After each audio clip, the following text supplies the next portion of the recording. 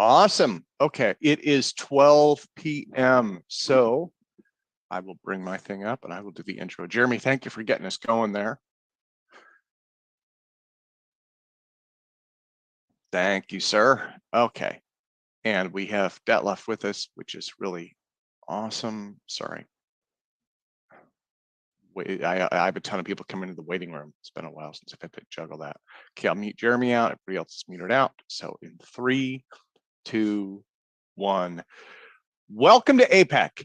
It's January 15th, and I'm your moderator, Tim Ventura. First, I'd like to thank everyone for joining us on this call, along with everyone watching us on YouTube. In today's session, Detlef Hoyer will present a hypothesis on the physics of the Hutchison Effect.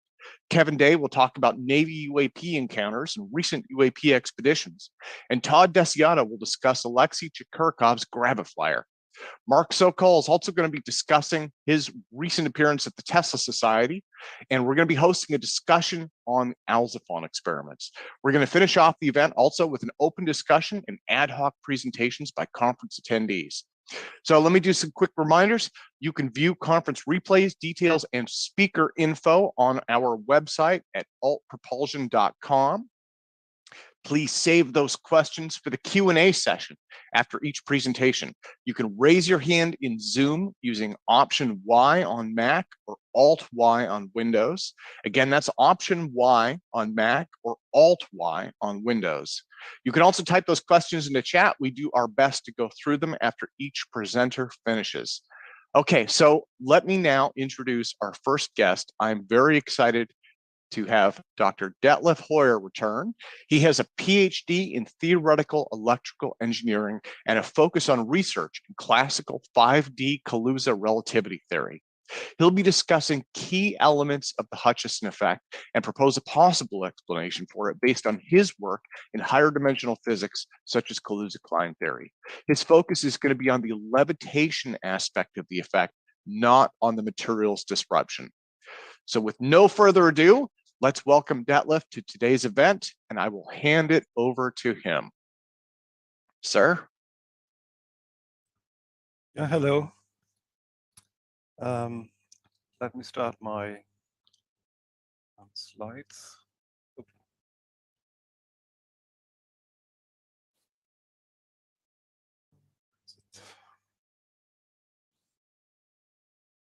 Okay, now you should see the slide.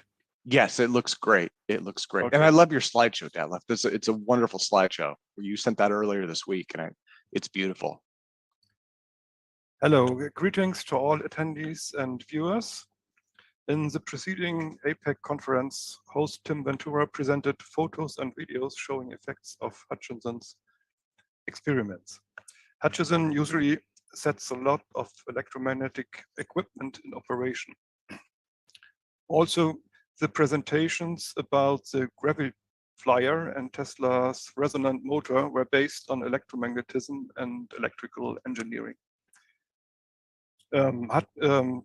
As a physicist with graduation in theoretical electrical engineering, I today try to make a guess about possible physics behind the effect. As you may remember from my last presentation in summer of last year, actually I extended my research to 5D electromagnetism. So welcome to the presentation, Hutchison Effect Revisited.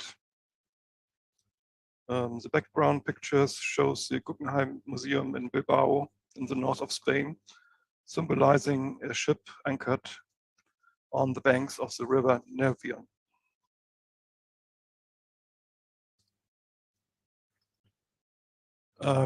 This is a short overview.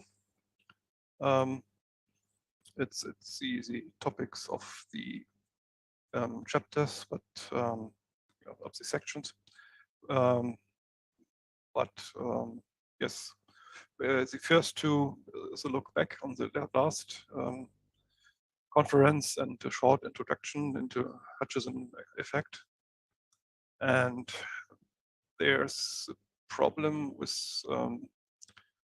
to have an explanation for the effect, and I compare it with the progress of maser and laser development.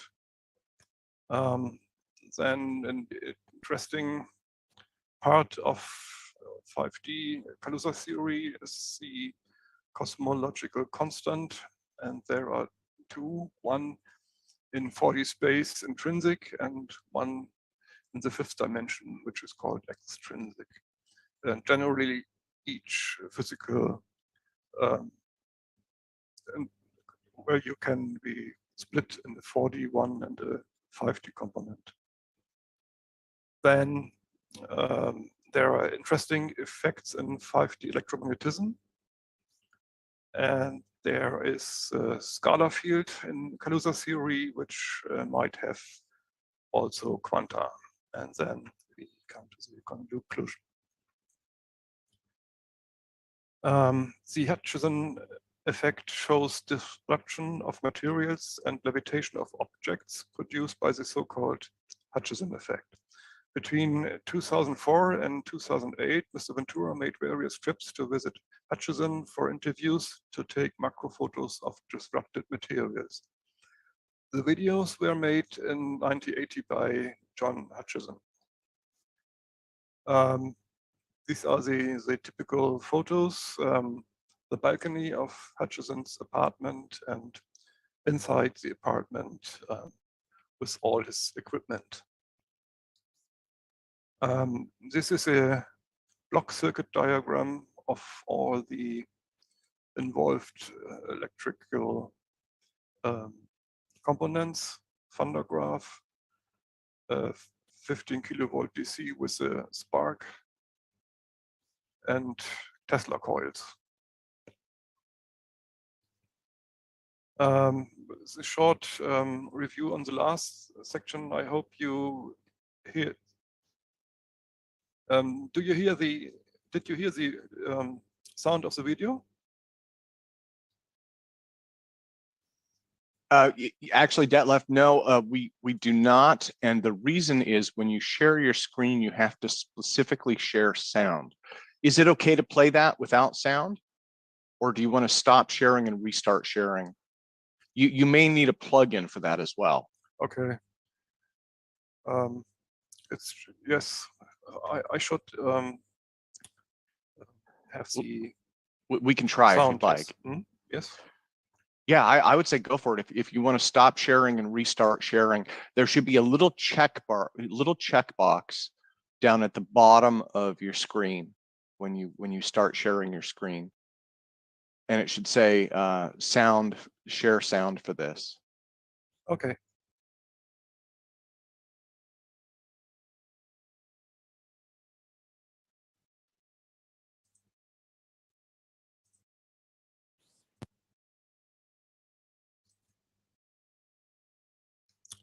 So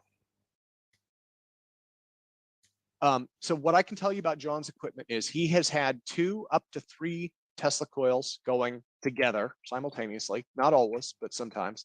He has worked with Van de Graaff generators. He has also worked with naval broadcast equipment, right? Stuff that should never be fired up inside of a house. But so he's worked with a lot of different stuff. The klystron is an additional piece. He would have to be the one who tell you how often he used all of those together. What I can tell you is, again, the piece to remember is his stuff is primarily electrostatic. There's very little, like he's not using a lot of magnetic coils. The closest he gets to a coil is like a Tesla coil, right? So it's primarily electrostatic, and it is in a building that is packed to the rim with metal. So whatever kind of field effect he's creating is incredibly complex because it's all re-radiating. So when you say static, you're not saying he's applying direct current. It looked to me like he was using AC. He's using both. He's using both. And if I remember right, I think the effect has happened most often when he's using like a Van de Graaff, which puts a DC bias on like the entire room, right? So you use a Van de Graaff, and then you use then he would use the Tesla coils also. you know. And he also had tunable, one of the things that they talked about was he had tunable knobs on some of the radio equipment. And he would say he would start to turn the dial and the effect would happen, you know. So one of the things that and the reason I mention that is Colonel John Alexander from SRI, and I think John was working with the CIA at that time too or something. They sent a team in the 1980s to investigate what was going on there. And they spent, if I remember right, about a week with them. And they saw the effect happen, if I remember right. That they wrote a report on it and said at the time, in fact, what did they call it? I think there was a story written about it called the Poltergeist Machine. They believed that it was some kind of a machine enhanced psychic power, if that makes sense. And what I had said to them was, I'd said, because I'd talked to John about this later, and I said, why did you pick that? Well, part of it was at the time, SRI was getting paid to find psychic stuff. So everything they found became psychic, right? That was, yeah, you know, that was part of it. That was, you know, they were the remote viewing guys. So they were psychic everything. But the other part was I felt like I've known people who were hands-on, and like when John is turning those dials, he could, you know what I mean? He could feel, yeah, you know, and that's not just him, that's any machinist, right? My ex-wife, my first wife's father was a machinist. He could turn a dial and know when to stop turning it by hand. Yeah. And that's something that no PhD physicist is going to know. I know, you got to do it. You got to actually do it. Yeah. It's a failure thing, you know. You gotta fail over and over and over and over and over again, and then finally get it right. And then you have to repeat it. And it's the repeating part that's the most difficult. It's going back and getting it to do it again, okay? So thank you to both of you. I hope it's okay. I showed it again. Now, some of the pictures which were shown. This is the disrupted metal bar.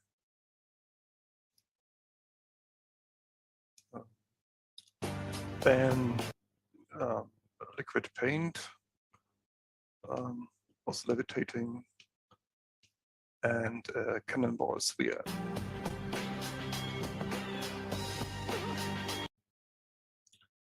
So this is an example what was shown last time. And George Hathaway wrote a book about it and had several key points. He said it's painfully clear that there is no conventional physics theory that can explain the movements and fragmentation I personally witnessed. It is within the realm of possibility that I were duped during the witnessing of the phenomenon, but highly unlikely. It's also possible that many other earlier witnesses had been duped during his many early private demonstrations and experiments, but also highly unlikely. It is noteworthy that during our association with John, he had to be physically present for any activity to occur, even if we, Alex and myself, had set up the apparatus ourselves. Discussions and publications about anomalous mind-matter interactions became more commonplace in the scientific literature. Although nowadays John takes pains to play down the possible psychokinetic aspects, no one I am aware of can provide any other theory that explains the totality of the phenomena, assuming there's no fakery involved. It is tempting to try to make a strong correlation between John's mental state and the frequency of the activity. I have not investigated this aspect of the phenomenon in detail, but I would not completely discount the likelihood that there may be a small correspondence between, say, the failed major demonstrations and John's emotional life. The Hutchison apparatus has continually changed in both number and type of components, as well as the way they are interconnected. over time, John would add or subtract various pieces of apparatus that he typically had made. This continual alteration to the devices is also one of the reasons that Hutchison effect is so difficult to scientifically investigate. Since there is no one single configuration, it could be argued that an almost arbitrary configuration might result in various, if not all, of the phenomena. The conclusion to which I am forced to admit is that there was, and still possibility, is a highly anomalous phenomenon associated with John Hutchison that conventional physics cannot yet address. Whether we will find the answer as a result of experimentation involving John and his apparatus is not known, but seems to diminish in the likelihood as time goes by.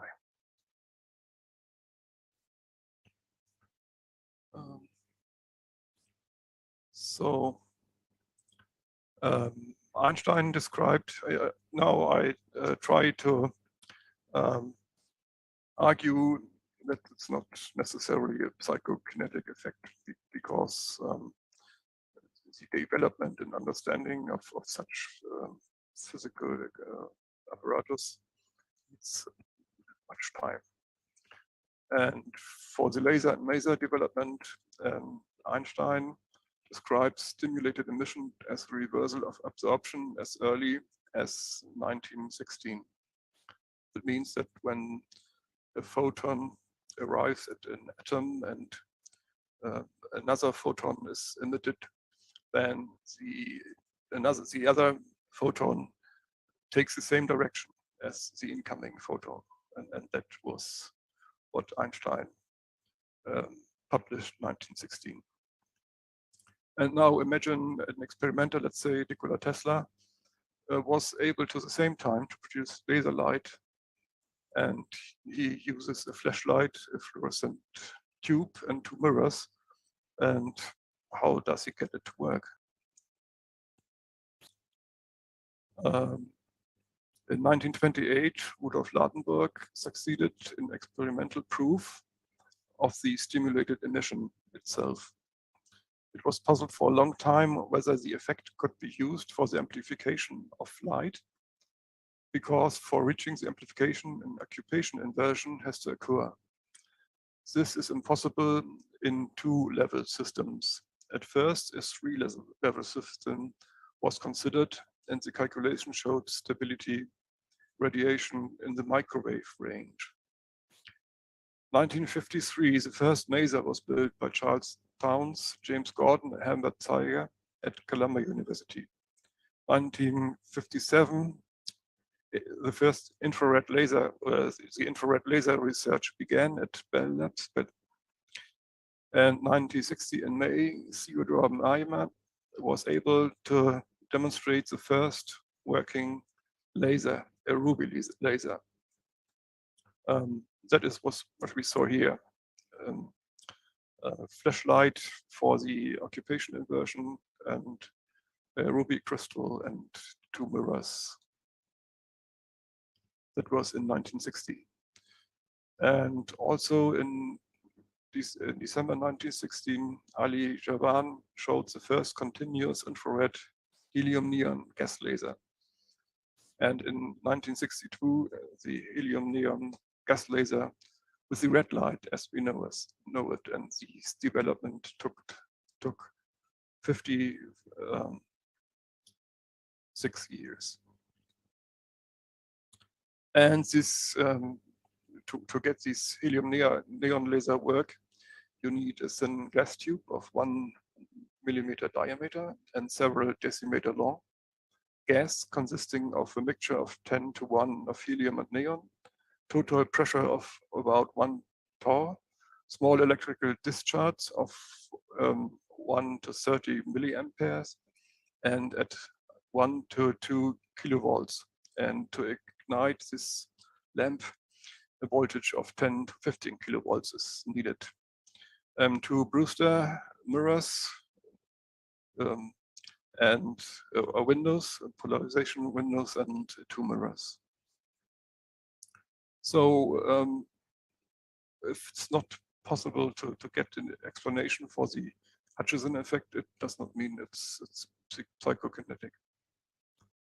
The lifting of massive objects could be based on the same force that drives UAPs.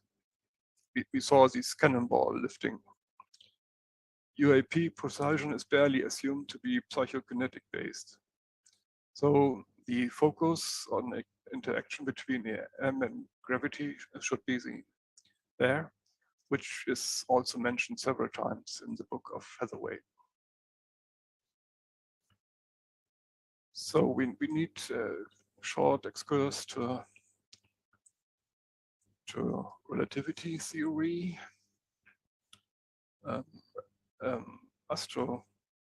astronomy. General relativity says that mass and energy cause curvature in space-time. So a constant mass density as dust in the universe causes constant curvature. And a circle has constant curvature, and the first equation defines points x, y of a circle. And with 3 coordinates with this equation, we get the points of the surface of a sphere, which is 2D and the sphere of 3D. And with 4 coordinates with the same equation, we get a 4 sphere which has a surface which is 3D. So there's a 3D space which has constant curvature in all directions. And we can describe it mathematically. And this 3D space as a surface of the 4th sphere with the same intrinsic curvature everywhere, plus a time coordinate. And when the radius of this 4 sphere has a time dependence, and we now use 5 dimensions, then we get the Robertson-Walker model for the universe with the Big Bang, and that's the solution of the Einstein equations for the Robertson-Walker model.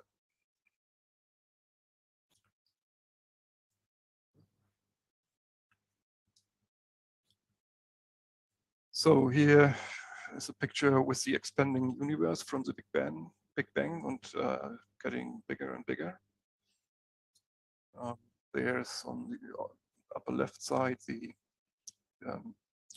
Robertson-Walker model equation of Einstein, what is the metric, and A of t represents the scale factor, the radius of the balloon. And this is the solution of the Einstein equation, which is written there. So if we have on Earth a body of 1 kilogram with a velocity of 11.2 kilometers, that's the escape velocity for Earth. So if this 1 kilogram starts with 6.3 10 exponent 7 joule, then this kilogram leaves the Earth and vanish in infinity and will stop there in infinity. So the point is the kinetic energy of this 1 kilogram is vanishing in the gravitational field. Energy or the energy of the gravitational field cannot be localized. And during this kilogram, the even the Earth, stopping in infinity, loses the full kinetic energy, and it's dissipated into the gravitational field. These are points for the conclusion. This is point 2. Point 1 was focus should be put on interaction between EM and gravity. So behind this is also the conservation of energy. So while the kilogram climbs the gravitational potential, it loses kinetic energy and gets potential energy. And this is also true for all the points of the ball on the universe. So if the universe is expanding, on every point the gravitational potential is climbing up, and every moving particle or body loses kinetic energy. Sorry, I have to.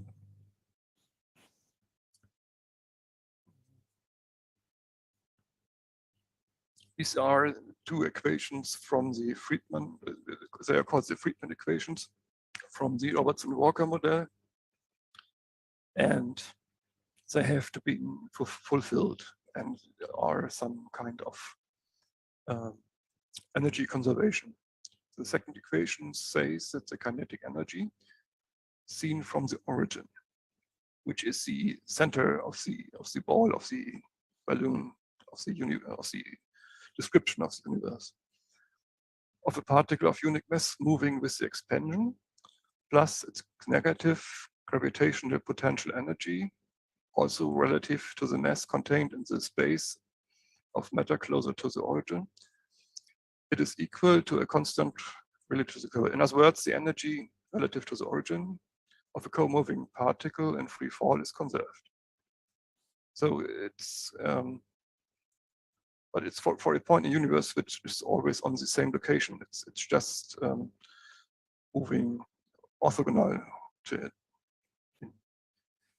So, but if we have a body which is moving in the expanding universe, there is a Hubble drag, which means that the body is slowed down. The Hubble drag force exists for motion with respect to the isotropic galactic free fall frame, because the isotropy of the cosmological metric picks out a preferred frame. The energy and momentum lost by Hubble drag are dissipated into the gravitational field of the universe on cosmological timescales. So that's the Hubble drags. So there is if the gravitational potential is varying during the motion of the particle, there is a slowdown, or if the universe would also shrink, then there would be an acceleration, and temperature would get higher instead of the microwave radiation, which is getting cooler and cooler during the expansion of the universe. Now, the gravitational potential of the universe has to do with the cosmological constant, which is written in this book here, and on the next slide I have the equations again. We take a look at them. On the left side again is the Robertson-Walker metric, but with an additional fifth dimension, minus dl squared. So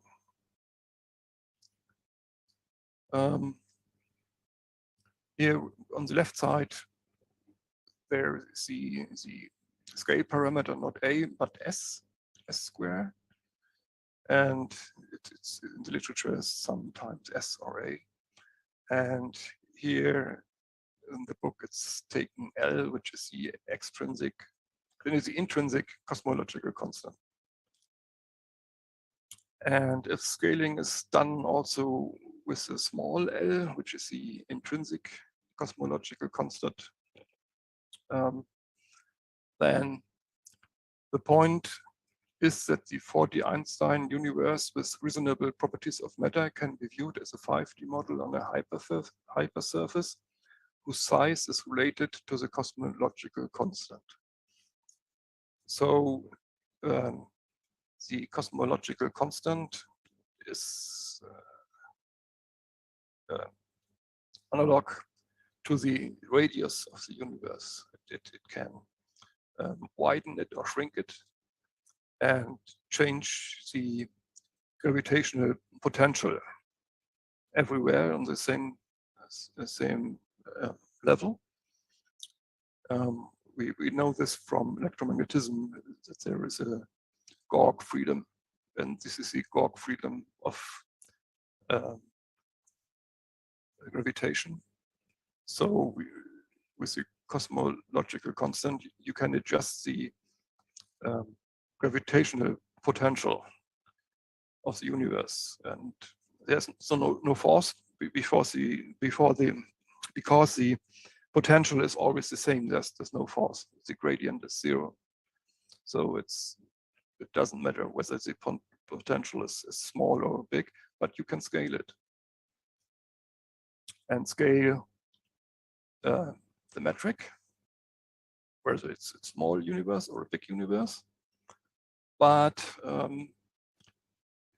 it is taken here as a hypersurface, which can be scaled inside of a 5D space. So on the left side, you see the equation, and this picture might show that below the body in 4D space, the gravitational potential can be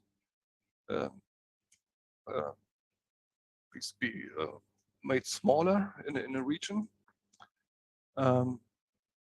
So there may be forces around this gravitational potential with low level, force into this, and could make the pressure in the air higher around this person. Yes, and on the right hand,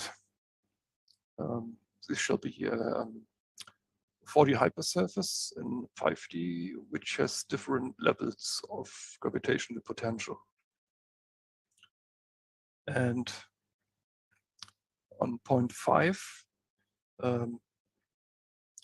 the gravitational potential is sunken, the space is shrunken, and the temperature increases. The opposite is at point 8. There, the scale is bigger, the temperature lower, and the potential higher.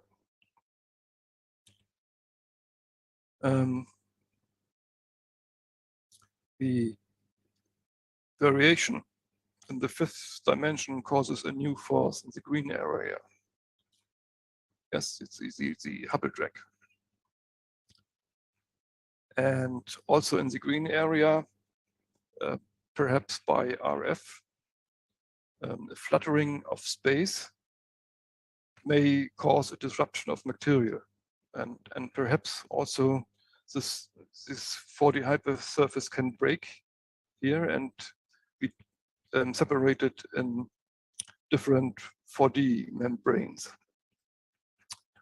And then the higher separated 4D brane in violet may be shoved above the lower separated 4 brane in red. So different bodies can share the same 4D space also being on different levels in 5D. Or another possibility, a wobbling of the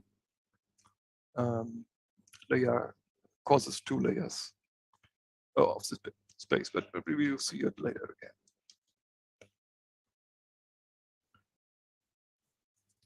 So these 4D branes in relativity are described with 10 gravity potentials, G mu nu, which depend on the 3 space dimensions and 1 time dimension.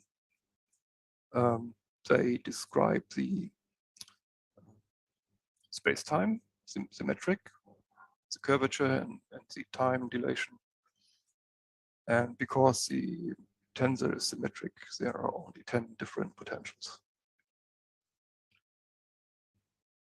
On this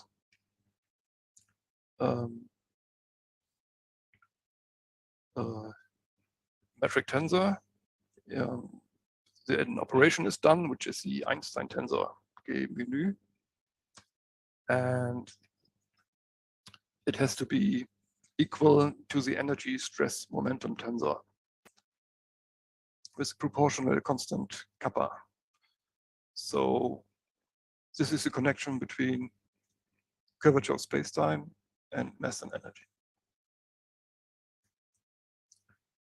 Here we see the different components of the energy stress momentum tensor. T00 is the time component, that is the mass density or the energy density. And on the diagonal is pressure causing curvature.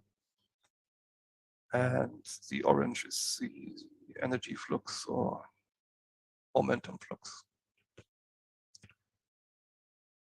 So, and in 5D Kaluza theory, we have another dimension, L. It's called L. Again, the metric tensor is a matrix, and here with diagonal of 1, which is the Minkowski space of special relativity. And to this space, the electromagnetic potentials are added. The electric potential Phi for Coulomb, and the 3 magnetic vector components, vector potential for the magnetic field. And if we take the Einstein tensor of this metric, one gets immediately the electromagnetic stress energy momentum tensor of electromagnetism. So this is equivalent. The electromagnetic stress energy tensor is directly a curvature tensor of a 5D metric. It's can be shown mathematical or with computer algebra software, Maple or Mathematica. You can see it there. And yes, that's the Kaluza miracle. So, but we want a gravity equation. So the Einstein tensor has to be 0. And this means that the electromagnetic stress energy tensor has to be cancelled by the gravitational field. So we do not need special relativity matrix with 1 diagonals, but really gravitational field with all 16 components, which are 10 different potentials. So now we have 15 different potentials, 1 for the electric field, 3 for the magnetic field, and 1 is the proportional constant of the equation. So now this 5D equation is split into 4D parts and parts which contain their quantity, which means they depend on the fifth dimension. And so on the left side, we have the Einstein equation in 4D. On the right side, the stress energy momentum tensor. And the first path is identical as we saw before to the electromagnetic stress energy tensor. But there is, and this is the Einstein-Maxwell equation, the general relativity equation for electromagnetic fields and charges. But here, from the fifth dimension, we have another stress energy tensor in 4D from the scalar field. And this is new. The first two equations just from the slide before. And there are two other equations which involve, again, 5 from the fifth dimension, which is the third equation equal to the Maxwell equation, which follows also all from the Einstein tensor in 5D being 0. And there's a wave equation in 4D for the scalar field with electromagnetic fields as excitation. So this is point 10 and for the conclusion. Electromagnetic fields may dispense energy to the scalar field, pumping energy into the room. And for this, the Tesla coil or DC sparks with 15 kilovolts can be a reason. So it's from my work, the solution of the field of a charge in 5D. It's the field of a mass like a black hole, and the Coulomb potential Q over R, and the equation should be, the equation shows that the calculation of in Maple shows that the Einstein tensor of this metric is 0. And now we have to put this into 4 dimensions, and this is in the lower right. This is the energy momentum tensor in 4D of this metric. And we see here the T00 component is 0. So there is no field energy. It's the same as with a gravity field in 4D. There are only diagonal elements, which means there's a pressure. And it's as with the field lines, there's a pull along the field lines and a push between different field lines. And it's both pressure elements. So the force, the electric force comes from pressure. And the field energy of the electric field is cancelled by the scalar field.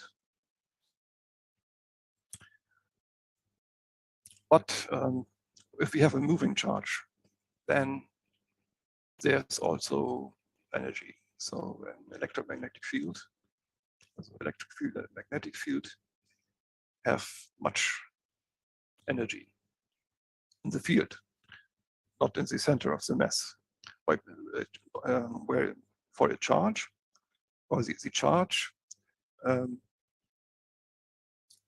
is directly in the mass center, and the field has no energy.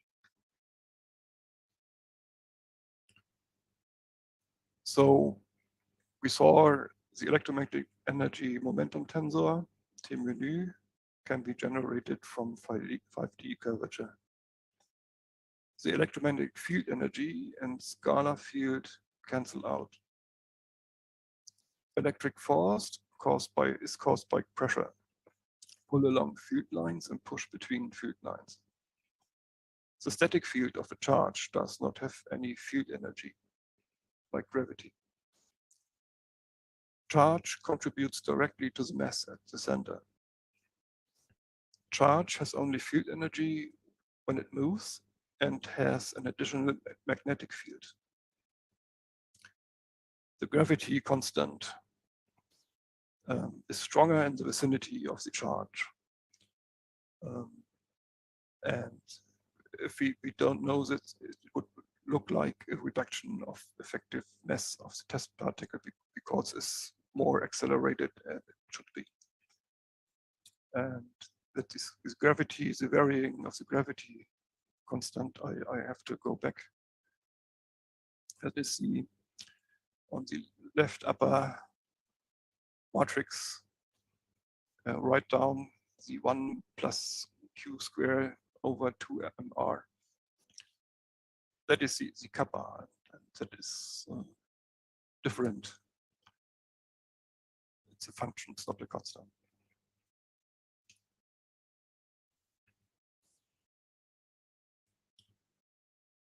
So what can we imagine about this math?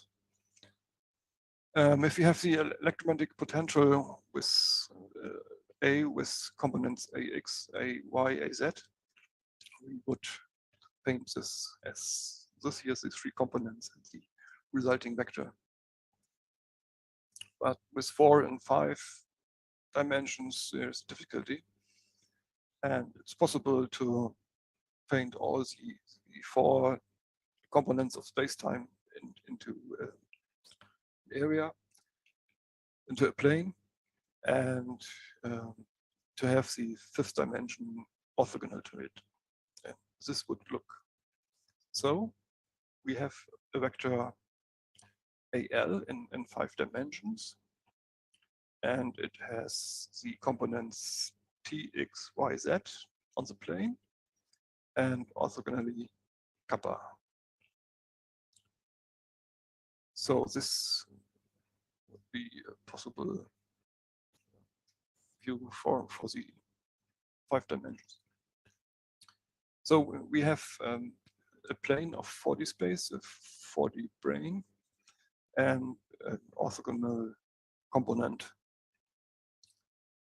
in the 5th dimension direction.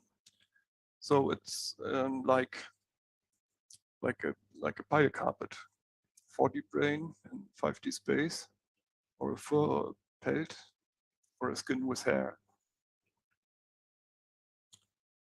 And these 5-pot gives you a pyramid, which could be a symbol for space travel. If this is the explanation for the forces we don't know.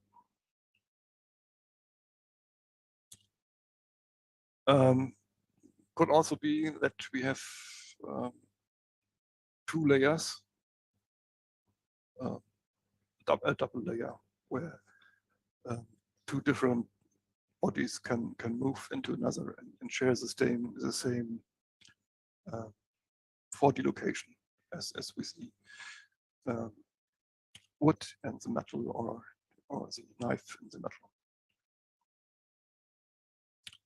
And that is the region, the green region, where RF frequency may wobble make a wobbling of the 4D brane and generates a double layer. Maybe a possible explanation. So this is another solution in 5D. Without charge, there is in the upper right corner no component. But it means it's the Schwarzschild solution of a black hole when A is 1 and B is 0. And when A is 0 and B is 1, then it's a similar solution, but for other dimensions, and it's called Soliton. The parameter A and B have to fulfill this equation, which gives an ellipse. And AM is the gravitational mass, and BM is scalar mass, which could be an explanation for dark matter. And the total energy contained is A plus B over 2 mc squared. So this soliton has no mass at the center. The mass is surrounded around the center and seems to be of radiation. It's not particles, but radiation. If this soliton solution of the 5D field equation, Einstein tensor is 0, is also to be a solution of the 4D Einstein equation, then matter must present with density and pressure given in the equation before in the solution. The equation of state of this matter is that of ultra-relativistic particles or massless quanta. Since the soliton lacks the off-diagonal terms typical of the 5D metric with electromagnetism and photons, it is reasonable to assume that the soliton field consists of gravitons and scalarons. However, the gravitational mass of the soliton, as calculated from usual definition, goes to 0 at the physical center of the geometry. And others call it the particle for the scalar field, not scalarons, but dilaton for multidimensional theories, or radion for the Kaluza-Klein theory. And it says in Wikipedia, in particle physics, the hypothetical dilaton particle is a particle of a scalar field that appears in series with extra dimensions. When the volume of the compactified dimension varies. That is the scaling, which I told with varying of the cosmological constant. Then the volume varies, and it says that would cause dilaton particles. Geometrically, the physical center of the soliton metric is typified by unbound values of the 5D and 4D invariants, while there's no gravitational mass located there at the center. The center is the singularity from which gravitational and scalar forces, scalar fields diverge. It was further confirmed by Psycho and Wesson, who used a Hamiltonian method to calculate the metric-based energy of electrical charged solitons. So the extension of the soliton class of metrics can also include charge. The scalaron cloud can also be charged, could be charged. And the preceding comments show that solitons are indeed strange objects. They will probably continue to rediscover by eager, if irate workers, but what is really needed is a better understanding of the physics and perhaps an observational proof of their existence.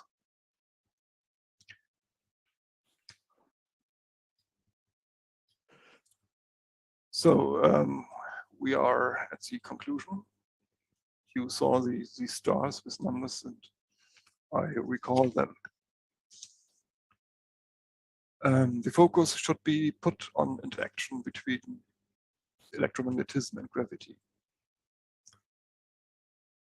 Movement with changing level of gravitational potential causes upwards. Kinetic energy is incorporated into the gravity field and cannot be localized any longer. And gravitational potential downwards.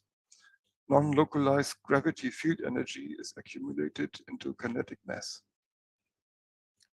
Space of the universe gains gravitational potential energy over time. Thus, a moving mass uses kinetic energy, called Hubble Drag. The 4D space is a resizable hypersurface in 5D.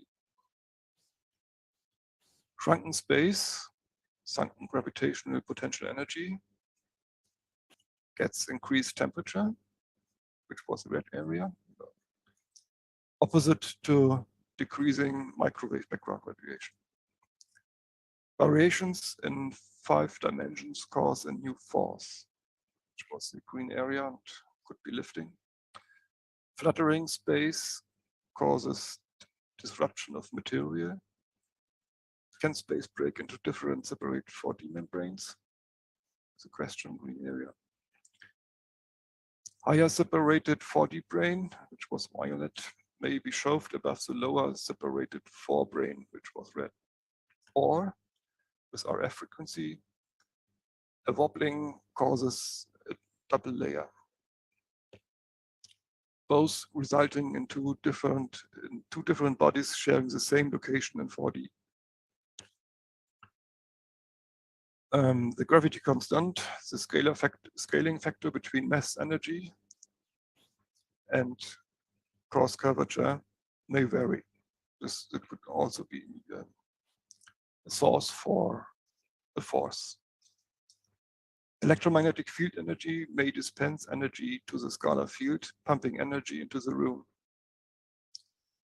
Static electric field without localizable field energy. No field energy without magnetic field. So under pure electrostatic conditions, there might be no effect. 4D brane plus charge mass vector form a pelt or carpet with spirals. Pyramid is a symbol for 5D force.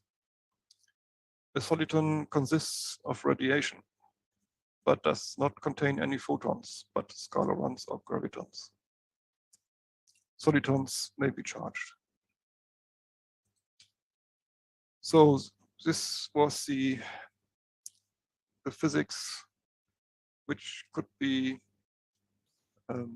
puzzle parts of the physics which could be behind the Hutchison effect.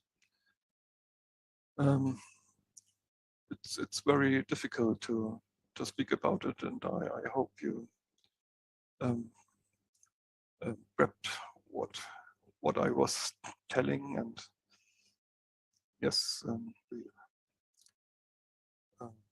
may discuss about this topic. So, thank you. Wonderful. Detlef, thank you, sir. Thank you. Let me do this. I want to stop your screen sharing. Yep. And I want to put this bad boy on gallery mode. We have 65 people with us today. This is kind of a full house for APEC. So everyone, please put your hands together and applaud Mr. Detlef Hoyer. Sir, that was a wonderful and in-depth presentation. Thank you so much for joining us, and thank you for presenting today. So let me do this. I'm going to put it back on speaker mode, and I'm going to allow participants to unmute themselves. Again, if you want to ask questions, you can do Option Y on Mac or Alt Y on Windows. I'm going to paste that into chat right now for you. And anybody who has questions for Detlef Hoyer, please raise your hand. Again, Option Y on Mac or Alt Y on Windows. It's a little easier to do it that way. So, and we'll give it just a sec because you went through so many different aspects of it.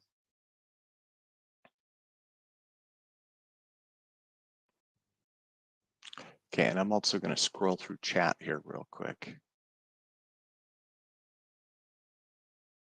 Okay.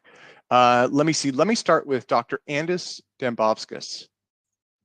Hello. Just a quick question. Yeah, greetings from France. Can you say, like, you have investigated in depth, especially the physics, much appreciated.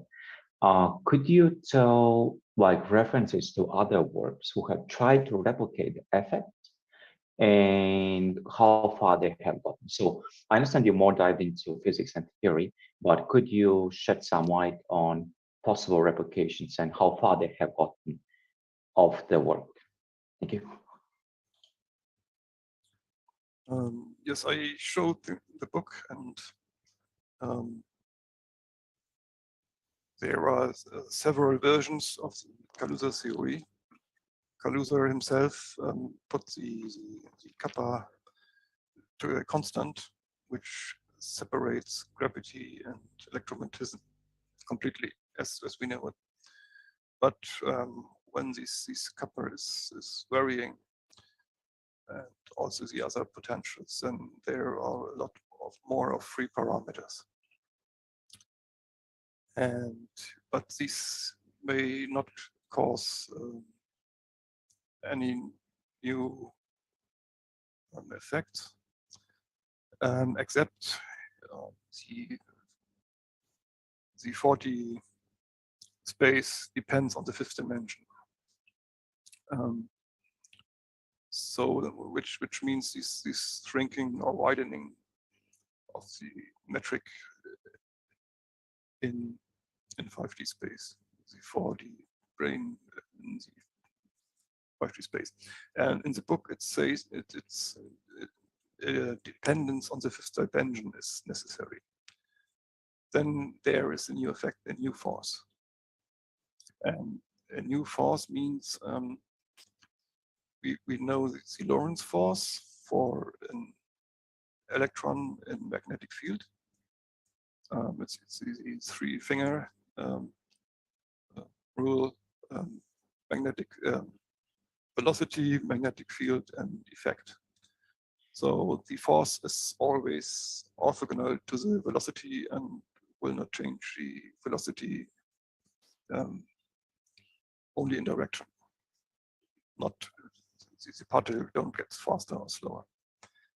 And the theory predicts a component in the direction of the velocity. So the charge can be accelerated or slowed down. But this force only occurs when this scaling appears, and I don't know how this can be done. How do we change the cosmological constant locally? I don't know. So this is a difficulty. The formulas are unknown, but yeah, perhaps it's only energy. You need to have high energy density within the small volume. Perhaps that changes the cosmological constant. There is a difference between the cosmological constant in astronomy, which is very small, and in particle physics, it's ultra high. And it is an unknown or not a solved question why this is so. And perhaps it's only necessary to achieve high energy densities. It's one possibility. Okay, thank you. And thank you as well. Let me go to Harold next. Sir? Oh, Dr. Detlef, thank you. You never disappoint. Great presentation, the part that I saw.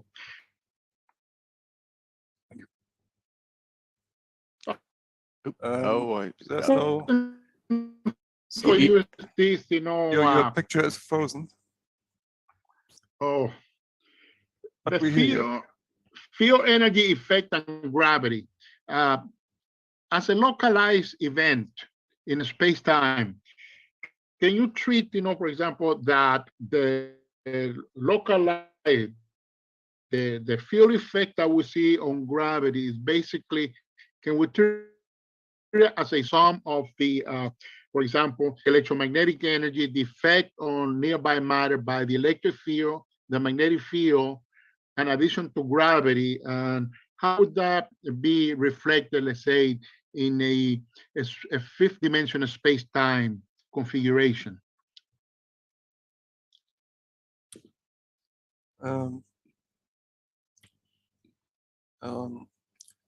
For gravity, only the mass density is a source for gravity, where the energy stress tensor is different from zero.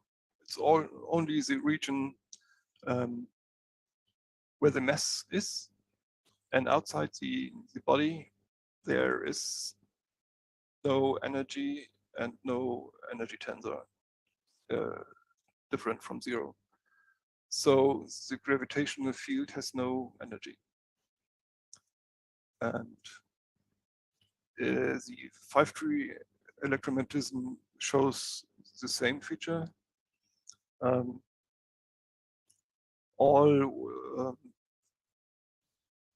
points where the stress energy tensor is different from zero are inside the body, and it comes from mass and charge inside the body, and outside the field energy is zero.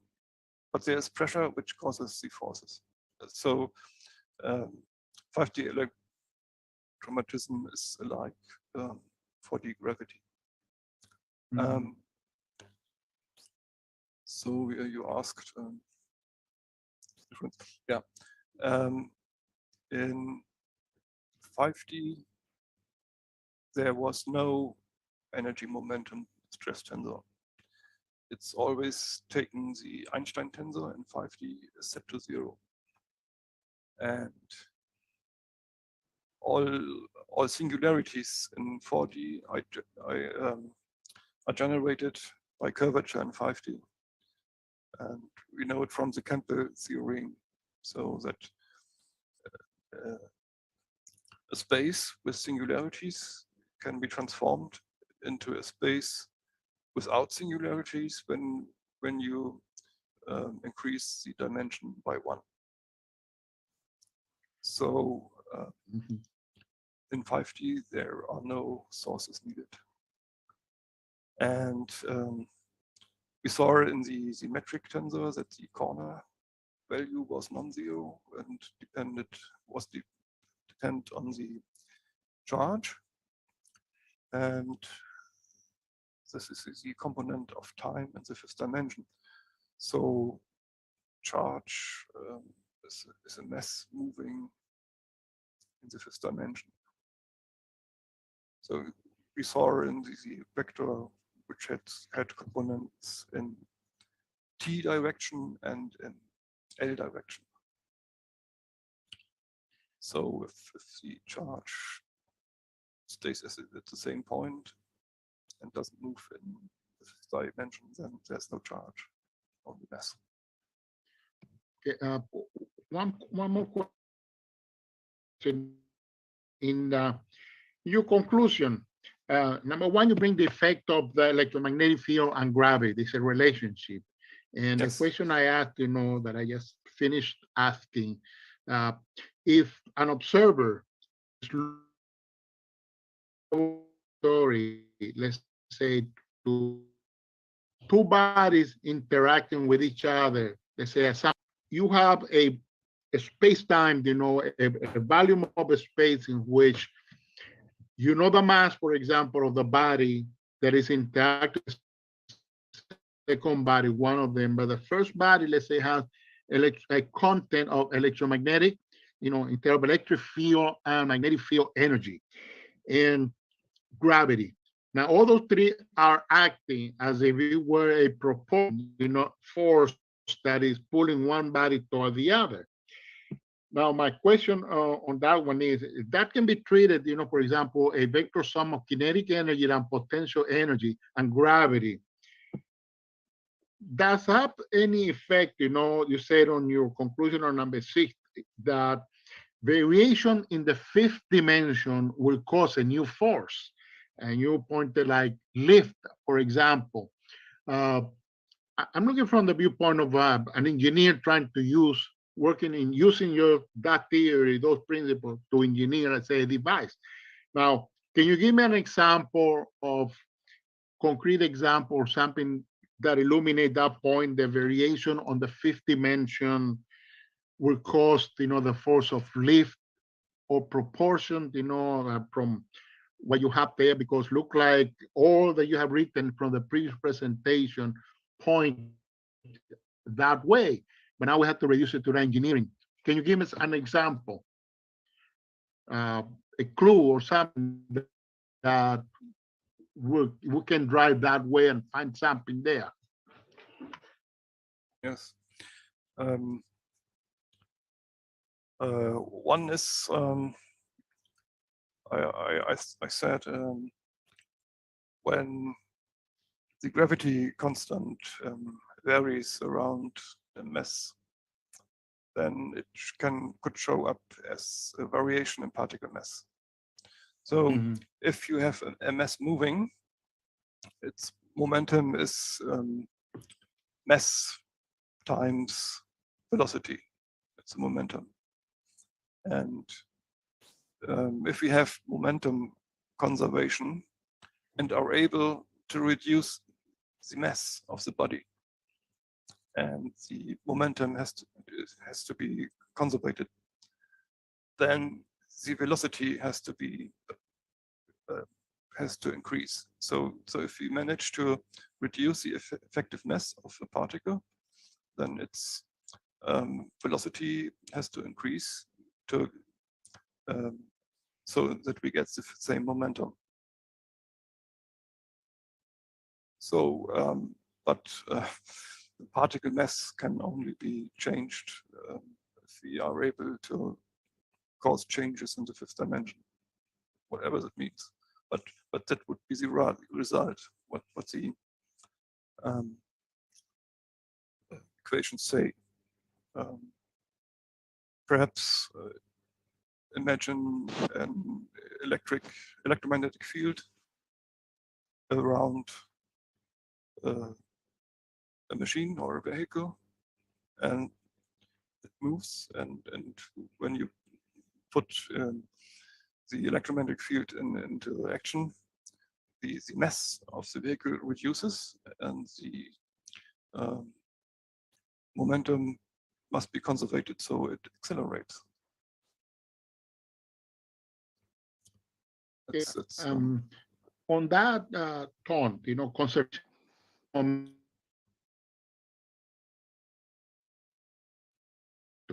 For example, a new force. How we look in the space that momentum is conserved, taking into account the 5th dimension, 4th dimension. So the situation that it looks like a perpetual motion machine or a violation of conservation of energy and momentum. How one reconcile those calculations, those possibilities? The one, because immediately the moment that it becomes conservation of energy and momentum, everything is dismissed, thrown away. So how do you reconcile that? Can you point in your equations where one can reconcile all that, take into account that one can conserve the other? Yes, I don't have this equation in my slides, but I had it in the previous presentation. I can look it up. One point is you have the... You point out preserve conservation of momentum, since on the 5th dimension, it will produce a new forces.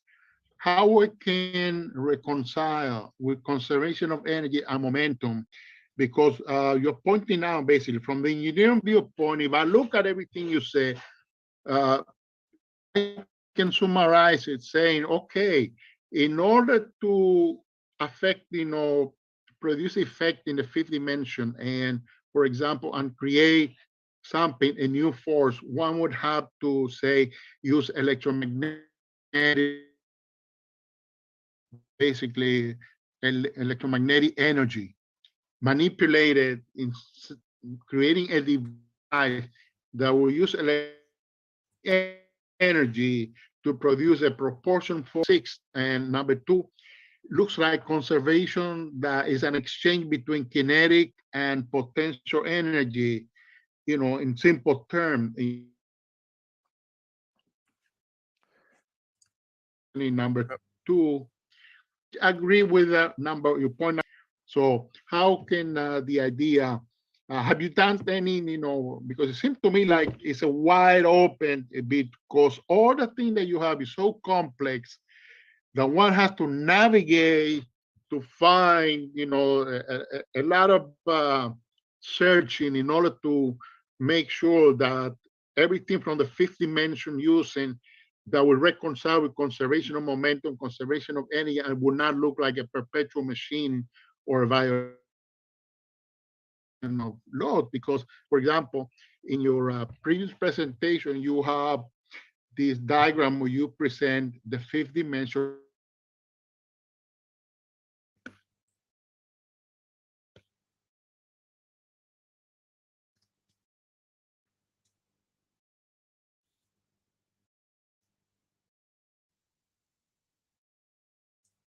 Sorry, I don't hear anything. Yeah, sorry, Harold's connection is kind of going in and out. I'm just giving him a minute there. Wait. Okay, you know what? I think that we've lost Harold. So let's do this. Let's see if we can take. Oh, there's another question. John, welcome, sir. Go ahead.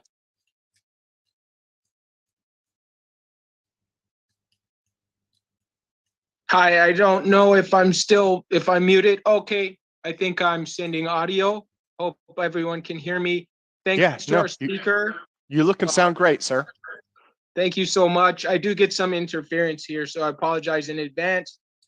It's a very thought-provoking talk. I have a couple questions, one kind of pedantic question, and then maybe a more substantive attempt at a contribution. There was a slide where you showed the Einstein tensor, you showed the stress energy momentum tensor. Those were in different dimensions.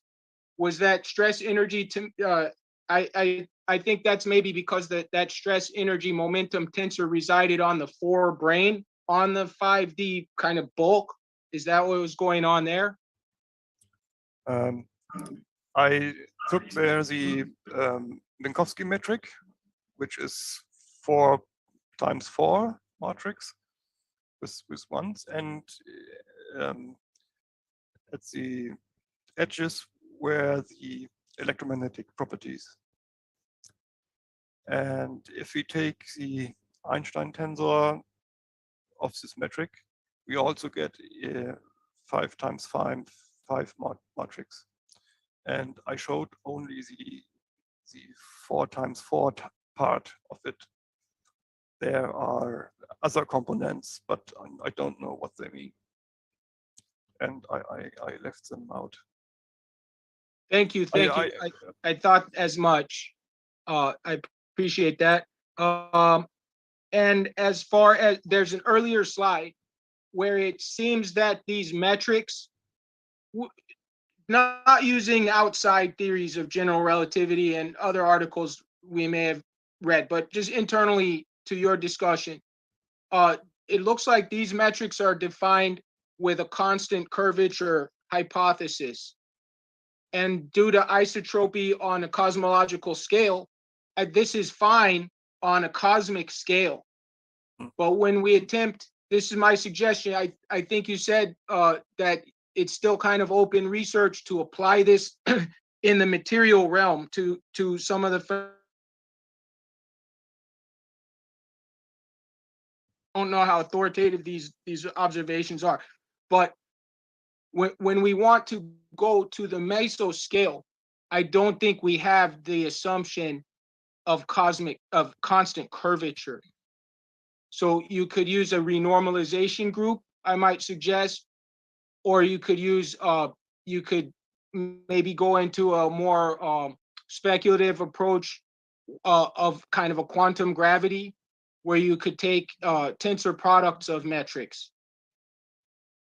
What this will give you something more valid in that mesoscale regime. This would look more like theories of emergent gravity.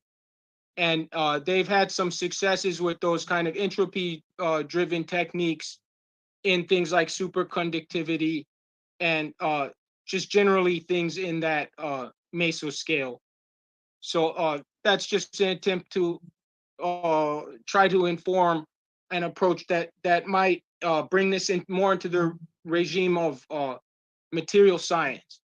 And that would not, you may lose the 5 dimensions. You may not be in as high of dimensions, but our study of you know, things like differential topology and higher dimensional mathematics, this is okay as we are kind of going down the ladder of linked scales. I think there's reason for this. So for example, in a black hole, now that's a little bit larger, but you would use the Schwarzschild metric, which pretty much works in 4 dimensions, explains a lot about causal horizons and things like that. Just some ideas that might work here. Oh, first here is for your first question. On the upper left, the metric Minkowski space plus Coulomb potential and the kappa. And below you see the Einstein tensor. And the first 4 rows and columns represent the energy mass tensor of electromagnetism. And there are other components in the 5th row and 5th column, but I left them out.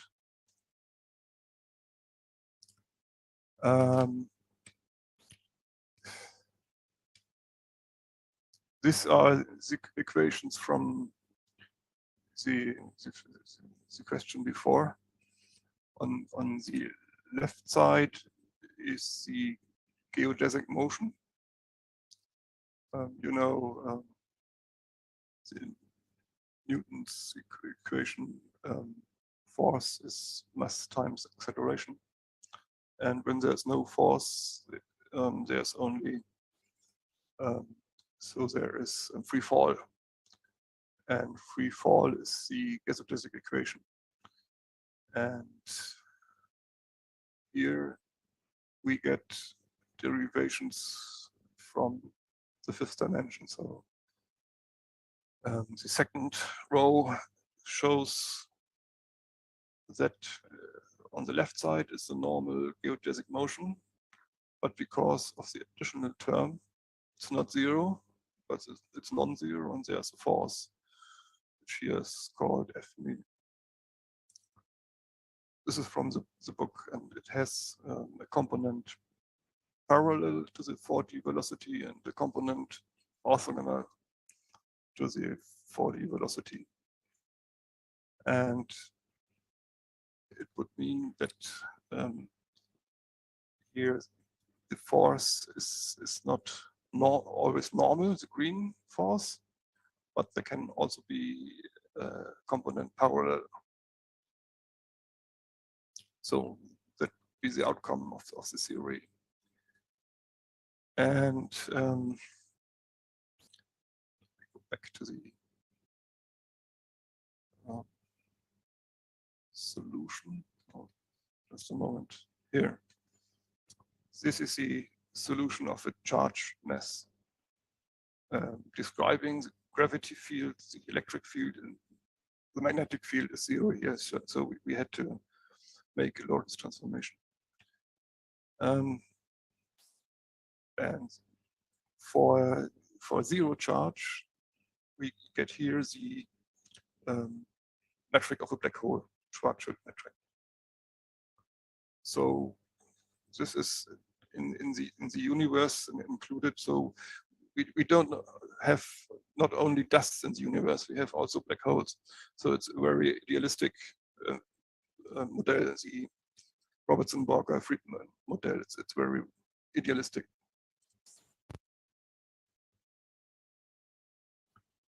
So just to reiterate, though, I think you can get away with that on cosmic scales. As you want to apply, say you want to apply techniques of general relativity to understanding the disruption of matter that we seem to see in Hutchison, I think that you will have to use a metric that not have constant curvature. oh, yes. But perhaps it's possible to have a variation of the cosmological constant, and that may cause a motion of the 4D brane in the fifth dimension. And if we have in different locations different variation, so the crystals of a metal may be affected by this, or the electron orbits. So they leave the crystal and build a fluid because of this variation in the fifth dimension, or the wobbling of the different parts of the 4D membrane. So wonderful. Okay, so let me jump in real quick. John, thank you so much for your question, sir. Let me jump in real quick, and again, remind everybody that you can do Option Y on Mac or Alt Y on Windows. You can do that to raise your hand there. Let me see, Rob mentioned, and he was answering a question from Dr. Benkovis. Rob mentioned he didn't think there have been any successful replications of the Hutchison effect. That, as someone who studied it, I would echo the same.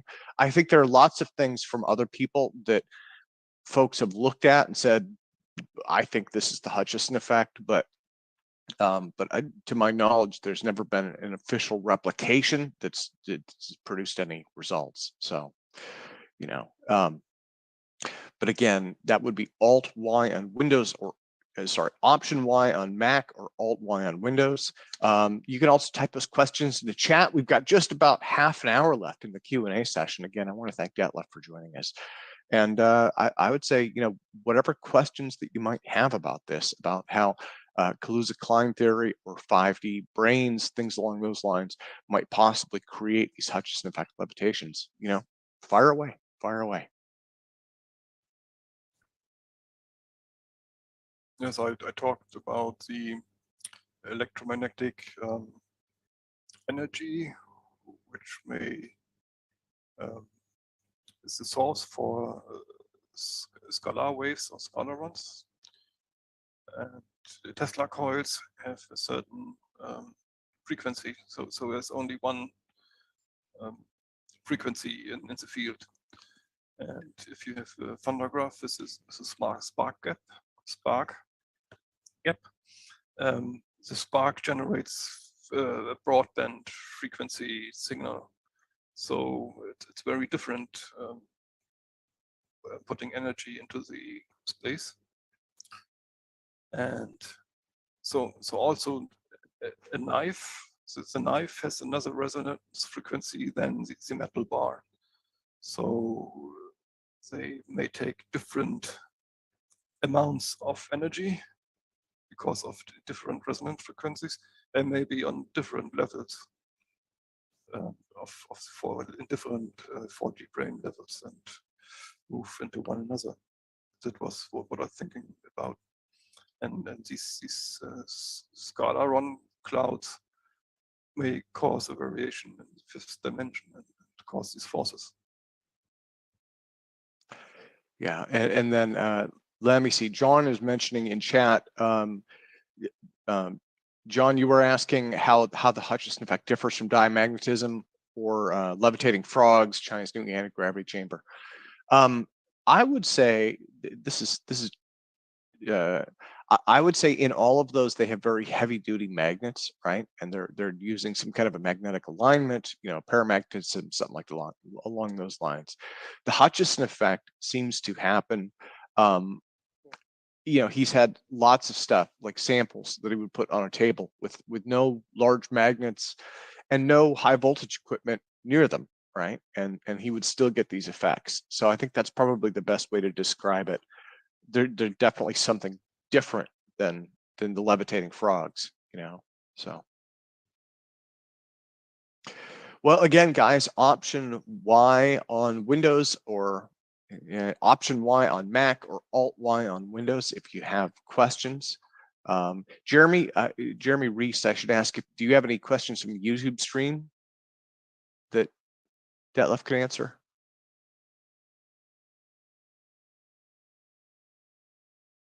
Okay, I'm not seeing any movement from Jeremy, so.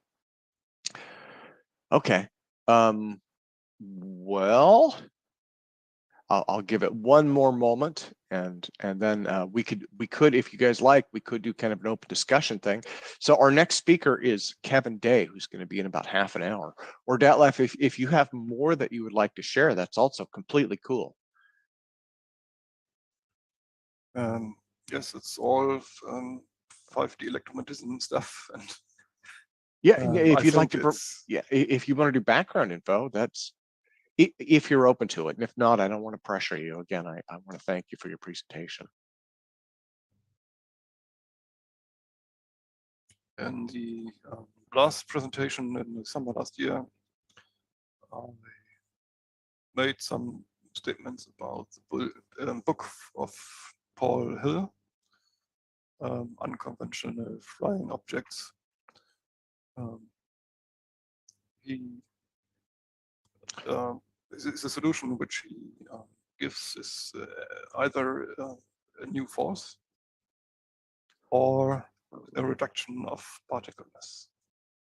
So these all are effects which have no explanation yet. And I see some similar effects in the 5D electric theory. Yeah. Oh, and I had another point, but just a moment. Okay. I'm also wondering, do you think you might be able to upload your slide presentation? Yes. If possible. Todd was asking about that. I will do it. One PDF with the conclusion and one PDF with the whole slides. Yeah. And then Harold Tavares was actually asking if the Hutchison effect qualifies as a new force or energy or something else.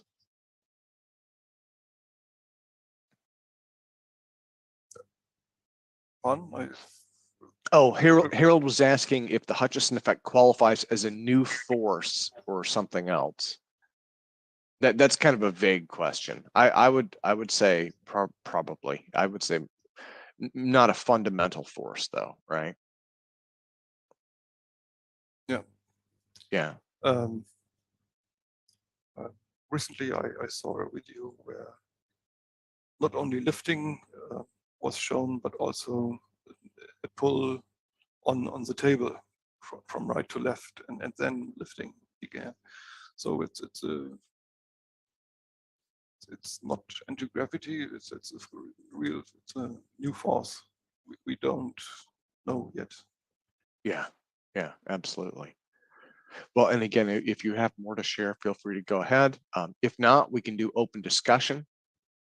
Well, basically, my question, about Hutchison effect to Dr. Hoyer is that as a physicist, as an engineer yourself, how do you qualify Hutchison effect? One viewpoint which can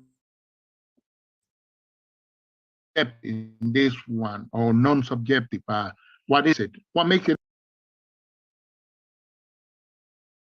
Oh, Harold, you're cutting out again, sir. Could you write your question in the Yeah, Harold, chat? could you write the question and I'll ask it for you, sir?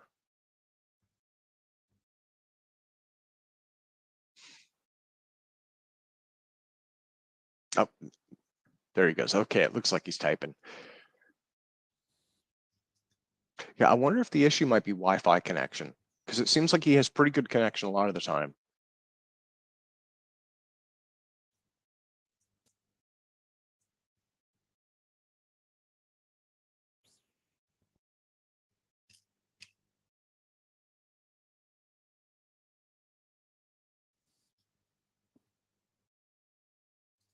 Okay, and then John had asked if your approach deals with the problems of Kaluza-Klein 5D unification that led to the development of string theory.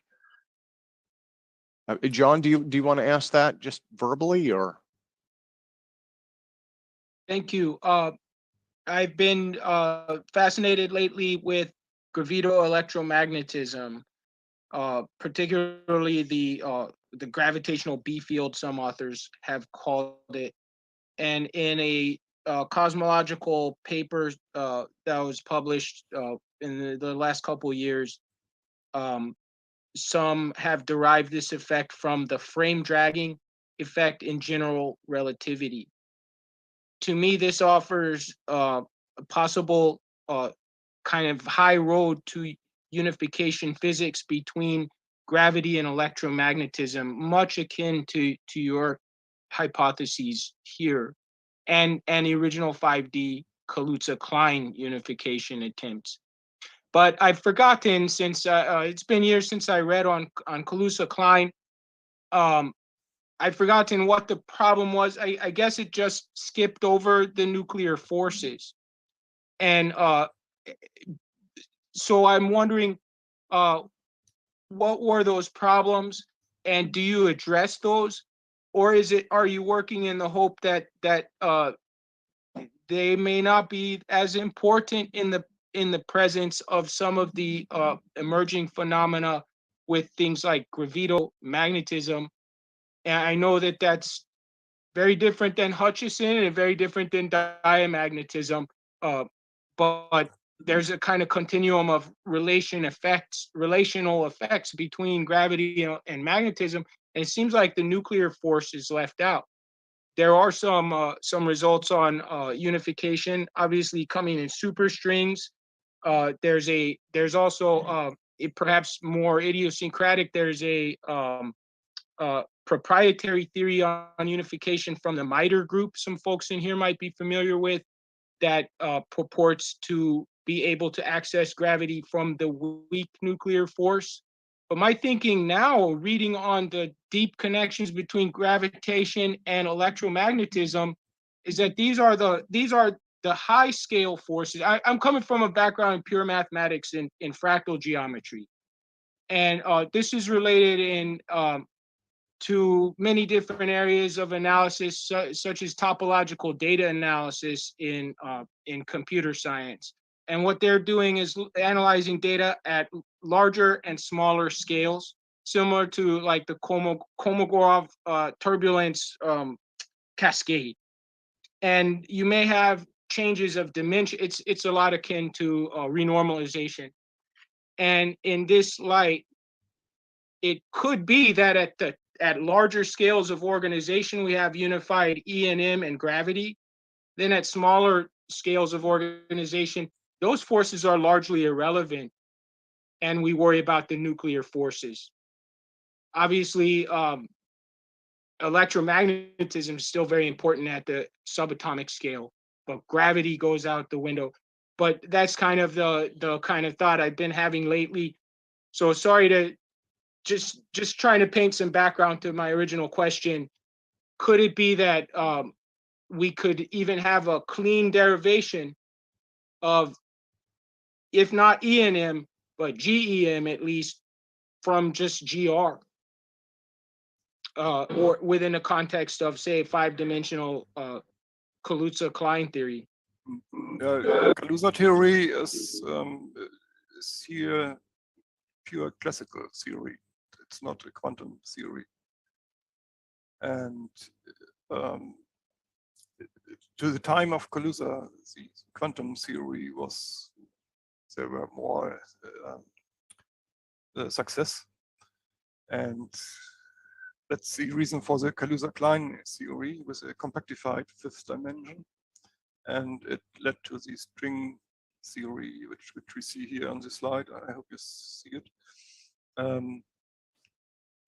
With the upper left corner of gravity and electromagnetism and the scalar field where the question mark is. And this is a long range force with inverse square law.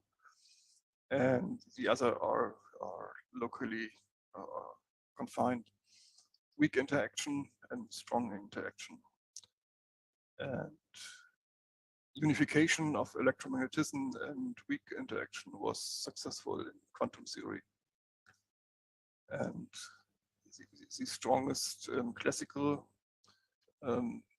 connection is between gravity and electromagnetism. So this is again a sharing of the theories in which we can't put together. And I follow only the classical version of 5D theory.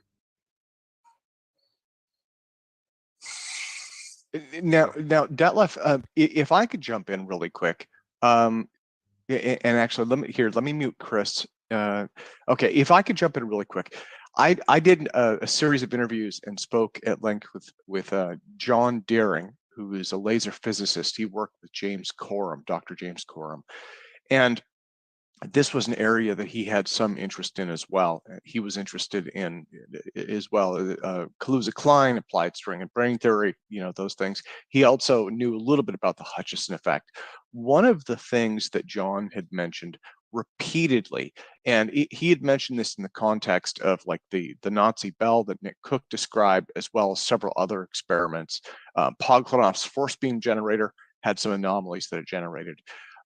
One of the things that what was the phrase he said? He said, you have to remember that when you're modifying time space, if you pull the cat's tail, you get the whole cat. And what he meant by that was a lot of these experiments appear to show like molecular breakdowns. The Hutchison effect itself shows molecular breakdowns. Also, some of them show what appears to be like transmutation of elements or some, nuclear decay, dangerous byproducts, radiation, things like that.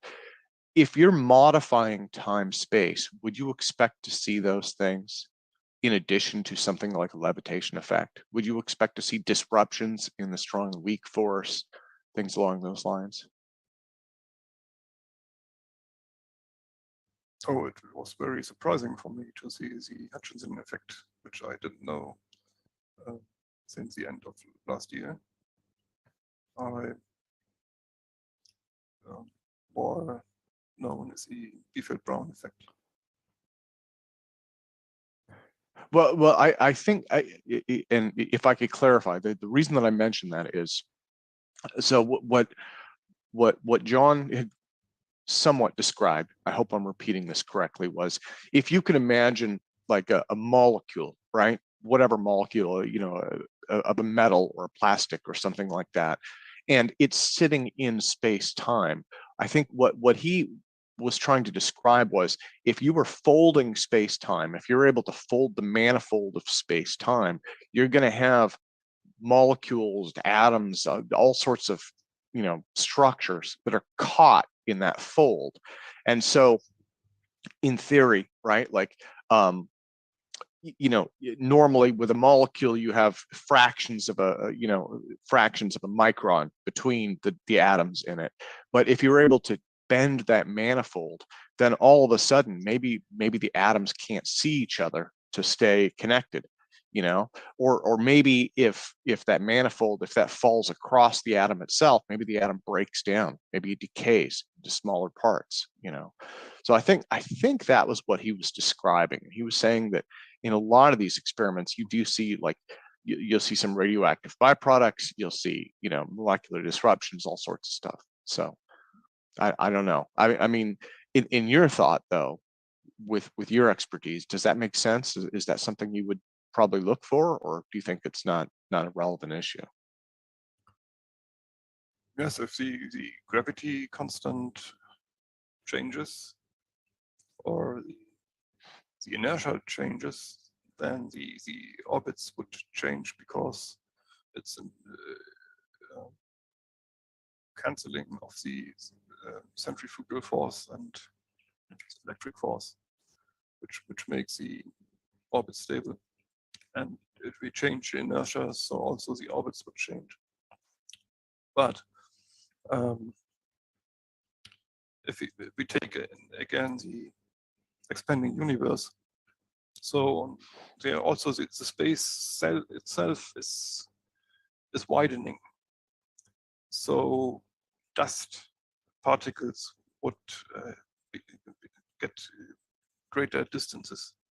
But in this example, there are pennies on the balloon, and they don't get bigger or smaller. They stay as they are.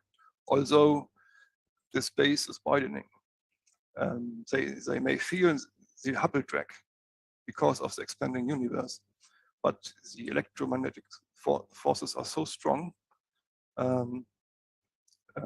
that the crystal structure remains stable.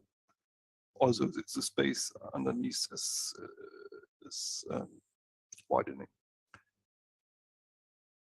So it's different if the expansion is very stronger than the electromagnetic force, or there's an event horizon across the atom or something else. So it depends on the energy scale, I think.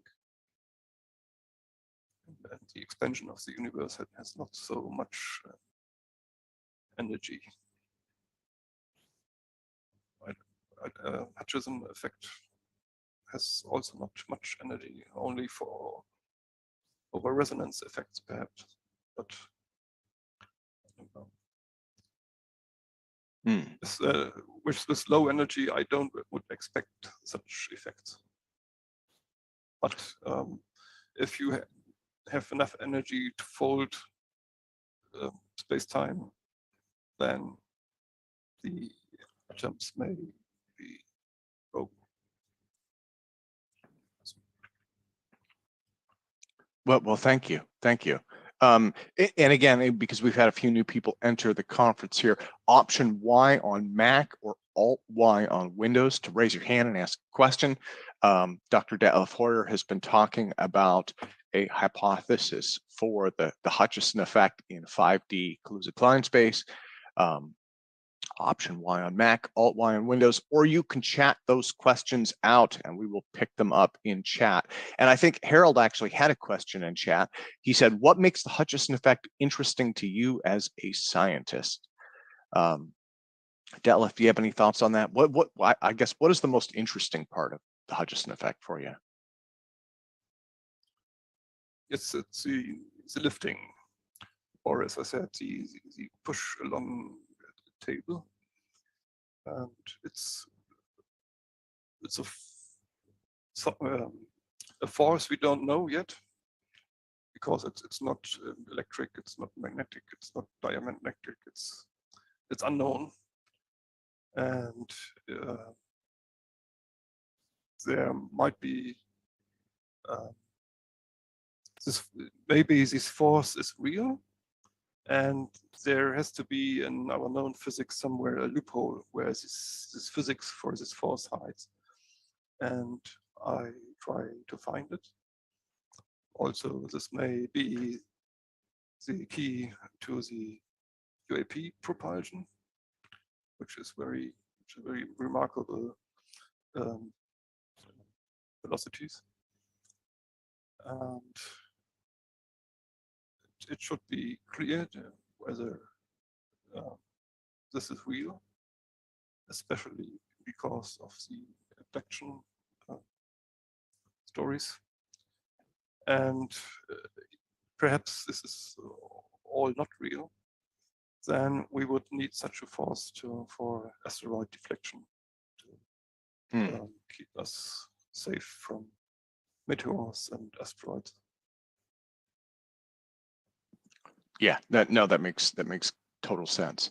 Let me see. And Robert just entered the room. And again, anybody else who has questions? John had a question. He was wondering if you could address the possibility of a cosmological big rip that seems to come from observational cosmology.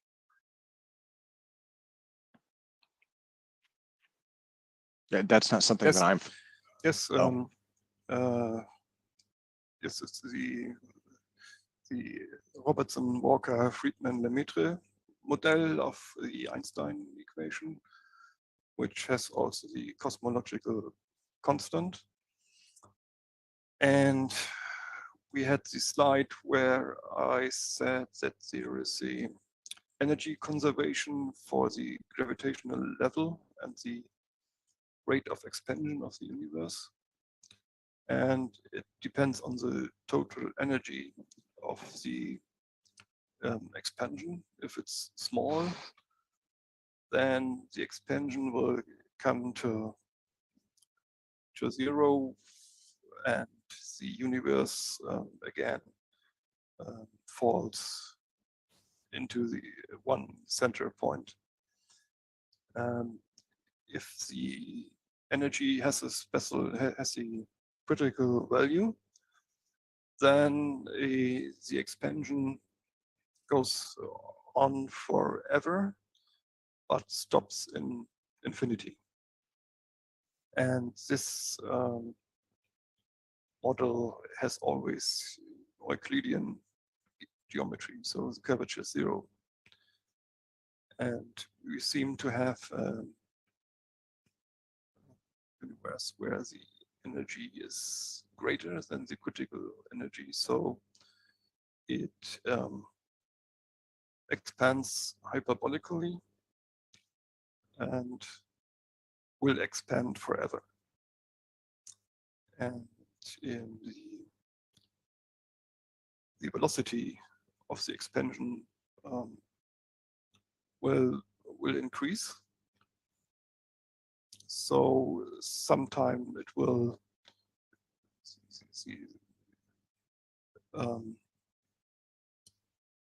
points in the universe which are far away have much more greater escape or velocity.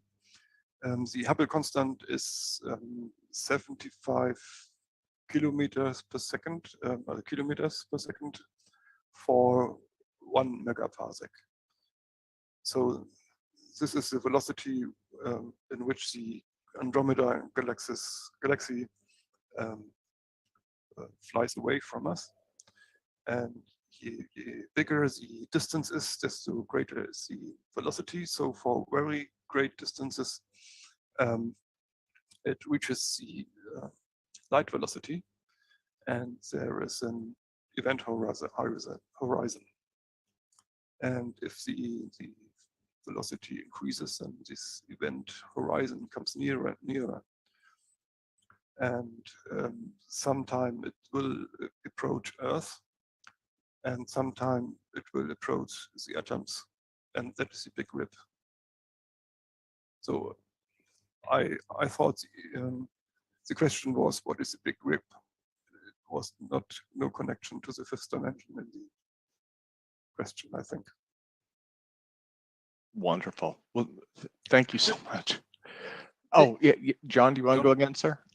Thank you so much for indulging me here.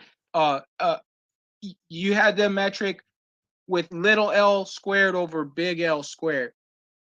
And perhaps this can actually prove the stability on the atomic scale. You know, I think Einstein, I think the big rip does follow from some reasonable assumptions, but I think Einstein would turn over in his grave, and it seems like an extreme conclusion that even quarks would not be stable under the expansion of space-time.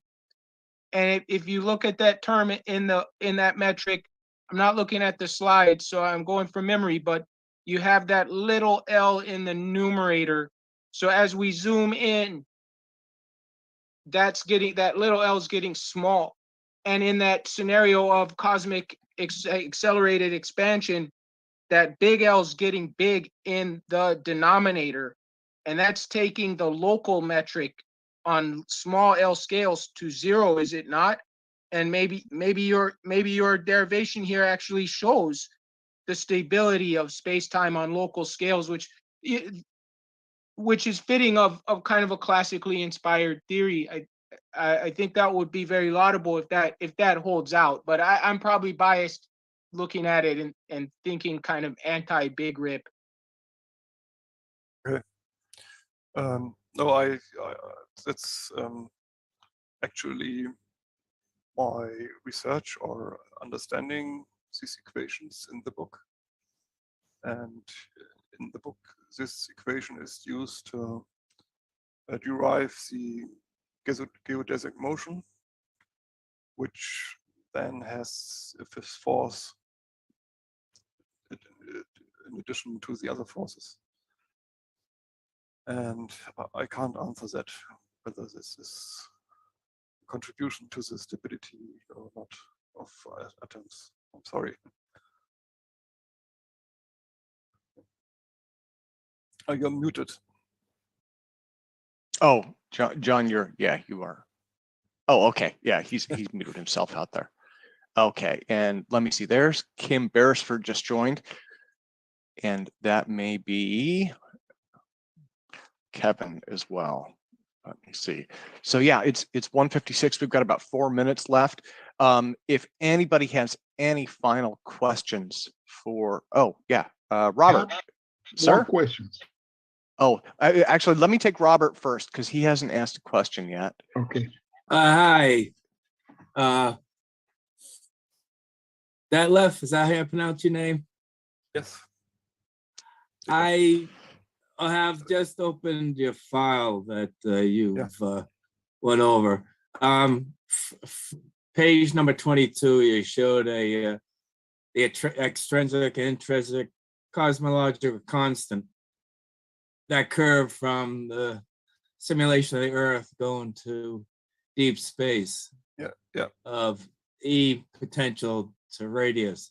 Is that a true hyperbolic curve? Just a moment, I show it to you. It might be a stupid question, but I was just curious. Just a moment. I haven't reviewed my math for a while. This picture, you mean? Yes, exactly. If the escape velocity for Earth is 11.2 kilometers per second, and if the velocity is smaller, then we get an orbit with an ellipse or circle in different with different radius.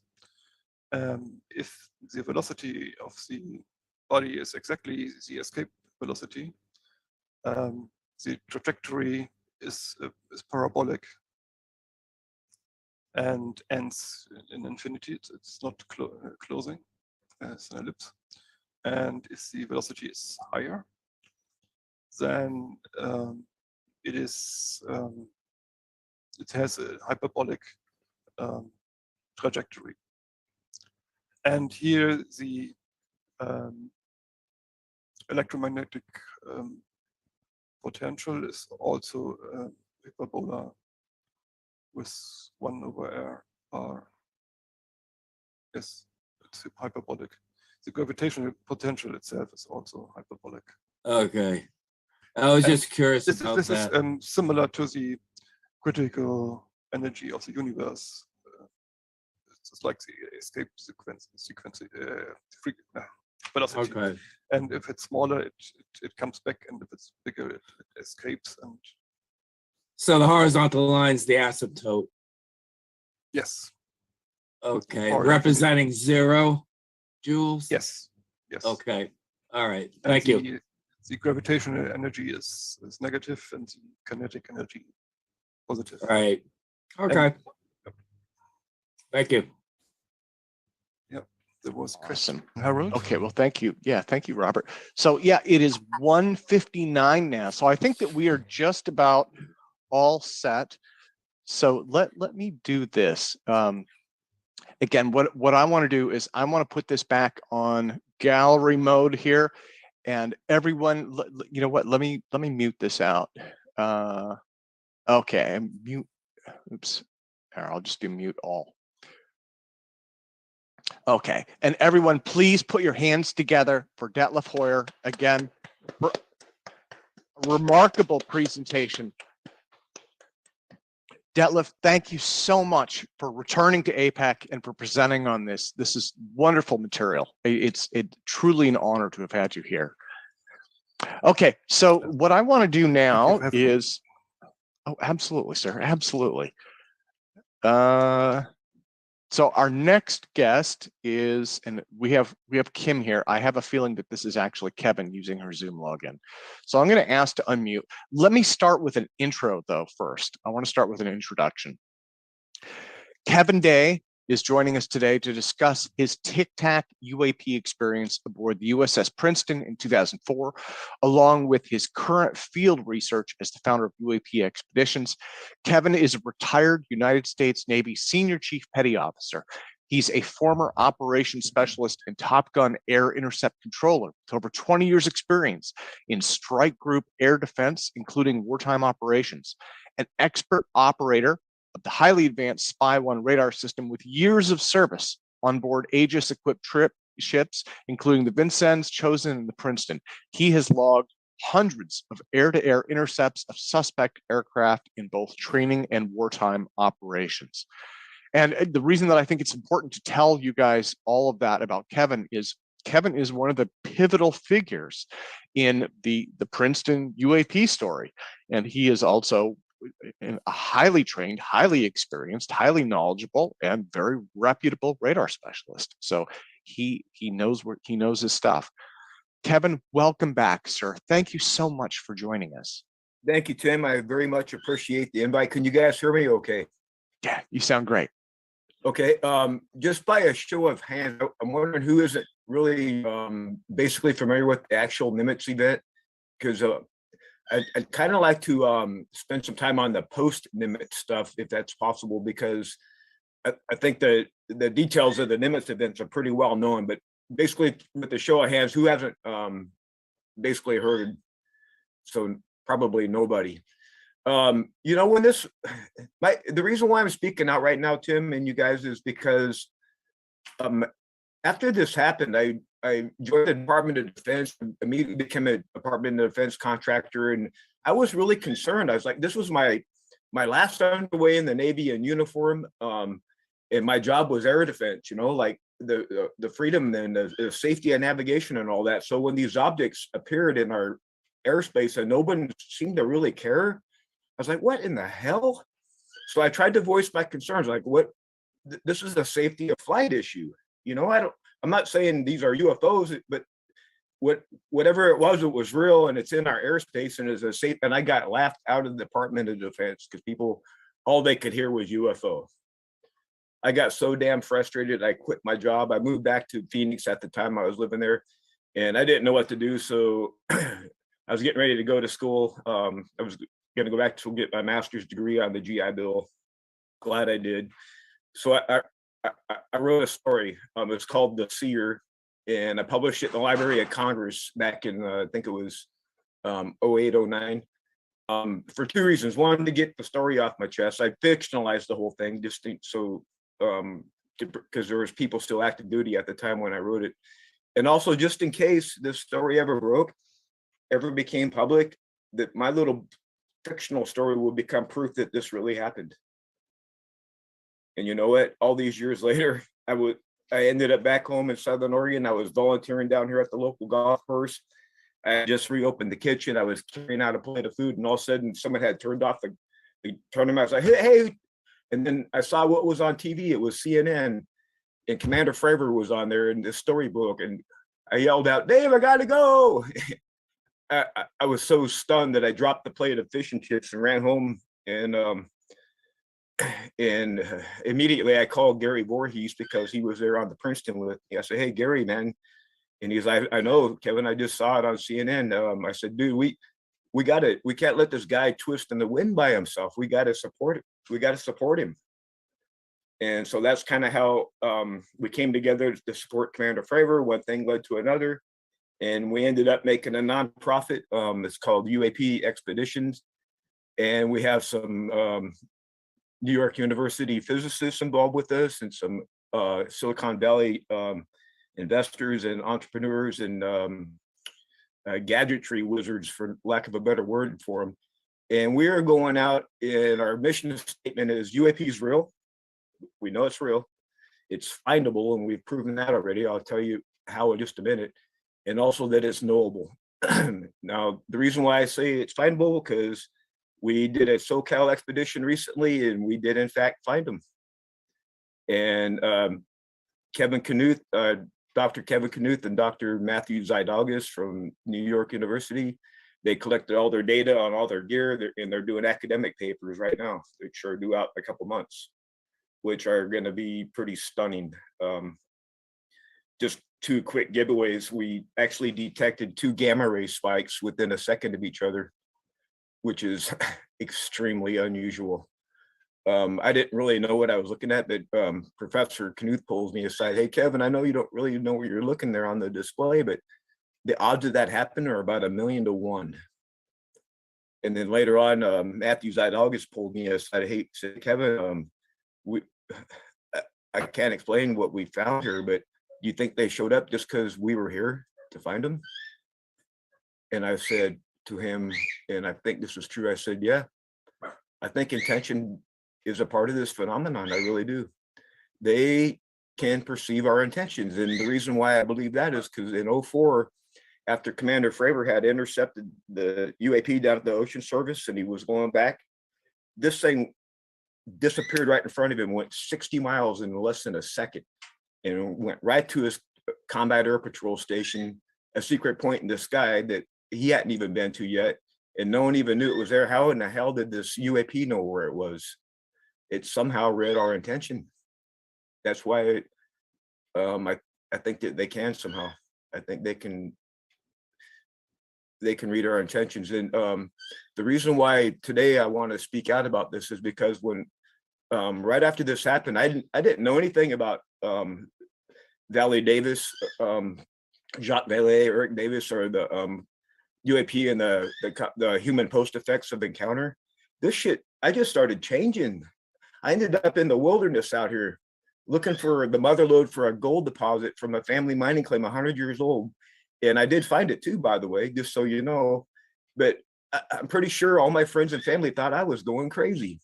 I was suddenly homeless, living in the wilderness on some weird fucking dream. And if I had known in advance that this thing was going to change me, that journey would have been far simpler, guys, I have to tell you. So my mission right now is to, this thing is coming.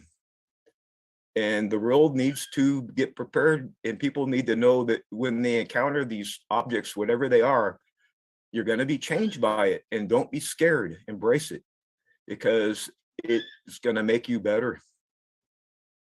You'll suddenly gain skills and abilities and interests and passions that you didn't have before, and do it, explore it, go with it. That's my mission. That's my statement. That's what I have to do, because if the world gets this unprepared, like what happened to me, the opposite could happen. This could end in fucking disaster, because people aren't going to know what's happening, and all of a sudden they're going to start changing, and everyone around them is going to start changing too, and it could be chaos. And I think that is the very reason why they're so careful with us. And I'll shut up now, and I'm going to open the floor for any questions. That's pretty much what I wanted to say. And I know it was a lot to take in, but I felt it was important rather than rehashing the events from 2004, which I can still do if you need me to. But go ahead. I'm open for any questions you might have, you guys.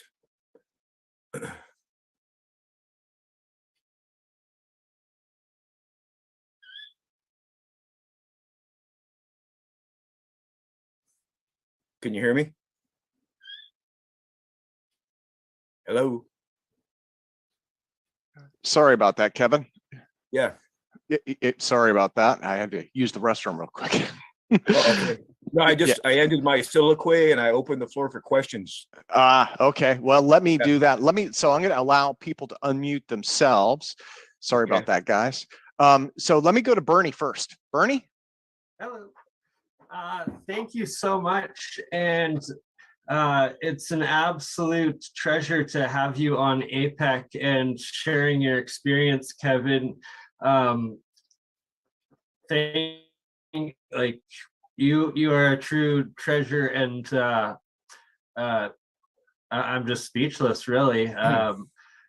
For those that don't know, you are the main reason why the footage got released and acknowledged by the Pentagon. And I really am drawn and appreciate you bringing up the fact that it's consciousness related, and that when you first told your story, what you said that you felt them mentally or telekinetically or something like that. Is that correct? Yeah, I definitely feel connected to whatever this is. But I think it's natural. I don't think I'm special in any regard. I think when people encounter UAP, you're going to be changed by it in some shape, form, or fashion. It's going to happen. It's a natural reaction, and not only humans but animals too. Yeah, well, and so let me say thanks to Bernie. Bernie just got up. So, Kevin, let me ask a question, actually. So I would say, how are things changing right now for you? And the reason I ask is, so the US government now has a new group to study UAP. Have you been contacted by them at all? Have they asked for any information? And what are your thoughts on this new group? How does that change your story as it progresses? Well, I think the reason, Tim, why people started listening to me and still are is because my story hasn't changed. I've told the same story since day one, and that's because that's all I have. I didn't choose this. I didn't choose this, and there was one time when I was contacted, and at the time I didn't even know. It was way back in when was that? 2014, 2015. I had just come out of the wilderness, and I was over at a friend's house, and at the time it seemed happenstance. There's two guys over there. Their name was Shakate and Forrest. Next day they come over to my house, and they wanted me to take me out to the wilderness, out to the mining claim, because their cover story was they wanted to train spec war out there. They were from the government and they wanted to train spec war, but I was already suspicious, so I took them out there with some friends just in case. And when Lou Elizondo came to see me all these years later, he confided in me. They were actually from the he didn't say what the program was, but it must have been ATIP. It must have been the ATIP program. Other than that, I'm positive that I'm being monitored. There is no question in my mind that I'm being watched. Everything I do, which is fine. I have nothing to hide. I'm actually comfortable with the idea. But and I think they're very interested in what our nonprofit's going to do. UAP Expeditions. I think they're in full support of what we're doing. I really do. Just reading the tea leaves, because we are providing a service at no cost to the government. We're private funded. Sorry to interject, Kevin. Yeah. I just needed a moment to rethink my question. Now, when you said you think it's like a natural experience. Oh, and now we're losing Bernie. Is that in regards to plasma ball, or like an orb, like ball lightning maybe, or was it definitely like an actual craft, like a UAP or UFO? I think it was a physical object of some kind. I really do, because it was seen with the human eyeball, and also it was tracked on radar. Not only it, but there was, if I counted up all these objects over the course of the days that we were tracking them on the Spy-1 radar, it was probably 100 of these objects altogether, if you added them all together. They appeared in groups of 5 to 10 at a time. Now, Kevin, one of the things on, I believe this was last session, we had Dr. Eamon Ansbro come on. And one of the things he had talked about, he mentioned your story. He said the object started at the radar ceiling and very, very rapidly drop to surface level. And I believe he was speculating that these might be orbital deployments of these UAPs. Is that something you've ever thought about? That these UAPs may be rendezvousing with something in orbit, or could be potentially being deployed from something in orbit? You know, my mind, you know, my entire job, Tim, and you guys, was to identify everything that flew in the sky. And this is probably the only thing in my entire career that I was never able to identify. So my entire goal at this point is to identify what these things are. And my mind is open because I'm a trained skeptic, and I don't make an ID call until I have the evidence for it. And right now I do not have the evidence to make an identification. But it definitely falls under three categories. Either these damn things are alive, like you and I, or they're objects from Earth built by someone else, not us, or if from us, we don't know about it, or they're indeed from outer space.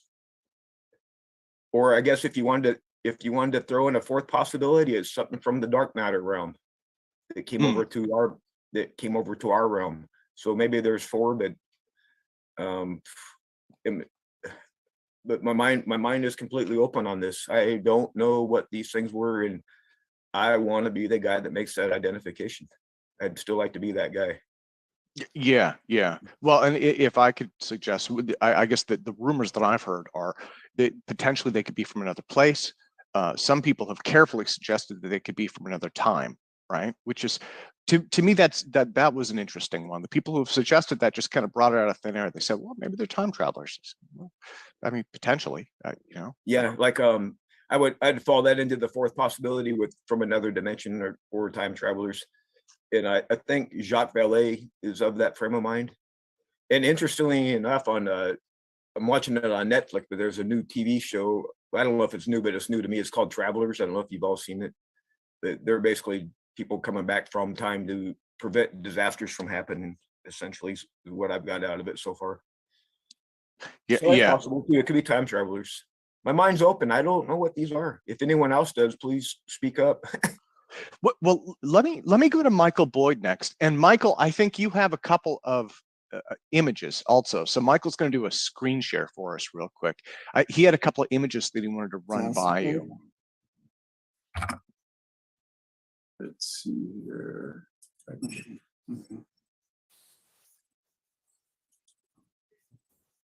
Well, this is his record, his DD214. Okay. Okay. See this table here? We see a Cora page. Yeah. Okay. So I'm going to start off by what I'm curious to talk to you about is space-time effects associated with Tic-Tac, with the video. And I was going to start by showing you this table from a paper by Hal Puthoff. You know Hal Puthoff? Yep, I've heard of him. Sure. I've never actually talked to him, but I definitely know who he is. Yes. So basically, what this table shows is what's going on is when you get closer to something massive, it affects the space-time. Clocks run slower. The frequency is there's a redshift towards it. It's a lower frequency, and objects like rulers shrink. So, and then the other effect is what this engineering, what I call expanded space-time, like where you go fast, you get expanded space-time. And so what happens there is the clocks run faster, you get a blue shift, you get a higher frequency, and energy states are raised, and rulers are expanded. So now I put in the chat here a link to a video of Hal Puthoff, where he's talking about the effects around an object. That, for example, if you're sitting next to a warp drive, it's gonna put off radiation. Gamma rays could be emitted by it when it goes into that warp, into that expanded space-time state. Now, what I'm going to show here is some of the videos. Confirm if you can see this when it comes up. Okay, can you see this Tic Tac video here? Yes.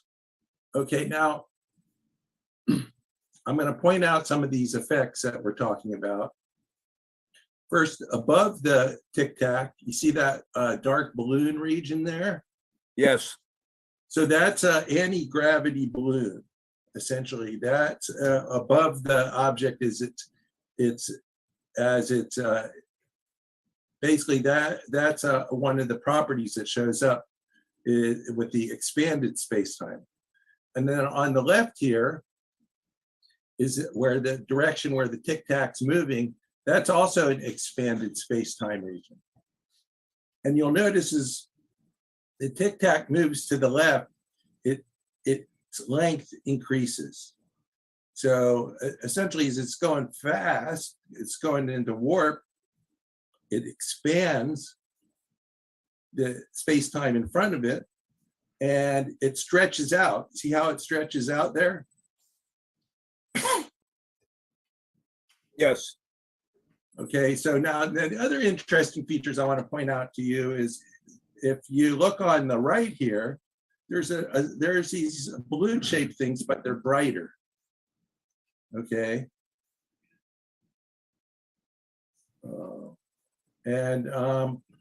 You'll also see that around the Tic Tac, there's like a little field there too.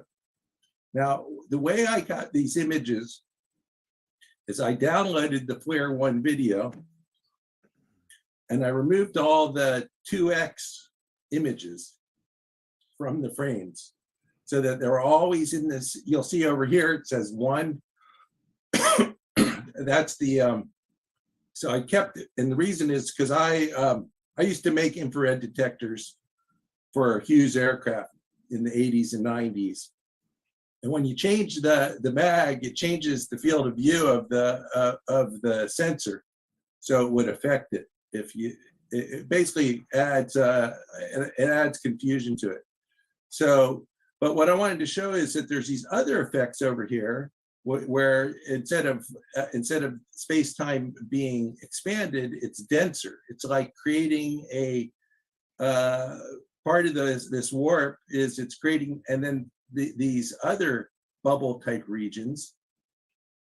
And so if you think of this, think of it like a bow and arrow, and you're pulling the where the Tic Tac is the arrow, and when you let the bow go, with the string go, that's basically what the warp comes from. It's taking the inertia from the space around it on the right to create some sort of drive there. Now, I've talked to Hal about this, and he didn't argue with this. So that doesn't mean, I'm sure that doesn't mean he agrees, but he didn't. Now, the other thing I wanted to show you, if I can, hold on. I've lost. Oh, there it is. Trying to move it down. Okay, there. Oh, sorry. Oh, great. I got it.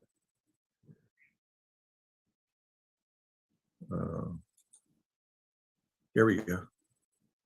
Now, can you see that? Yep, we can see it.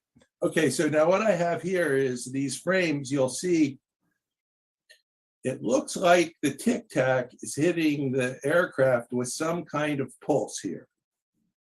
And you'll notice that the imager lights up. And as I said earlier, I used to make these infrared detectors, and what it looks like is there's this metal that the detector sits on. It's called a fan out. It's what reads out the signal. And when it turns bright, you can see the lines from the fan out. So it's like the sensors heating up in the back. And you can see it looks like the Tic Tac's throwing something at it. Can you see that? And so my question is, did anyone talk about jamming of any sort or anything like that that was going on when they had the encounter? That's a very good question. And even today, I'm not entirely sure, but the EW operator who sat right behind me in Combat Information Center did yell out jamming at one point. But then later on, the data came up missing, so we could never prove it. But it only happened for just an instant, if it did at all. So yeah, it's the possibility is there that we did jam. Yes.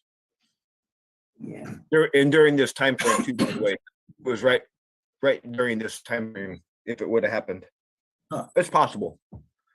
So it seems like I'm surprised that it seems like the Tic Tac was trying to be avoided somehow. What do you think? Yeah, the whole thing is strange because, this was my third Aegis Spy-1 radar ship, based out of both San Diego and Pearl Harbor. I'd spent literally years in the SoCal operating areas behind that radar, and I had never seen anything remotely similar to this. And this, remember, guys, this wasn't just one; it was 100 of these objects over the course of about 10 days. And I'm sorry, I forgot the question. So you answered it. I was asking if they were Oh yeah, jamming. Right here during, this is Commander Fravers' intercept right here. Gotcha. The EW, the electronic warfare operator, who is the guy who would have received jamming. He's an air defense watchstander. He yelled out jamming at one point. But we could never prove it because all of our data, including the radar data, our communications data, and all the electronic warfare data, all of our data came up missing the next day. So I'm curious if any of the people that were in this encounter experienced any missing time. Not that I'm aware of. Okay. I mean, during the events as they unfolded, or later on. Okay, and the other question is, it goes to the question about consciousness. And I've asked other folks this question before. There was at one point, I think it was Commander Fravor was talking about, the Tic Tac disappeared and then reappeared at the rendezvous point. How did the Tic Tac know where the rendezvous point was before they got there? And I thought there were two ways two options. One was the Tic Tac could read their mind, like you were talking about. The other is it's ours. It's our tech, and that's how they knew because it was ours. A fair point. Yeah, I can't argue with that. And if we found out at the end of the day that it was our stuff, I'm going to accept it. I mean, because that's my job. I make identifications based on evidence, and when I see the evidence, I'll make the call.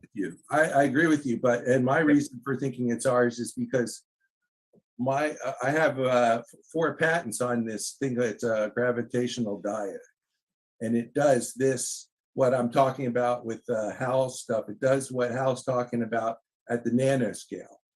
Okay, and so I think it's ours personally, but I could be wrong. I mean, it's more likely ours than it is something from outer space, put it that way. Right on. Okay, well, thank you. That's all. You're welcome. My pleasure, my honor. Oh, I'm trying to mute myself. Okay, there. Wonderful. Okay, so let me go to Detlef now, because Bernie already went. So let me go to Detlef next, sir. Yes. My question is about the X-43 hypersonic vehicle from NASA and Boeing. It had one test where it reached Mach 10, and it it was in November 2004. Did you see it on the radar? No, not that I'm aware of. Where did they actually do the test at and when? I may not have been the season. Wikipedia says November 16, 2004. Where at? Yes, also in the same region, but oh, I don't see it here where it was. Okay. At the time, I that think was not. the Nimitz incident was on November 14. Is it right? At the time, that was not my situational awareness. No, I knew nothing about the X-43 at the time. Yes, it reached Mach 10, burned 12 seconds, and the heating with this velocity is so extreme that the engine melt, and then it goes slowly down to the sea level. And I was thinking whether there's connection between these two incidents, but they were on different days, on the 14th and the 16th. And yes, and it was a straight movement in a line. There was no change in direction or okay. May I continue? Did you ever see that these UAPs could be armed? I don't believe they were armed, no. And yes, we don't know how they behave if we are able to attack them and to reach them, whether they would show arms or would come back with arms. So my third point is NASA is finding exoplanets nearer and nearer to Earth, and perhaps sometime we see an exoplanet with a civilization on it. And when we observe like an exploding nuclear bomb on this planet, we would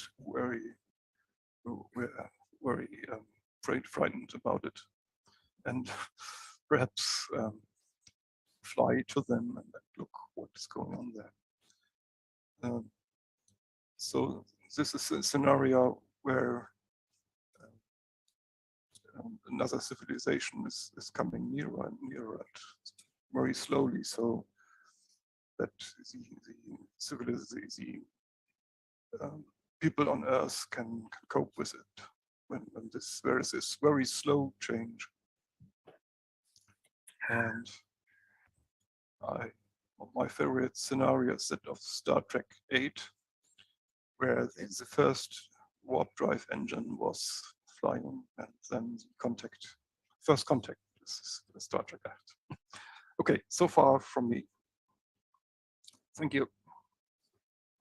Oh, sorry. Oh, Detlef, thank you, sir. Thank you. Yeah, let me go to Steve next. Steve.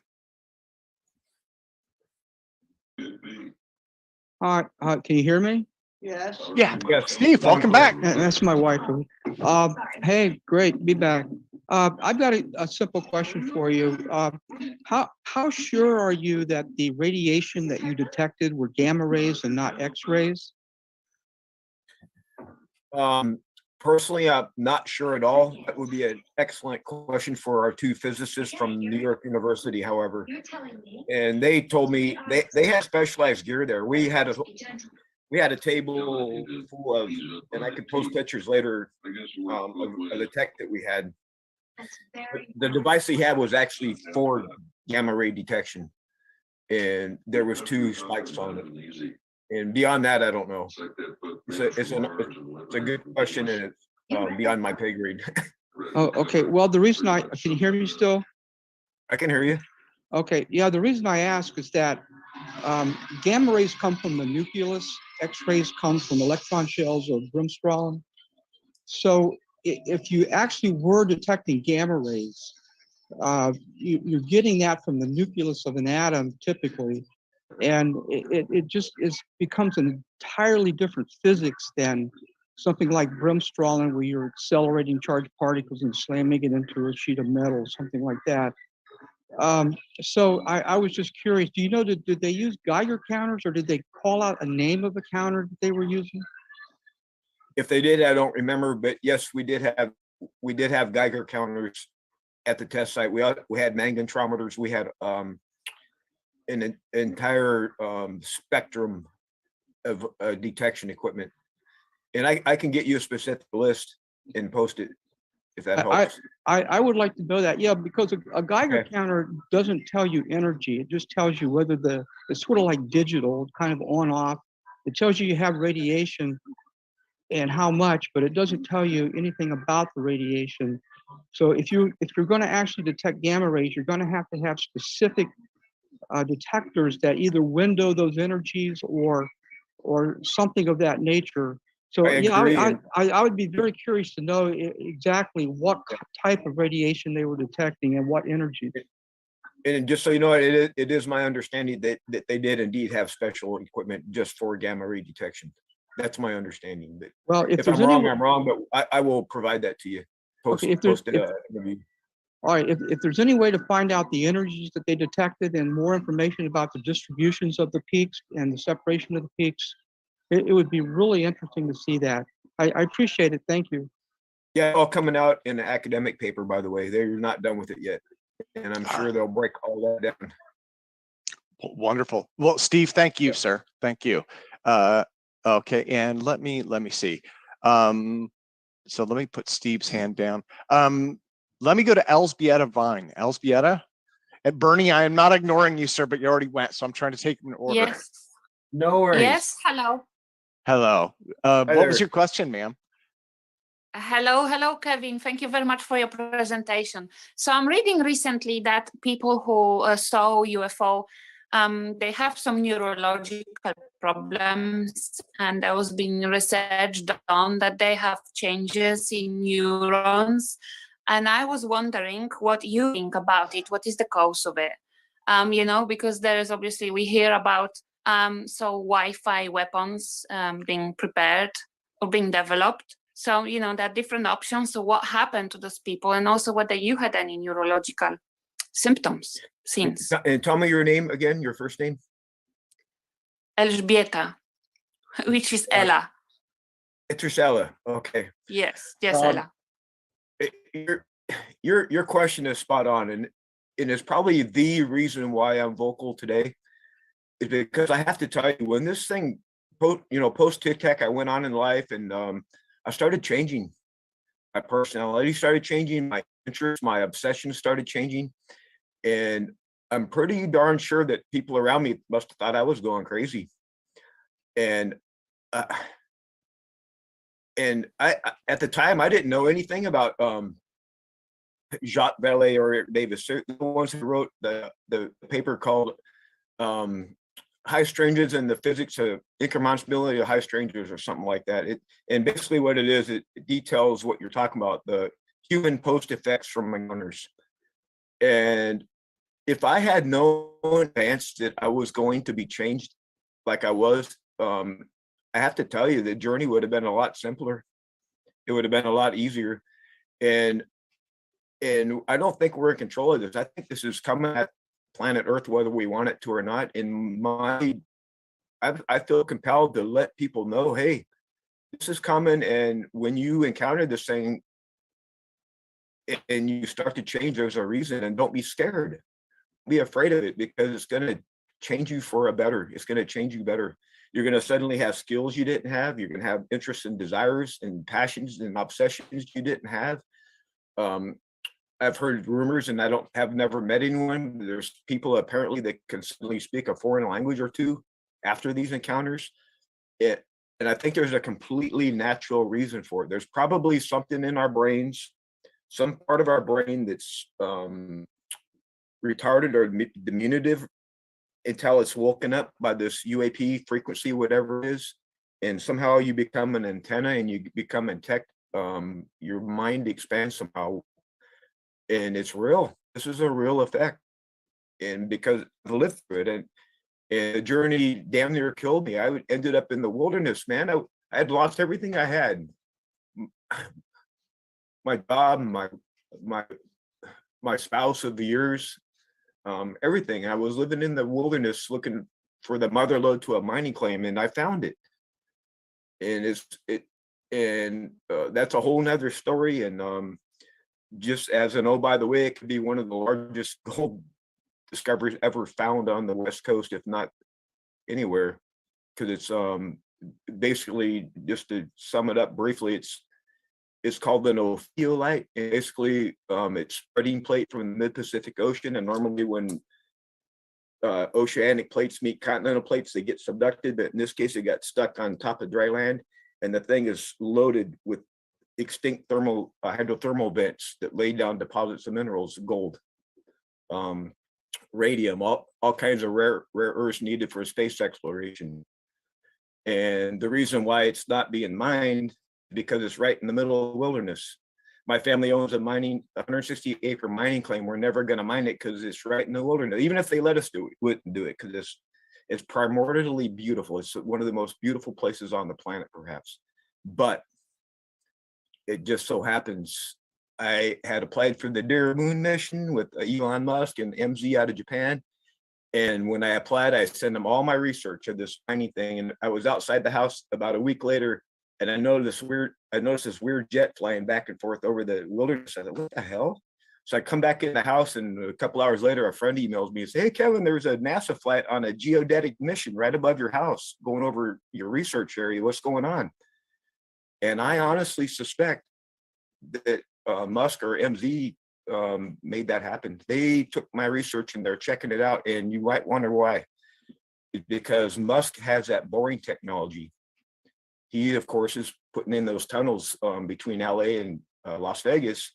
And when I applied for the Dear Moon mission, I just suggested, hey, couldn't you use that same technology to maybe mine this huge, massive mineral deposit we have off of our coast here from below the ground and never touch the wilderness? So I think that's what's happening, because it's a huge deposit. And the reason why I believe that, because right outside the wilderness, there's a fairly new operation now.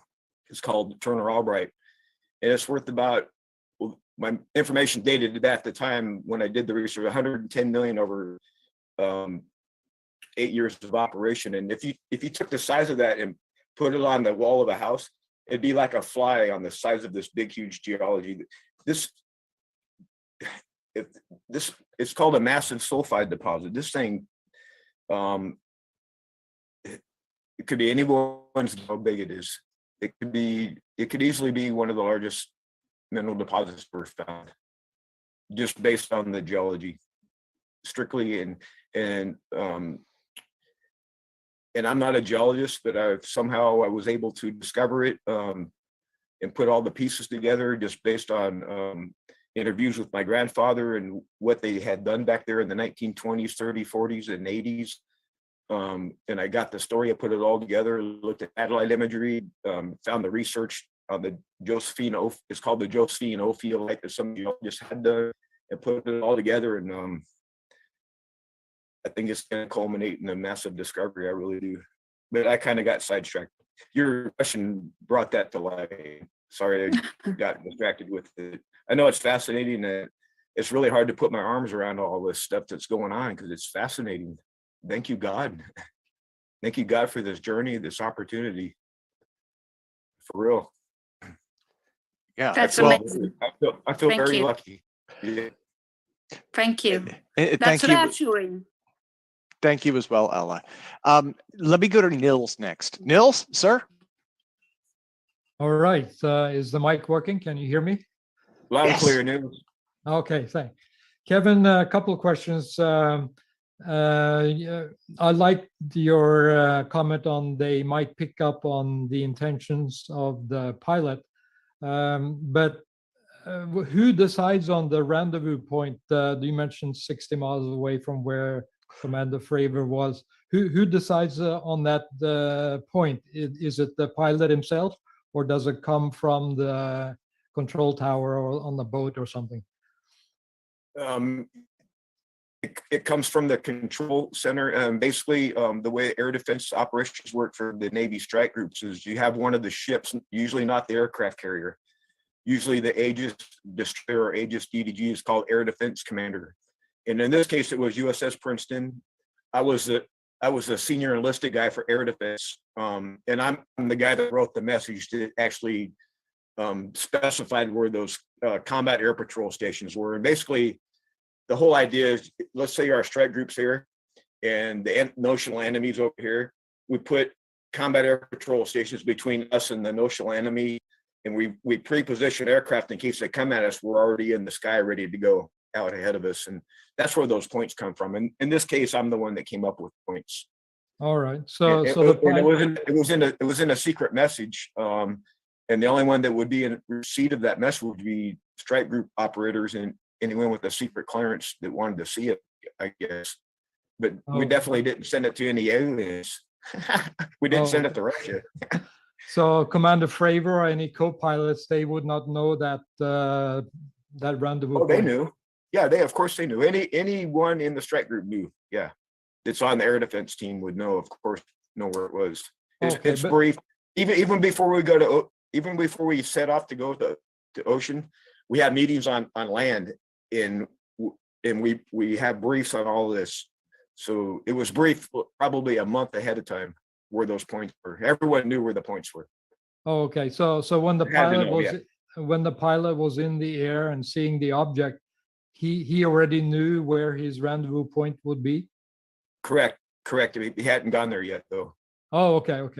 But he had it written down or had it in his mind somewhere. Yeah. Well, it's on his. It's both. It's written down and it's on his display.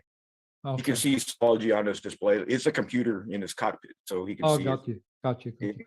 Yeah. And thank you for that. And my second question is what Michael Boyd touched upon, the few lines that were coming across the video for a frame or two.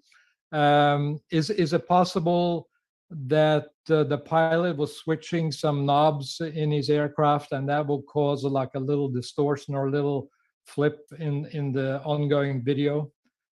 No, that's not. No. So the lines across the video that we saw for frame or two, that was coming from outside the aircraft? That looked like some disturbance. Correct, or it was the actual electronics processing it. The pilot took no actions that affected it. No. Oh, okay, but normally there will be no electronics in the aircraft that will cause the lines to appear on that video. That's beyond my pay grade. I don't know. Oh, okay. All right. Yeah, that was my question. Appreciate it. Okay. Thank you. You're welcome. Sorry about that. Nils, thank you, sir. So let me go to Bruce next. Hi, Jim. Thank you. Hi, Bruce. So what I wanted to ask Kevin is that he is questioning how they knew where that rendezvous point was. And in my work in the Wallkill River Valley near Pine Bush, New York, over an 11-year, 12-year period, I had over 140 encounters with UAP, and they knew exactly what I was doing with my camera when I was opening the shutter or closing the shutter, and they would do movements of their lights or their movements of their craft with each opening and closing of the shutter.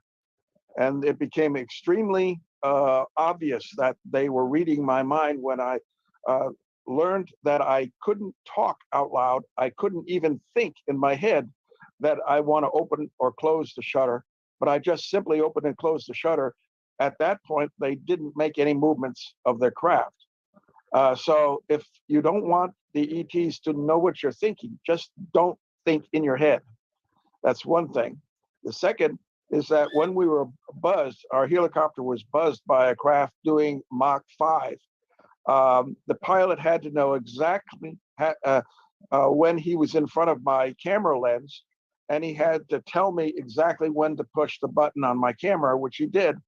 And I was taking a picture, and I went to push the shutter button, and immediately I hear this voice in my head, wait. I looked around, and the cameraman and the pilot were not looking at me. So I went to take another picture, and I went to push the shutter button, and I heard again the same voice, male voice, wait. So I waited. Then I heard him say, now, and I pushed the button, and there was this flash in front of the helicopter, and we were bounced by a shock wave, but there was no sound, no sonic boom by it. And I actually caught the picture of that craft as it was flying in front of the helicopter. The camera was at 1,000th of a second, and even though the lights on it are stretched because of the time exposure, he had to know exactly when I was taking that picture. So I just wanted to tell Kevin that they can read your mind. Bruce, I have a question for you. Yes. Are your photographs images available? Yes, they are. I put a YouTube video. I did a YouTube video that's on my YouTube channel, and I put that on the chat. If you go scroll down the chat, you'll find that YouTube video, and in there I talk about all of that data and give the pictures. Are you on Facebook by chance? No. Okay. All right. I'll find you on YouTube. All right. Yep. Just do YouTube Bruce Cornett, and you'll find. Say that again. Say it again, please. YouTube space Bruce space Cornett, and you'll go to my channel. You got it. Bruce, let me tell you my. Sorry, Kevin. Let me tell you my email real quick. It's Kevin M as in Mark Day. Kevin M Day at yahoo.com. Kevin M Day at yahoo.com. That way you got me. Kevin M. Yeah, all lowercase. Yep. Kevin M as in Mark D-A-Y. Kevin M Day. At Yahoo. And so. Okay, I'm at Cornett Bruce at yahoo.com. Okay. So we're running ahead of time. We have a few minutes left, but I think it's probably good at the top of the hour. I think it's probably good to try and go to Todd Desiato. So let me try and take a couple more questions. Let me go to Michael Moran and Morgan Lynch, and then we'll try and do Bernie, and then we'll finish up with Kevin. Kevin, you have given us so much time and patience already. I sincerely appreciate it. So thank you, Kevin. Hanging tough. Okay, Michael, go for it, sir. Hey, Kevin. Good afternoon. How you doing? Good, man. Thank you. Hey, pretty good. Hey, I'm a former E8 myself, ODA. You look familiar for some reason. I know you from somewhere back in the day. Yeah, you look familiar, brother. Yeah, probably on one of the ships or two or not. All right, Senior Chief, go for it. Yeah. Did you let me turn this down for a second. Were you able to attend any WinPAC training before your sightings? What type of training? WinPAC. Either no, or I'm not remembering what that term means. What is it? Okay, well, I'll just I got your email. I'll go ahead and email it to you. Okay, right, roger that. Yeah. And the other thing was during the course of your training for your radar systems, did you ever train out of Creech Air Force Base or Fort Huachuca? Or where? Creech Air Force Base or Fort Huachuca? Fort Huachuca, yeah, but not the previous one. Okay. Yeah. Now you said after all these all of your events, right? And you're being a genuine eyewitness to what you saw, and myself, through many tours, many missions, I saw similar things through different device systems as well, just aircraft carrier, obviously, and. You said you went on a kind of like a self fulfilling mission into the forest. And when you were there, when you're done, or I guess to rephrase that, when you felt like you fulfilled that need, did you come back with something that you felt that you may have felt that was mystic, or you felt that was very something special you found out that you never knew that you had, or it even existed, or somehow it was given to you? I mean, when Like I came back out of the wilderness, you're talking about? Yes, yes, sir, correct. I guess that's a tough question to answer. I definitely feel changed because my former path went away. I was on a retiring on the beach in Hawaii type of path with Department of Defense, and by now I would own my own defense contracting company. I was definitely on that path, and to completely change. Yeah. And but if I could go back and make the choice with the pre-knowledge, I think I would still choose this path. Okay. Even though at the time I didn't realize what was happening to me, and it almost ended in disaster. I mean, I came close. Sure. Yeah, I can definitely understand. Yeah. So with and you say you own a nonprofit organization, NGO? Yeah, it's a UAP expedition, or it's a group of people, former guys from the ships, some physicists from New York University in this case, and we get together and we've been down to SoCal, and I didn't go, but they went to Skinwalker Ranch, and we'll set up all of our gear and we'll observe the sky and collect data. If you don't mind me asking, when did you retire out at? In 2008. Okay, so this will follow my question I have. In between 2006 and 2007, were you ever made aware of an airlift out of Afghanistan, or sorry, from 2003 and 2006, an airlift out of Afghanistan back to the States in San Diego, Los Angeles, Long Beach? I'm just going to leave it at that so no one picks it up. But there was an airlift and dropped down somewhere with a DevGrow unit as Overwatch. What was the cargo? What are you talking about? Non-terrestrial. Oh no, I didn't know anything about that. Even if I did, I forgot about it. I have no idea what you're talking about. Okay. Yeah. Michael, thank you, sir. Yeah. Thank you, sir. I just have to move things along. I want to go to Morgan next. We've only got 3 minutes left. That's why I'm trying to. So Morgan, go for it, sir. Yeah, okay. I just had a quick comment that I wanted to make, just to piggyback on Michael Boyd's comment about the videos that he played of these UAPs, where he's looking at what it looks like, some sort of regions where there's some fuzziness in the video, and he commented on how, or someone even commented on the messages, how it kind of looks like an Alcubierre warp metric or whatever. He had shown these this table from Hal Puthoff's one of his original papers from, I guess, around early 2000s, but this built on work from Robert Dickey. And what Robert Dickey found back in the 50s was that you can essentially form basically a space-time index of refraction, and that if you have an index of refraction in space-time, it mimics general relativity. And one of the things that he did was show that you can generate a Schwarzschild solution just with a space-time index of refraction. And what Puthoff had done was brought that together in with an electric field, where you can have, say, an electric field, and thinking about the vacuum polarizability gives you an effective index in the same way you get an index of refraction in an electric field just in a material. And he was able to look at solutions for equations of motions, etc. And one of the things that you can do with these is actually make an Alcubierre solution, where if you have just a generic electric field, say, in front of you, that would give you a functionally an index of refraction, which would be attractive, like a generic Schwarzschild solution. And then if you increase that electric field until you get to the Schwinger limit, right? The Schwinger limit, you start to get this particle-antiparticle production, which functions essentially like a plasma, which gives you an index of refraction, which is less than 1, which acts like anti-gravity repulsion. And so these types of things is something that I was actually thinking about for a while in terms of what's going on with these UAPs. And so I think that there's a lot of really good places to push forward in terms of what's going on with these things with that kind of with that Puthoff paper that Michael Boyd was showing. And that's my 2 cents on that.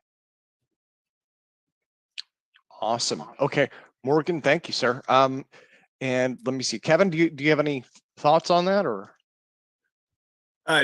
No, not Okay, at this okay. time. Hey, and I just want to tell you, Tim, thank you for this opportunity. I very much enjoyed this. Oh yeah, yeah, absolutely. So let me go to Bernie. Let me finish up with Bernie then. I think Bernie is our last person.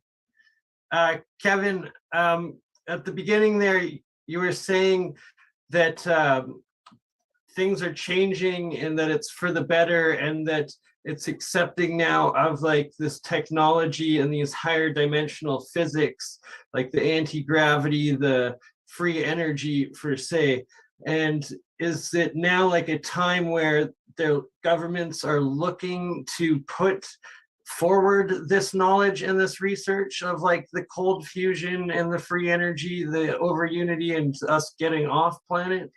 Or what, like, are people no longer getting killed for putting forward the electrolysis car and the HHO engine and stuff like that? So what is your take on the 2022 and the future?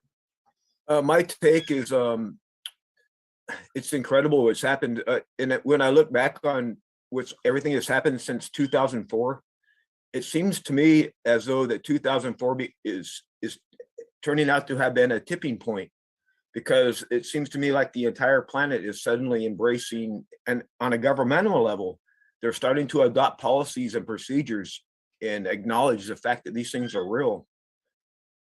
And the mindset, people don't get clowned anymore by talking about this. Like just a few years ago, we did, and I got laughed out of an industry just by trying to raise a safety of flight issue. I say, I don't think they're a UFO, but there's a danger here, guys. And I was proven correct, because since that time when I got out, there have been several near incidents with Navy aircraft with these objects, and that's just the ones that we know about. What about the ones we don't know about? So my warning was prophetic in that way, and the people who laughed at me then sure as hell ain't laughing at me now, I'll tell you that. Thank you so much for everything you have done and being part of the change that is happening. My honor. Yep, my honor. And it's my I feel like I don't have a choice. I have to do this. I have to do it. I can't not do this. Oh, God bless. This message has to get out. Hey, this thing is coming at us. The world needs to know that when you see these things on a personal level, expect change in your life, because it's going to happen to you. And not to fear it, right? That's the thing, is it's like they're not an enemy. It's not like something that's coming to get us or anything. No. It's something that's helping us. Quite the opposite. It's, in fact, the reason why it's left us largely alone is because it didn't want to harm us, because it knew that it was going to change people. And there's a danger in that. If you start changing and you don't know why, and it's happening on a global scale, that might not end so well. Think about it, right? Because all of a sudden everyone's changing and no one knows what the hell's going on. Yeah. Is it also a question of them not wanting to interfere with our own free will, sort of thing? I don't know. That's probably beyond my pay grade. I don't know. Yeah. Okay. Well, Bernie, thank you, sir. And Kevin, thank you. So what I'm going to do here is, I'm going to mute everybody out just for a moment. I want to put this on gallery view, and everyone, please give an enormous hand for Mr. Kevin Day. Kevin, thank you again. Thank you so much for presenting for us and for answering all those questions. Thank you so much. So we're a little ahead of schedule, but our next presenter is Todd Desiato. I want to see, Todd, do you think that you might be interested in going a little bit early? We could go at the top of the hour. Yeah, no problem. Okay. And I should probably let me see. Let me do my quick intro then. Todd Desiato will be presenting on the hypothesis related to the theoretical operation of the Graviflyer and the video test results that have been achieved so far. He's going to be discussing the theory, future testing, and warp drive tech's lab equipment upgrades as well. So go for it, sir. All right.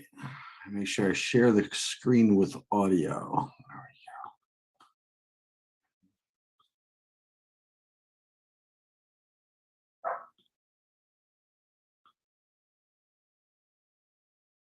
Can you see my screen and hear me okay?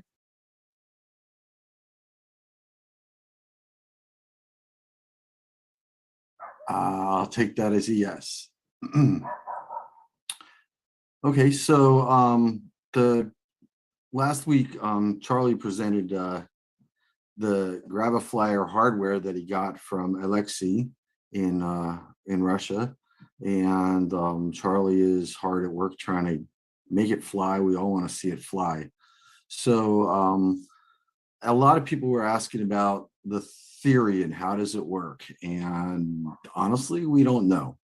But here are some hypotheses and some experiments that have been done to sort out what it doesn't do. Okay, so just as a reminder, these are some pictures of the Graviflyer. These are actually flying. This one didn't fly.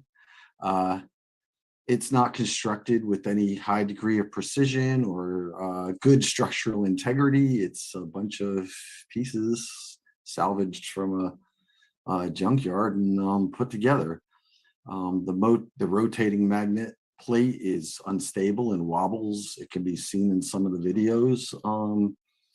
It can be touched while it's flying, while it's floating, and yet it's very stable. Most likely because it's like two gyroscopes, though it's counter-rotating gyroscopes, but still it's you can touch it, so the high voltage from the Tesla coil isn't doing much. And there were several versions.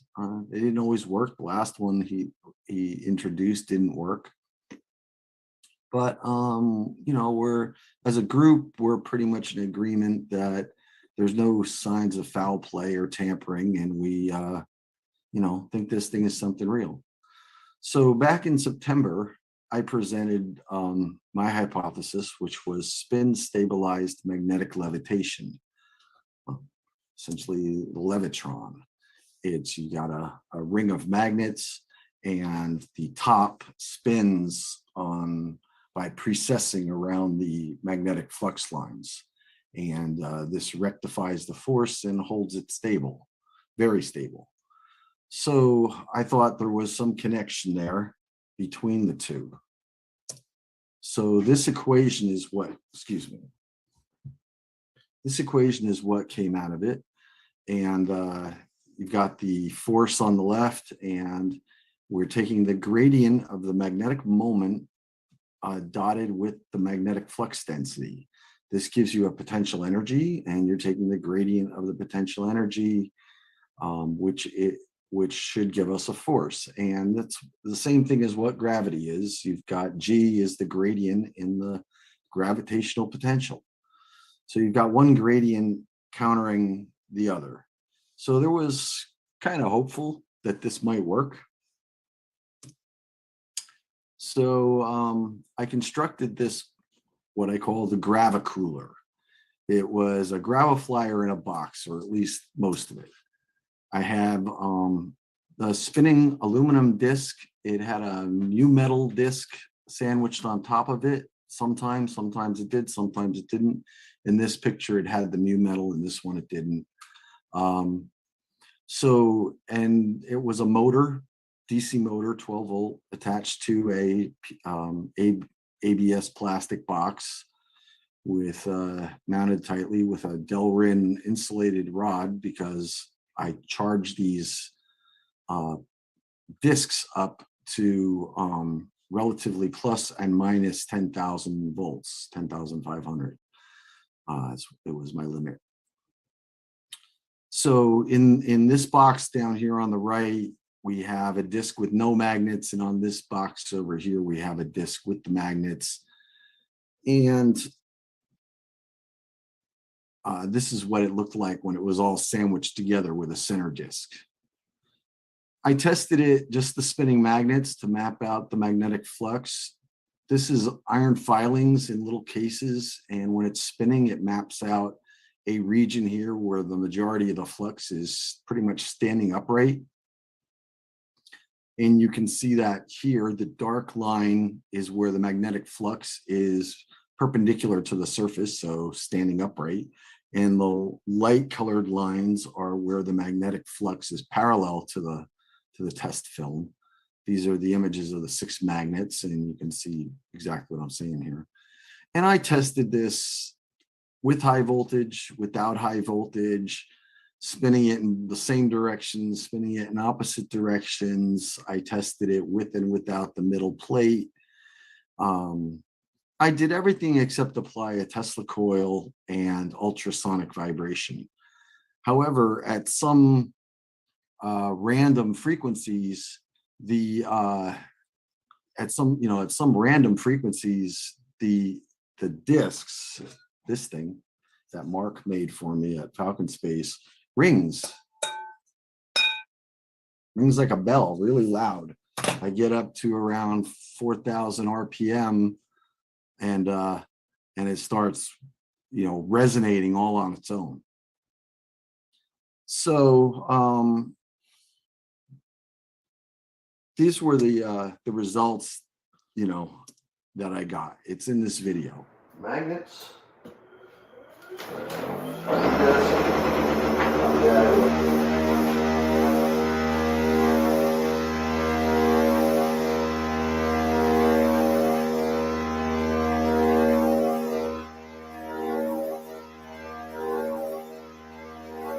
See, if the vibration changes, the weight changes. It's all due to vibration. I'll try to smooth it out a little bit.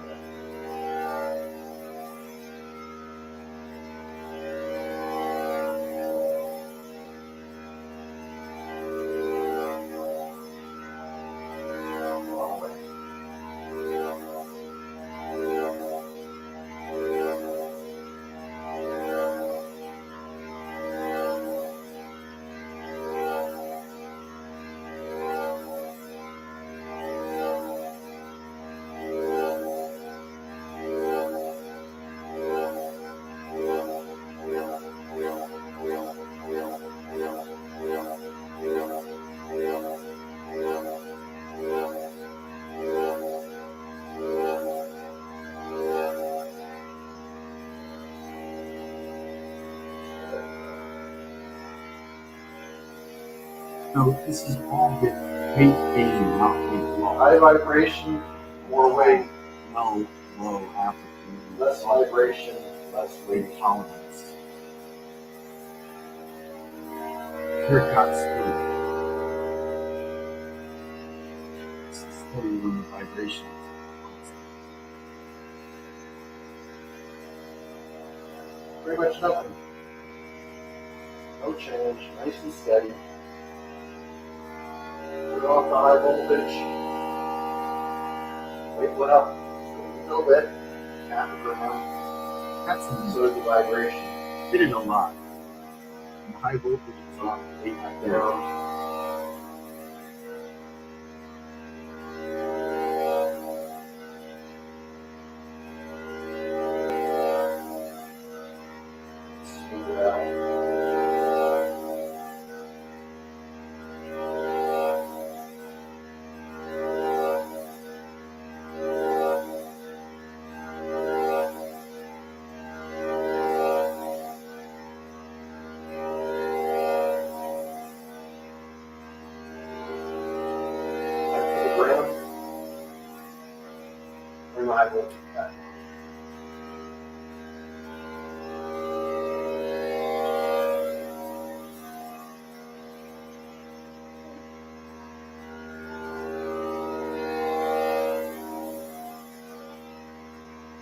Nice and smooth, it goes to 0. Got a lot of vibration, it goes up a little bit. Not down, up.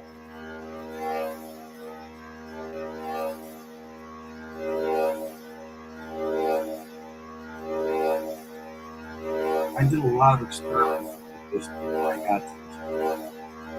The scale is very sensitive to vibration. There's resonating vibration, and weight loss just kept getting bigger and bigger and bigger. Wow, we got that scale resonating with the vibration. This is kept getting bigger. That's why I said and it's temporary sampling. 21 kilovolts and spinning the motors at about 36 watts total. Nothing. All right, like and subscribe, because now I'm going to build a real Graviflyer and let's see what happens. Have a great day. So that pretty much summed it up, is that spinning magnets in a 21 kilovolt difference field didn't generate significant forces that were measurable. It generated a lot of vibration, basically because it's extremely difficult to hit the middle of a disk and spin heavy magnets.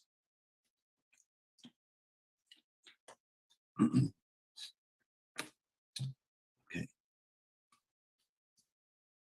So what went wrong? Essentially, the equations are, correct. It's textbook physics. I didn't come up with anything new here. What is basically happening is that the magnetic moment for each particle depends on Planck's constant, which is 10 to the minus 34. And I don't have enough participation of all the particles spinning and precessing to get a large number. And so the Planck's constant dominates and it doesn't move. So its order of magnitude's too small. And that's why you can't even get a reading. So this kind of puts the quash to anybody thinking that spinning magnets around with a high voltage electric field all on its own without the use of air is generating any lift on the Graviflyer. That was the whole point of putting it in a box, is there's no airflow. It's not pushing air away. Everything's in the box. And like I said, the only thing I didn't apply was the Tesla coil, which is a high voltage, but extremely low power, and the ultrasound, which is actually extremely low power too, in this case. So what makes it fly? We don't know. Kurt Zeller joined our group a couple months ago, and he has access to COMSOL. So at least some of the modules. So he did some simulations, and we discussed the setup here with the Graviflyer and how it's all set up. So he modeled like electrostatic, magnetostatic, magnetodynamic, and electromagnetic, and also ultrasonic. Now, the magnetodynamic and electromagnetic are not done. Essentially, those two parts need additional modules, as well as if we wanted to test dynamics within the air, we would need a fluid dynamics module that we don't have. So this was the electrostatic, and you can see it looks like a parallel plate capacitor. You got negative voltage is the blue, and I mean negative voltage is the red, positive voltage is the blue, and this is your scale of voltage in kilovolts. So we had plus or minus 10 kilovolts, and you can see the electric field in the middle is the strongest between the plates, right in here. And right through here, this is where you get the strongest electric field.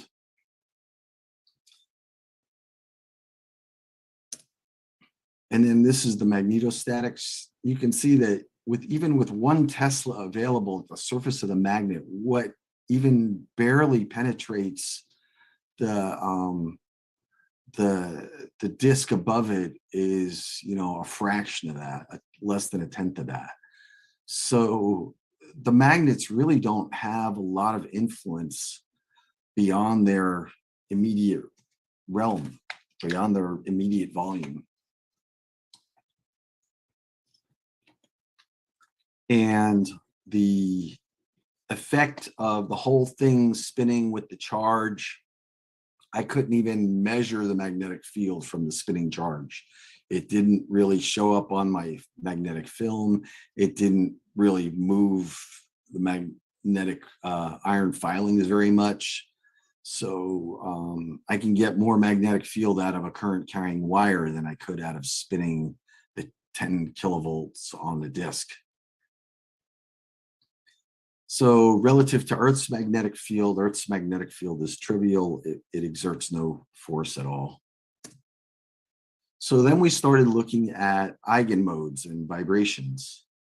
So I had a 9-inch disk available to me. So Kurt ran a model to find all the eigenmodes and one to find the axisymmetric eigenmodes. All the material is linearly elastic and isotropic, no constraints, basic. So here we have 6 lobes. Here we have 2. This is actually antisymmetric. Here we have 7. Here we have 8. So 6, 7, 8 lobes. And you can see it kind of looks like a petal of a flower, a flower petal, or a sine wave projected along the edge of a plane. This is how these modes resonate, and these are all less than 1 kilohertz. Well, not that one, but there's also, modes like this, and many modes, ridiculous number of modes. This is a really high mode, 14.8 kilohertz, because we were thinking ultrasonic. And you can see at ultrasonic frequencies, it's all over the place. And the amplitude on this is very small. So at those frequencies, it may not be doing much. It's more likely that if there's deformation of any of the disks, the 9-inch or the 15-inch big disk, that they would be in lower frequency modes than the ultrasound mode. But we don't know yet. So in order for this thing to support itself using air as the medium, it's about 1 kilogram, Charlie said. So that's 10 newtons of force is required for it to hover. So for a 15-inch diameter disk, this would require about 80 pascals of pressure, a difference in pressure above to below. So through the disk, through the big disk, you'd have to have a difference of 80 pascals of pressure. And that's just basically the rocket equation. You've got the difference in pressure over the area of the nozzle.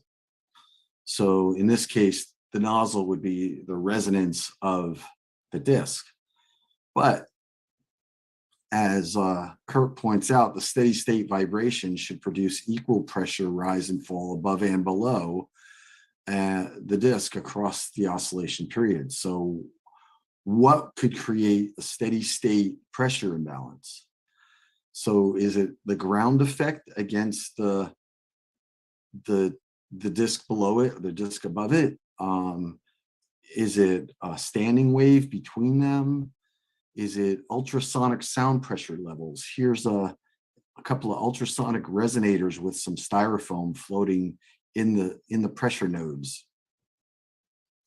Could it be that between the 2 plates and the ultrasonic transducer, it's generating enough pressure nodes for that middle plate to sit on? According to the limits of that technology, it can lift things denser than aluminum. So it is possible. Could it be that the dynamics of the vibration are similar to a Woodward mega drive, that's Mach effect gravity assist drive, and that there are accommodations of first and second harmonic at work here that are actually exerting forces on the vacuum or on distant matter, as Jim would have it? Or is it some kind of hidden aerodynamic lift? That would mean moving a lot of air like a wing or a propeller. Let's take a look.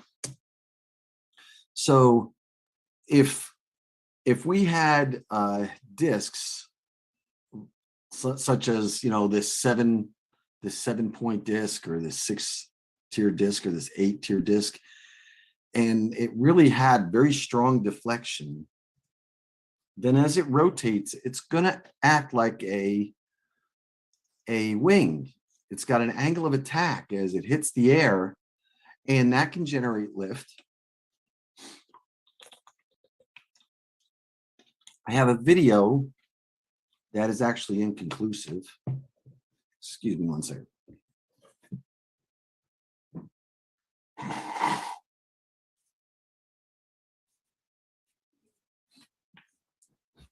So I have a video where I tested this. I bent one of my discs and spun it, and my rickety scale did show some weight loss because of the lift. So it could be that when it vibrates and it gets resonating at an ultrasonic frequency, the rotors physically deform and give you an angle of attack on the air, which then generates lift. And that's actually a pretty high probability of that being the case. Number one, it definitely involves some resonance. And two, it's the only thing that can push enough air to generate 10 newtons of thrust. So that's the next hypothesis in line. Another hypothesis is Helmholtz oscillation, sound from propulsion. And I got another video for you to watch. Demonstration that goes along with this one. So I have two Helmholtz resonators, and they are, one is pointing that direction, this other one is pointing this direction, and both of them should have their corresponding jet in action, right? And if I mount my two Helmholtz resonators on a pivot, and there is the bearings right there allow for that kind of motion. Actually, let me start it this way. So I'm going to start it the opposite direction.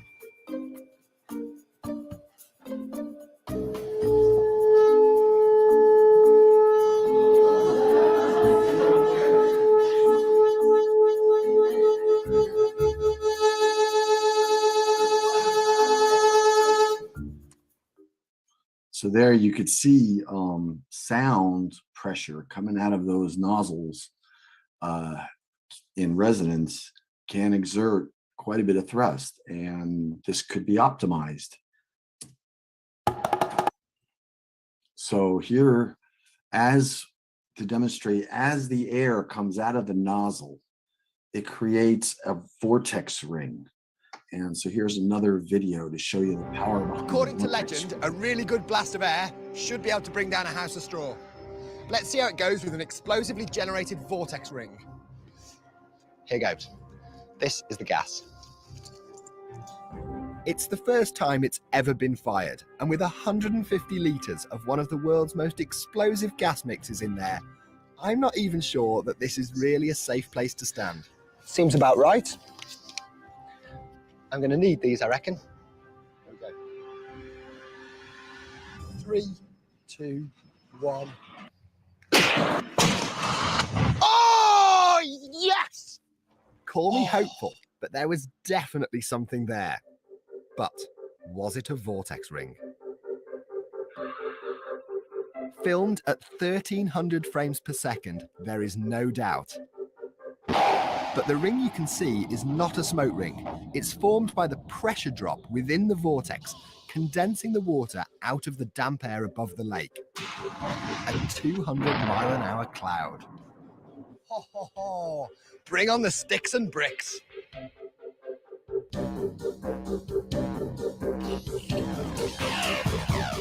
3, 2, 1. What?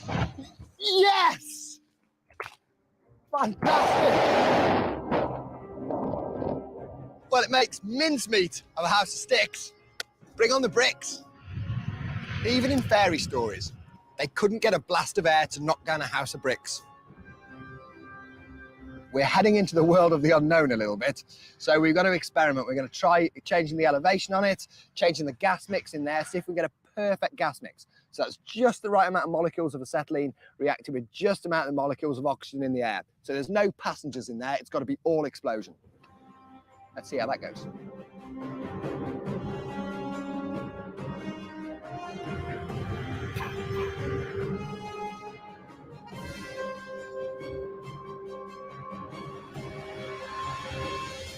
Three, two, one. Hey! Yes! That's incredible. So you can see the force come behind vortex coming out, vortex rings coming out, and this causes turbulence. So what Kurt was saying about the pressure is the same in both directions.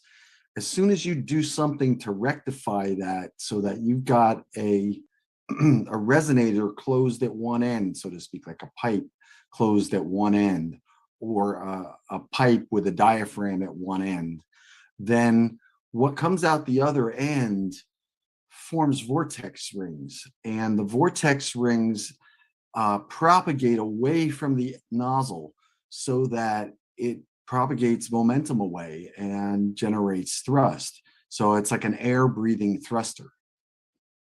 And so Alexi's invention here is using resonance, and you've got the positive plate above, you've got the negative plate below, and then he's got the Tesla coil feeding an AC voltage to the plate in the middle.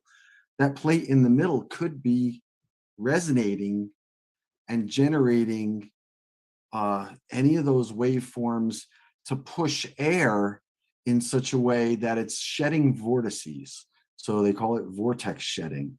So between the spinning and the ground effects and the resonance effects, it can generate lift through vortex shedding. And this was basically another hypothesis.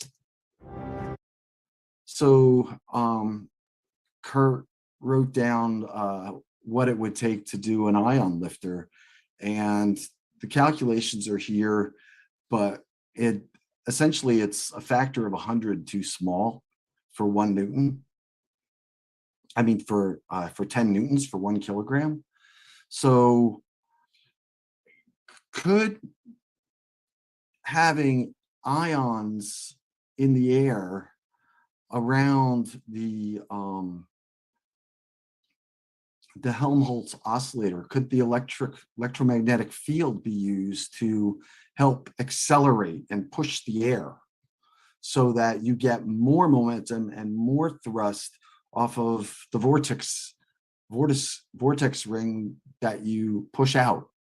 Could you push it out harder if the vortex ring were charged and you're pulsing the electric field negative at that time, the electrons are spinning in that vortex ring, and you push the vortex ring away harder. So tuning the resonance between the vortex manipulation or creation and the electromagnetic field may amplify the effect.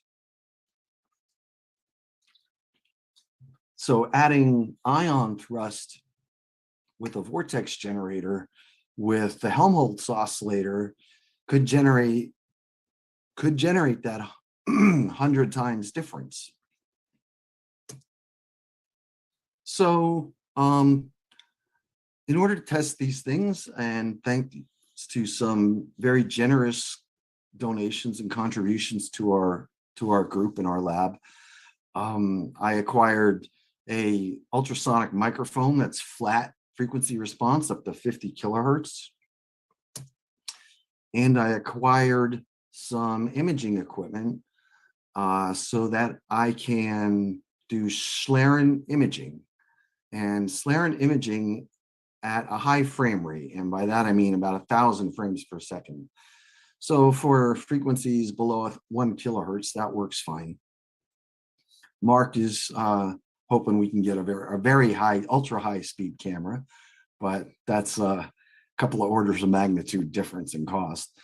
So, but for right now, I have this set up, and I set up this color scalaron. I built a little strobe light here so I can strobe it to see sound waves. I built the 2-color scalaron film so I can get color scalaron. I got a 6-inch mirror. Unfortunately, the mirror has quite a few defects and doesn't focus really well. It's got a few concentric rings in the middle. But I have another one that's actually an expensive precision mirror on order. It hasn't arrived yet. So one last video so you can see what scalaron photography can do. Here we're going to view continuous sound waves. These are not standing waves. They're using a strobe light to strobing at the same frequency as the sound wave, 21.56 kilohertz. And so it looks like the standing wave, it looks like the sound waves are standing still. Now they shifted the frequency of the strobe light, and now you can see the waves are propagating. But with this, I will be able to see the sound waves, the ultrasound, being radiated by my graviflyer. And I should be able to ascertain what's going on. It's looking, you're seeing is the change in the density of the air. And this got me thinking that the Alcubierre warp drive is almost identical and could probably be mimicked using air density. If you had like a snap ring, or a canning jar, it's got the oil can effect, they can go pop. What'll happen is when that oil can pops to one direction, the density on one side will get lower, the density on the other side will get higher, and you'll get a vortex ring around it that resembles the ring of negative energy density required for the Alcubierre warp drive. It's a very interesting analogy. I'm going to try it when I get this thing working well. Right now, I was unable to view the sound waves or the traveling waves with my strobe light. I think the problem is I don't have a clear enough focus with this mirror. It's not like those are crystal clear. Mine is not. And so I think this mirror is just not very good quality. It was $28 or something. It's cheap.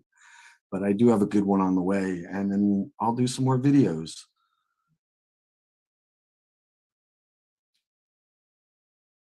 So we have evidence that there is a flying machine that hypothetically, Charlie has the machine, but it can hypothetically may work by gradient forces mimicking gravitomagnetism. And I had that one crossed off the list, but we've checked that now, and that didn't work. That's basically my original equation, my original hypothesis, and that didn't work. So we have aerodynamic lift from an ultrasonic deformed rotor propeller. We have the Helmholtz resonator, an air-breathing ultrasonic resonator exerting pressure on the surrounding air to exert lift forces like per the rocket equation, or an air-breathing ultrasonic resonator exerting pressure on the surrounding ionized air plasma assisted by electromagnetic fields to accelerate the plasma at resonance. These are, in my opinion, the most likely theories of how this could fly and how Tic Tac might fly. So especially this last one, it may be related. Moving air at ultrasonic frequencies in an ionized plasma environment could be the technology that we're looking for. Okay, so what it's unlikely to be are forces due solely to electromagnetic radiation or gravitational wave radiation. Without medium assistance, that would require gigawatts of directed radiated power in order to balance out the weight of 1 kilogram graviflyer against gravity. The graviflyer would require a resonant Q factor of over 1 billion to achieve this. Therefore, it's unrealistic. It's just not likely to happen. So the other thing is the current ion propulsion engines without any sort of ultrasonic resonance, the current ion propulsion engines are pushing about 290 millinewtons of thrust, whereas the graviflyer would require over 10 newtons of thrust to support its weight against gravity. So therefore, ion propulsion alone is unrealistic. So it's got to be coupled with something else. And in my opinion, because I get a lot of flack for this, anything that violates conservation of momentum and energy is unrealistic. But that's where I stand. These are the best theories we have to date. If anyone has any ideas, you can reach me at tdesiato at Warp Drive Tech, and I'd love to hear it. So I have a channel, Warp Drive Tech. We are finally over 500 subscribers. Thank you very much. If you'd like to support us and be one of our contributors, we have a PayPal and we have a Patreon, and I visit both frequently. So and do a lot of videos, and I'm getting more done every week. So I hope you'll tune in and enjoy. All right. So, Todd, thank you, sir. Let me stop your screen share.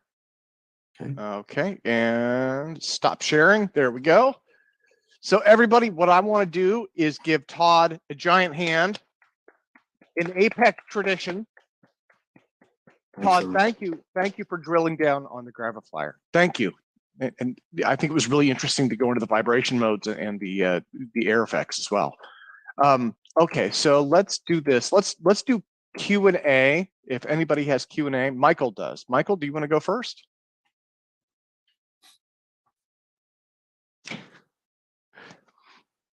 You can't unmute. Oh, allow participants to hang on. Let me find Michael. Ask to unmute. He's in there twice. Thanks. All right. Yeah. So, quick question about the scale you were using. Do you know what the sample rate of that scale is?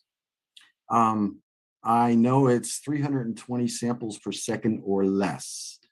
And thank you for asking, because I was going to make a point of this, is that I just yesterday basically got it working. Is I built a basically analog differential amplifier, which I connected directly to the aluminum load cell, and it feeds my oscilloscope, which is now sampling at 1 gigasample per second. Perfect. So Yeah, no more analog error. I had to get rid of all the vibration to get your Nyquist frequency has to be way higher than your the ultrasound you're working with. Yeah, but you can't get a scale like that. Yeah. So you gotta analyze the waveform and calculate what the weight is from that. Yeah. So I've got it calibrated right now. I've got 300 millivolts per kilogram, but I want to increase that to 3 volts per milligram. So at least a gram is a millivolt. Yeah, and the other alternative is you could have a mechanical scale that has very low frequency resonances, and then that mechanically averages out the weight. So those are the alternatives. Yeah, but the problem with mechanical scales is the thing weighs a kilogram or more, and we want to measure in grams. And yeah. So, Well, you can do it.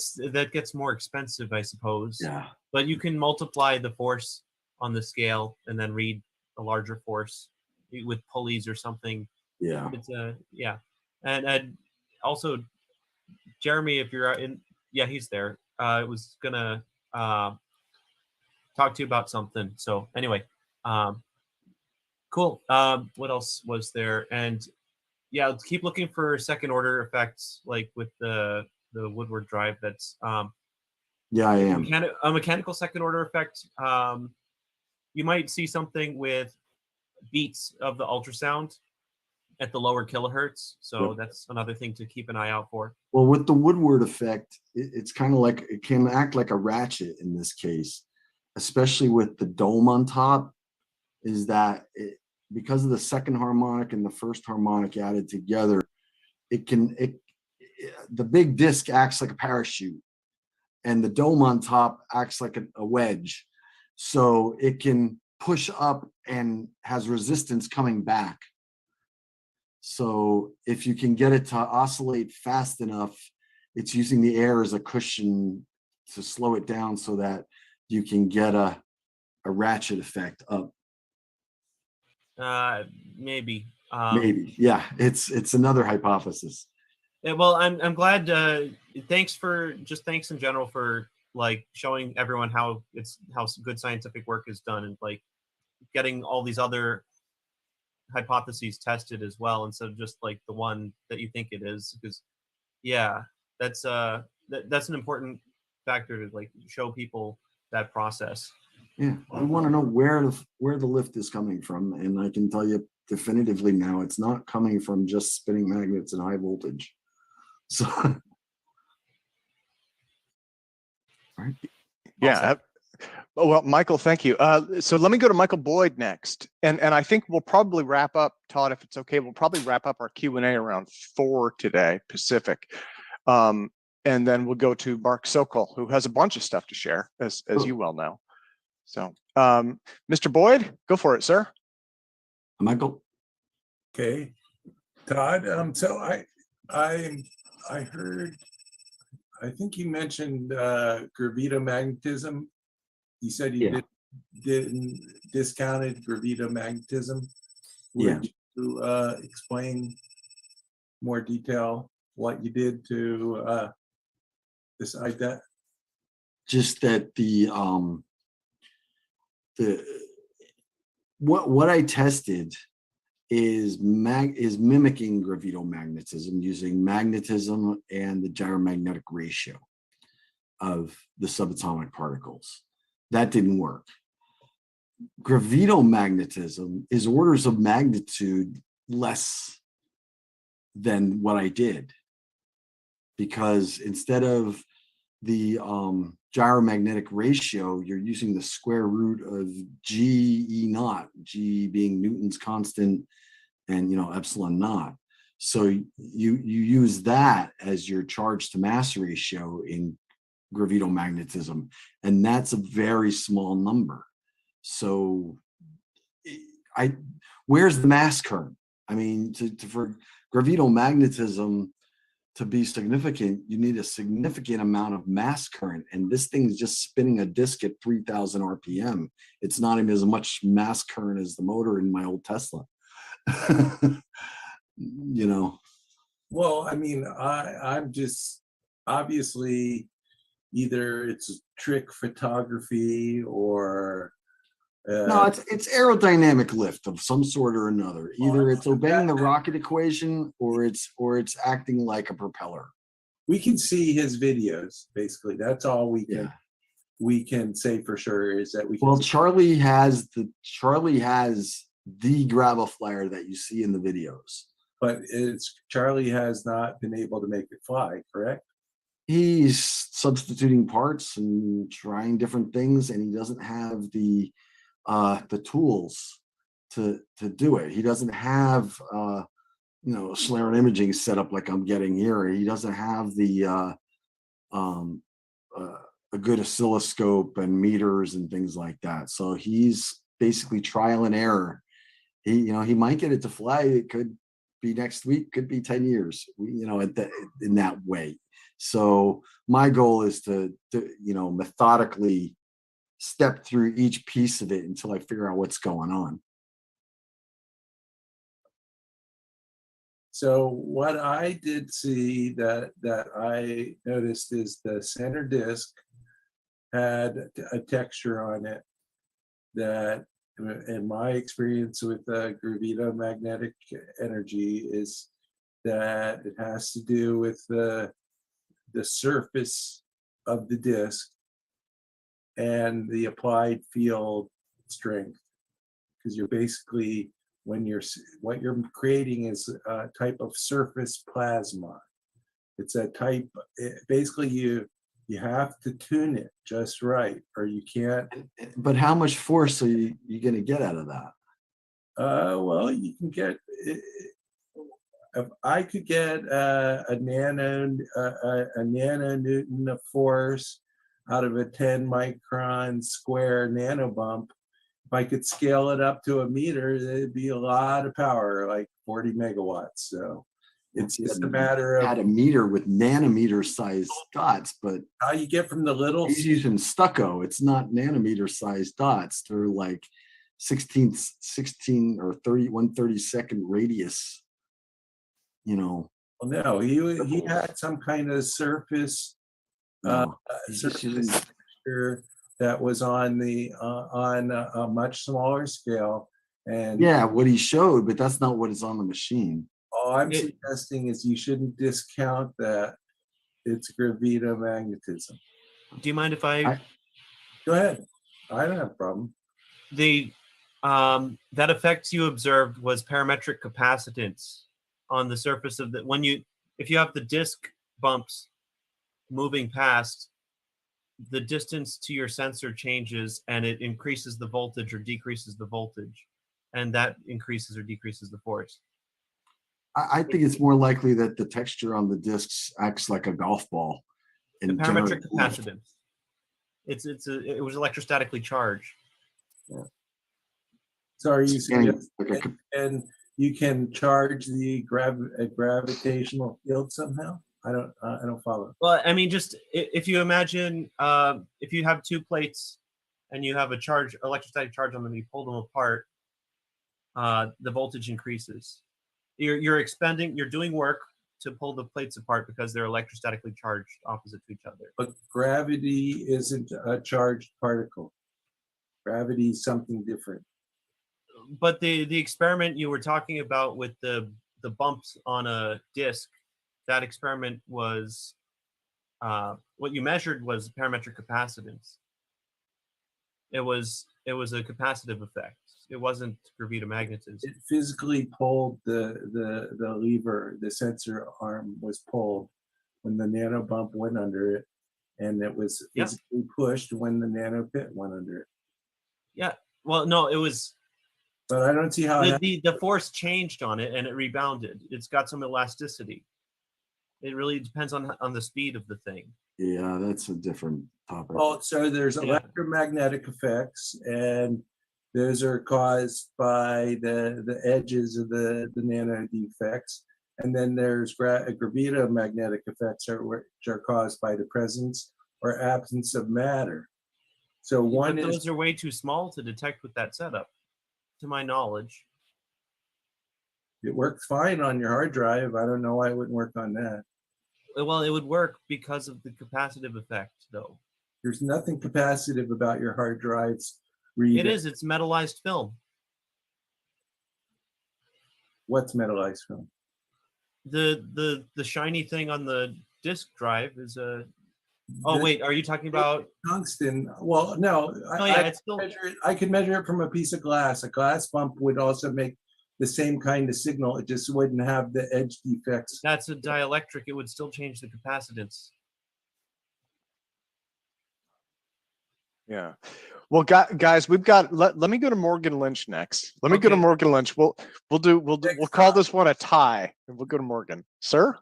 Okay. I just had another comment. So actually, what was it? 2 weeks ago, there was another talk which was looking at, I guess, the electric diagrams of these graviflyers, and I had exchanged some emails with a guy about what these things were, how these worked or whatever, right? And this is just two comments from just things that just from looking at it kind of at face value is just from the discussion. It was either the magnetic fields, you have this rotating disk with these magnets on it, right? That these magnetic fields are pointless, okay? And then if that's the case, then what you have is just this high frequency capacitor with a charged disk in the middle, right? And so if you have resonance between the oscillations of the potentials on these disks, you could essentially just scatter the electric field off the charges in the central disk to produce essentially a photon rocket, this type of thing, right? And then the other thing that we had talked about Yeah, but is you can also do that to push air. yeah. So just a generic, one of these types of things, right? And then, and this one gets now crazy or speculative, right? And this is the fact that you guys have the rotating disk is what this Plasmon comment is if these magnetic fields are necessary then. So you have a rotating magnetic field and you have these rotating charged disks, right? And the first thing that came to mind when I thought of that was this Sal Pais patent for this gravitational wave generator, which is now we're getting a little bit crazier, but still. The charged rotating disk, because he has the power expression that goes into these patents doesn't go as acceleration squared like a Larmor formula. It goes as velocity, which was a really weird thing to see initially, right? And so I was fiddling around. I'm not too sure if I did this math correct, but it looked like what that is power radiated into the near field. And if that power radiated into the near field goes as the velocity, that spinning charged disk could generate a strong magnetic field in the near field coupled with this magnet from the also rotating, and you could get something like this Gershenstein mechanism to produce this gravitational field. And so that was the kind of ideas that were talked about, but just I wanted to comment on that, just the fact that there might be some funny thing happening with a near field effect from the charge rotating disk. Okay. I mean, that's kind of what I was, thinking when I did the experiment. So that's why I put it all in a box so that air wouldn't play a role, right? Sure. So I put the disk with the magnets, and I got powerful magnets, and I put the disk with just the aluminum disk above it. I charged them up to 21 kilovolts between them, and I spun them, counter rotating them, at all kinds of different frequencies. I tune it till it would resonate and ring like a bell at like 4 kilohertz, 4.5 kilohertz. But at the end of the day, all I got was a lot of vibration.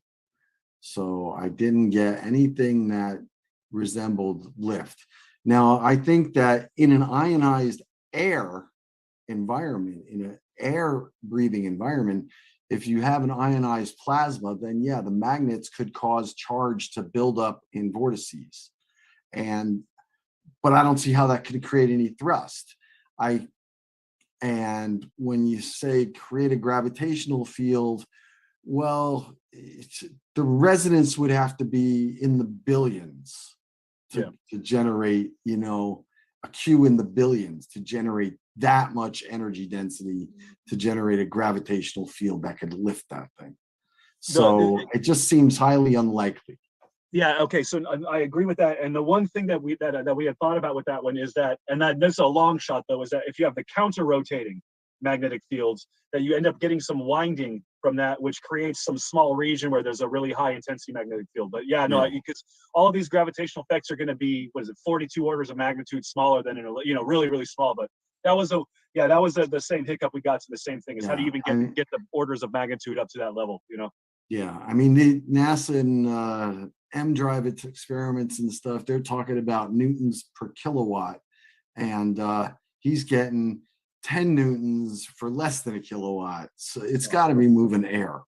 It's the only way you're going to conserve momentum in this situation.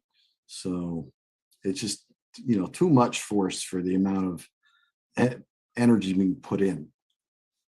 And it's not, if it was like a pristine, perfectly designed thing that could resonate like a perfect bell and had, an enormous Q, I could maybe entertain the idea, but this thing's slapped together from junkyard parts. It's not even straight. So the idea of it ringing like a bell to a high Q is just ridiculous. It's just not going to do it. It's interesting. Okay, so guys, we got about 2 minutes left. So that's Morgan. Let me go to Harold, and then we will wrap things up, and then we'll go to Mark Sokol. Great research. Look like you're getting to the answer whether it works or it doesn't work better than anybody. Now, my question for you is the two magnet. It seems to matter What about Newton's third law? I mean, don't they cancel out? I mean, that to me would represent a cancellation, that there will be zero effect. Have you done any measurement in that area?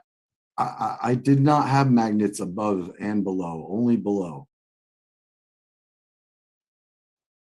No, the one I'm talking about on the Gravity Flyer, the one that I like see, that I've seen several of them, magnet on top, one on the bottom, counter rotating. That one didn't work. Exactly, because would you say, that is Newton's third law would dictate that would cancel out, that would be zero. So you went to the one only below. Why? Why do you think work with only one set of magnet reacted against? Well, the that plate in the presentation middle? the presentation I did back in September, I explained why. And the first few slides tonight, I explained it's like I had an equation based on spin stabilized magnetic levitation, like the levitron, which would only require the 6 magnets on one side and interacting with the Earth's magnetic field. And that didn't work. So that's what I tested. So I didn't really design the test to test that equation per se. I designed the test to see if that equation is what makes the Graviflyer work. Okay, so like I could design an experiment specifically to test that equation. That was my nuclear magnetic resonance experiment. But Mark is doing the Alzaphon experiment, which is a much higher chance of success, and it's the same equation. And Wayne at Fail Forward is doing the NMR experiment with RF, and he's gotten some pretty good results so far.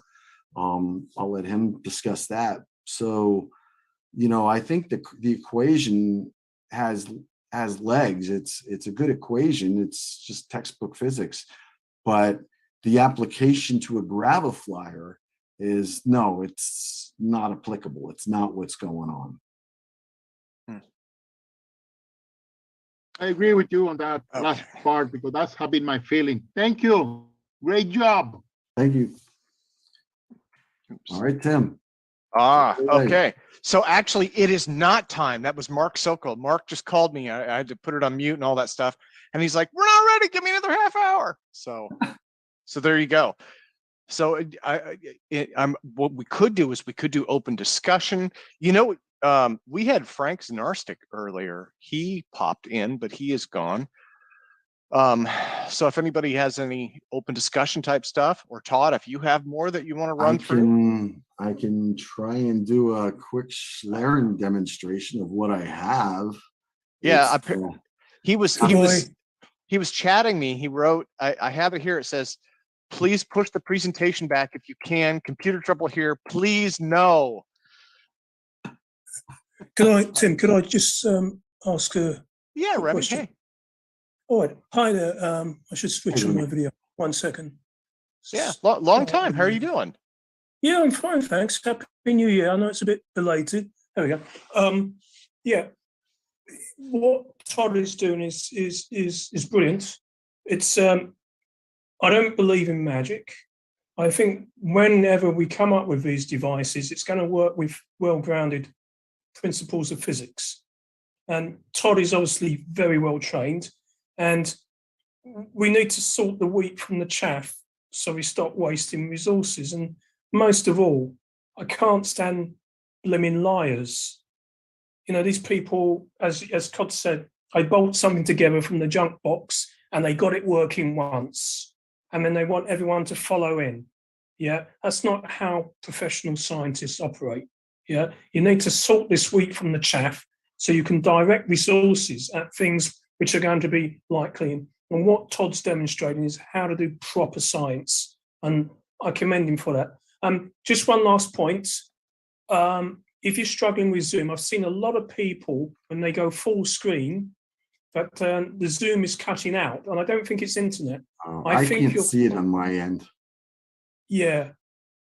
I think it's probably the Zoom XE process. If you're running on Windows, if you notch it up one, if you go into Task Manager and put it above normal, you'll probably get a better throughput, because I think it's competing with all the other processes. It seems every time they do a blooming update, either Windows or Zoom, the thing gets worse. So give it a try. I think it works.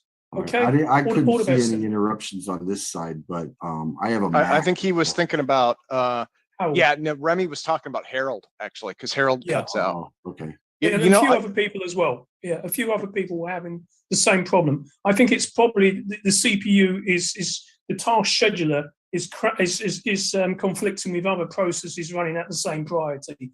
And you've got Zoom, which is essentially a real-time process. You need to probably notch it up, and it'll be much smoother. That's what I believe anyway. Knowing Windows, I shouldn't criticize it. It's a good operating system now. But And just give it a try. Thanks, Remy. And just a That's little. all right. Happy New Year to all, by the way. I should join your group again at some point. Okay. I'll think I'll mute myself now. Thank you very much. Great presentation. Is that candy? I'm hungry. No, Sorry. it's a little differential amplifier board like the one I used for my scale. So this is, I'm going to put one together for Mark. So I've been dieting. I thought it was candy. I was so that he can so that he can view the weight of his Alzaphan samples using the oscilloscope with high sample rate using the load cell he already has. So instead of having all the distortion and issues he had before, he'll be able to do what I just did with my scale and have a high frequency scale to use to weigh his Alzaphan samples. Because if you saw his video, he was using a balance beam, like just a mechanical scale, and it has almost no resolution at all. It either moves or it doesn't, whereas this can actually collect data on a scope. So. Yeah, did you have something else that you wanted to share? You mentioned that a minute ago before I distracted you. I should apologize. If you want to spend a little time, I can just do a quick demonstration, I think, of my scalarion here. I'm still bummed out about the candy thing, but. All right, hang on a second while I just get it ready. I will neither confirm nor deny, but I may have hit an entire bag of gummy bears last night. So. Oh boy. Yeah. I have lost 40 some pounds since July, so I'm like really happy about that. Yeah, you look good. You look good. You look healthy. You look happy. You look better. Yeah. All right, everybody can see my messy room now. Remy just said, Remy's chatting. He said, never tell lies. Remy, it is the truth. I ate an entire bag of gummy bears. I'm unapologetic, although I do feel a little guilty. Hey, Tim, sorry, can you hear me? I was chatting to someone about Hutchison, and saying that once you lie about your results, you can never be trusted. But I think that goes for gummy bears too. Yes. Tim, I've got a box of candy to my left, and I won't touch it after 6 o'clock. You have so much more self-control than me. That would last for about half an hour with me. Yeah, I've probably got a cavity as well. So my dentist told me I've probably got a cavity. So I asked my daughter, my strategy is I ask my daughter to hide it, right? That way, if I. Oh yeah, Mark, you there? Oh, I can't. okay. I can, Mark, I can hear you. I can't see you. Right. That's why we were having computer trouble. We have to connect from 3 different computers, my cell phone being one of them, in order to show you everything that's going on here. So my cell phone's just going to be for audio, and as we can walk around the lab. Okay. But do you see the I see the Falcon Labs one. I see Falcon Labs. I see Mark Sokol. That's probably your cell. That's my cell phone. Yeah. So right now, Tom McNevin over here is actually working on the CAD to give you you guys an idea of what our X-band setup for the Alzaphan experiment is. Well, now, Mark, did you want to let Todd finish his thing first? Yeah, if you can give us like half an hour. How long does Todd need? I don't need more than 5 minutes. I'm sorry. I'll take 20. Take 20. Go do the experiment real slow. Slow. Hang on. I don't know how well this is going to work. Is something going to explode in this? No. Because I'm in marketing, so I like explosions. I like the visceral nature of it. So my next question is, can you make something explode? Sort of. So I don't know. If I'm talking and I'm on screen, can you guys see that spot back there? Yeah, the spot looks fine. You're dark, but that's fine. It's obviously a presentation, so I can see, and I can see both. Actually, it's probably the best contrast you could hope for, to be honest. Stand over here, so I'm not in the way. And that looks like that's not a laser, right? Doesn't No, look like a it's collimated just, light source. No, it's just a point LED. So this is a lighter, and can you see the gas when I push the button come out? No, there's too much. Maybe a tiny little bit, but there is some compression, right? Because video compression.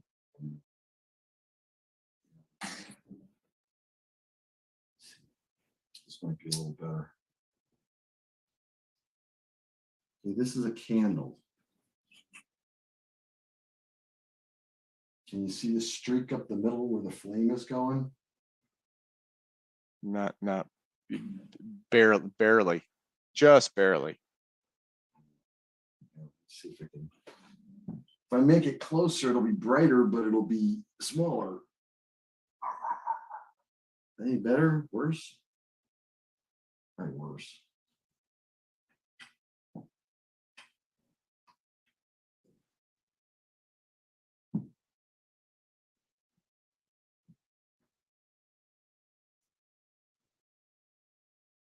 Flame. See the flame in there?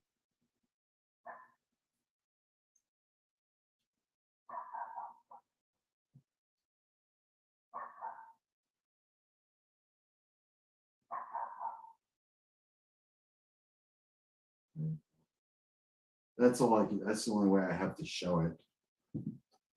So.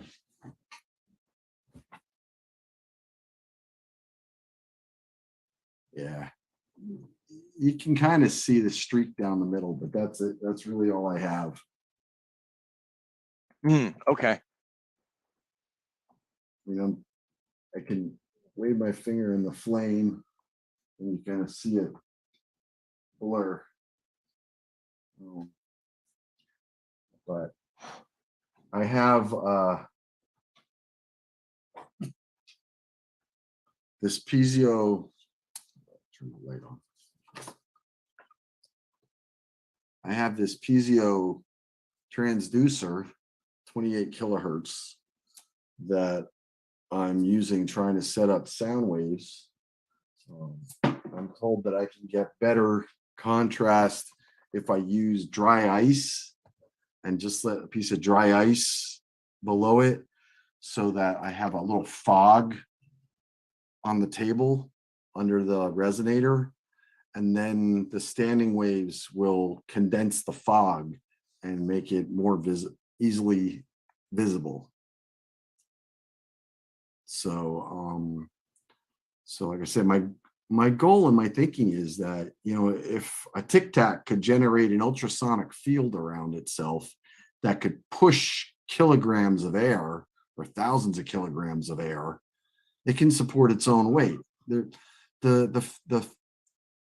videos we've seen to date of ultrasound has been ultrasonic transducers moving little pellets of styrofoam or little screws and stuff around.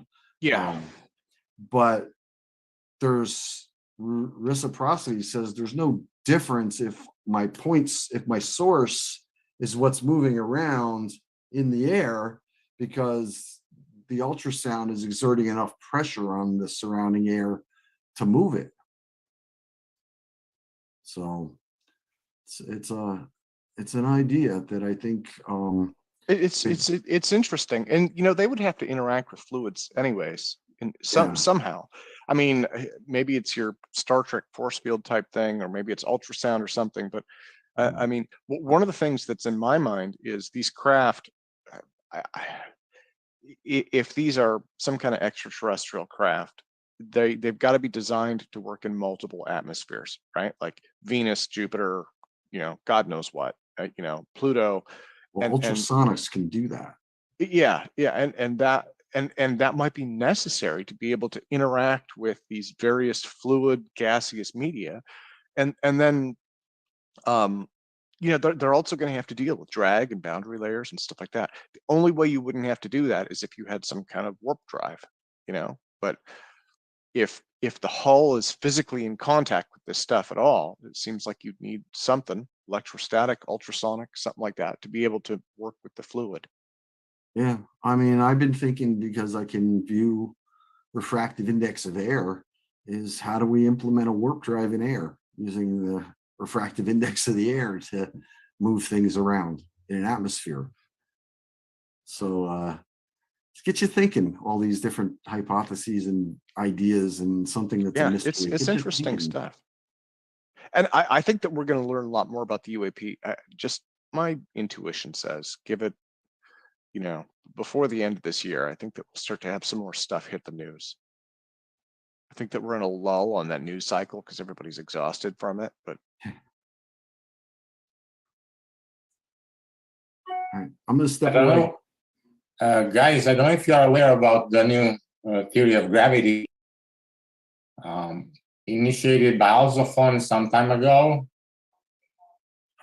Yes, yeah. Well, and Lucian, Mark Sokol actually has been focused on Alzofon. That's his primary focus, is Alzofon's work. I know, and we've met at the Tesla Extraordinary Conference, and I presented the new foundation for Alzofon's theory based on the quark model. So his theory is more of an effective theory, like thermodynamic take on the gravitational potential. But there was no justification why it should work, theoretically. And I explained that the structure of protons and neutrons in terms of quarks makes this mandatory. In other words, the existence of fractional electric charges and the distribution which corresponds to some Platonic solids makes it possible that if you orient the spin, then you affect the corresponding strength of the interaction of even two neutrons, which classically are neutral, but in the standard model, if you look carefully,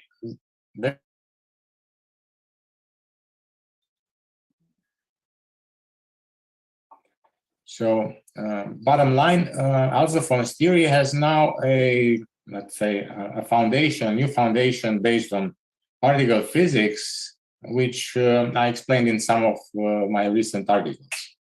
And this, I would say, it's the way to go without speculations. It works. Now, Lucien, if I can interject for a second, can you tell us where people could read more about your work? Yes, my articles are in the not in the electronic archive. It's in the VIXA, the more flexible archive, electronic archive with respect to preprints. I could share my screen if you want, and quickly. Sure. Yeah, we're pretty mellow right now. We're in a holding pattern for Mark while he gets his 3-camera setup. Yeah, and Matthias just mentioned in chat, please paste URL here. So yeah, if you have URLs, you can definitely paste those in chat as well. Sure. Yeah, so actually we met at the Tesla Tech conference in Albuquerque, New Mexico, where he was submitting the second theory. I've heard quite a few theories that are similar to Alzofon, which is why I wanted to get this group together. Charles, who was on earlier, also talked about it. a different variation of that. Todd has also talked in the past. So I want to really just go over the experiment and see what we can change based on all these theories. So Lucian, you want to dive into it? Give everyone your take on Alzaphon? Sure. Okay, go for it. So just a quick update since Tesla. At Tesla, I presented about quantum gravity and gravity control, and Alzaphon Ionescu theory. I think you see the this preprints, right? I've shared the screen. Yeah, and so we've got, it looks like it says vixra.org/author/Lucian_M_Ionescu. Yes, and I pasted it in the chat file. A quick update is that not only gravity can be controlled, but you can use the same technique to implement cold fusion. So that would be a really unexpected consequence of my my theory, which is not really complicated. It's very simple. The idea is that the symmetries of a proton or neutron are not the usual SO3, so they are not isotropic. If you assume that they have a finite group of symmetries, then you get the Platonic solids as configurations. So the electric charge of the proton and neutron will be arranged, say, at vertices of a Platonic solid. Now, this makes a big difference when two neutrons, for instance, interact. And maybe I should open one of those.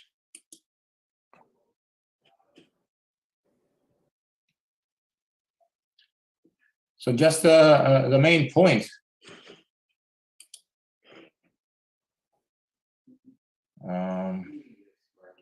So Platonic solids, first of all, corresponds to the what people don't understand yet, the quark flavors, and why there are only 3 generations of fermions.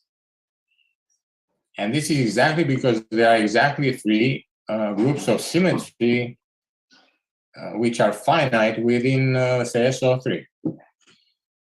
Now, gravity emerges because if you look, for instance, at the proton, which has 3 quarks, up, up, and down. Up has charge plus 2/3, down has charge minus 1/3.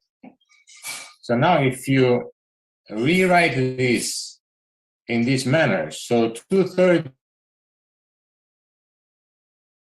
plus minus the correction to get the plus 2/3 plus 2/3 and minus 1/3, the correction is a 0, 0 plus. In other words, the distribution of electric charges in the proton consists of a first term, which is a Coulomb type of positive charge, isotropic, spherically symmetric, as if it would be a point. But then there is a correction which is oriented in one direction. So this correction is like a flow in the, say, z direction. And then when you, and this is responsible for gravity. Now the same thing holds for neutrons. So a neutron is really a 1/3 minus, minus, minus. So as if it's a pointwise negative charge plus a correction in the 3rd direction of a plus charge. Again, note the direction dependence of this. So now when you put 2 neutrons in to interact, then it matters how you orient these second terms. And in this way, you can control this second term, which really gives gravity. So bottom line, now we understand exactly at the level of elementary particle physics why dynamic nuclear orientation, the one Alzheimer is talking, really should work. And there is no more, if you want, mystery about that. The only problem remaining is to have some experiments which go beyond what he did and try to make this orientation more efficient. And for right now, I'll stop with this and see if there are questions or comments. What do you think about this new take on Alzheimer's theory? Yeah, I would say if anybody has questions or thoughts on it. It's absolutely fascinating to me and my electrolysis cold fusion work I'm doing in my theory of everything with geometry and the platonic solids combined with NASA's cold fusion through the what was it? The structuring of those bonds in the same platonic solid geometry. It's cool to see more connecting work on that same aspect of things. I didn't know that there was also a connection, say, platonic solids cold fusion. If you can send to some reference or Jeremy, you posted if Jeremy Rice is present, you posted the link on Twitter that NASA did about a month ago with the structured cold fusion there. So I don't know if you have it available. I'll have to look it up. Sorry, Lincoln. Okay, sure.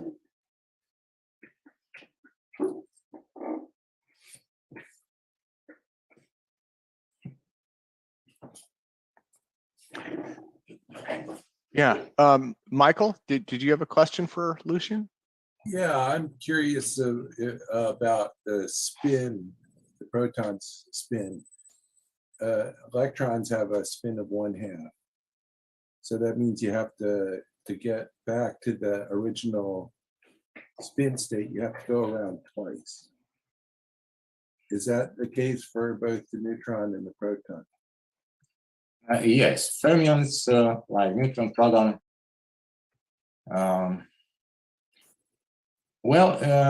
Actually, the quarks have spin 1/2. So depending on the orientation of the quarks, right? I guess it can reach even 3/2. But proton and neutron.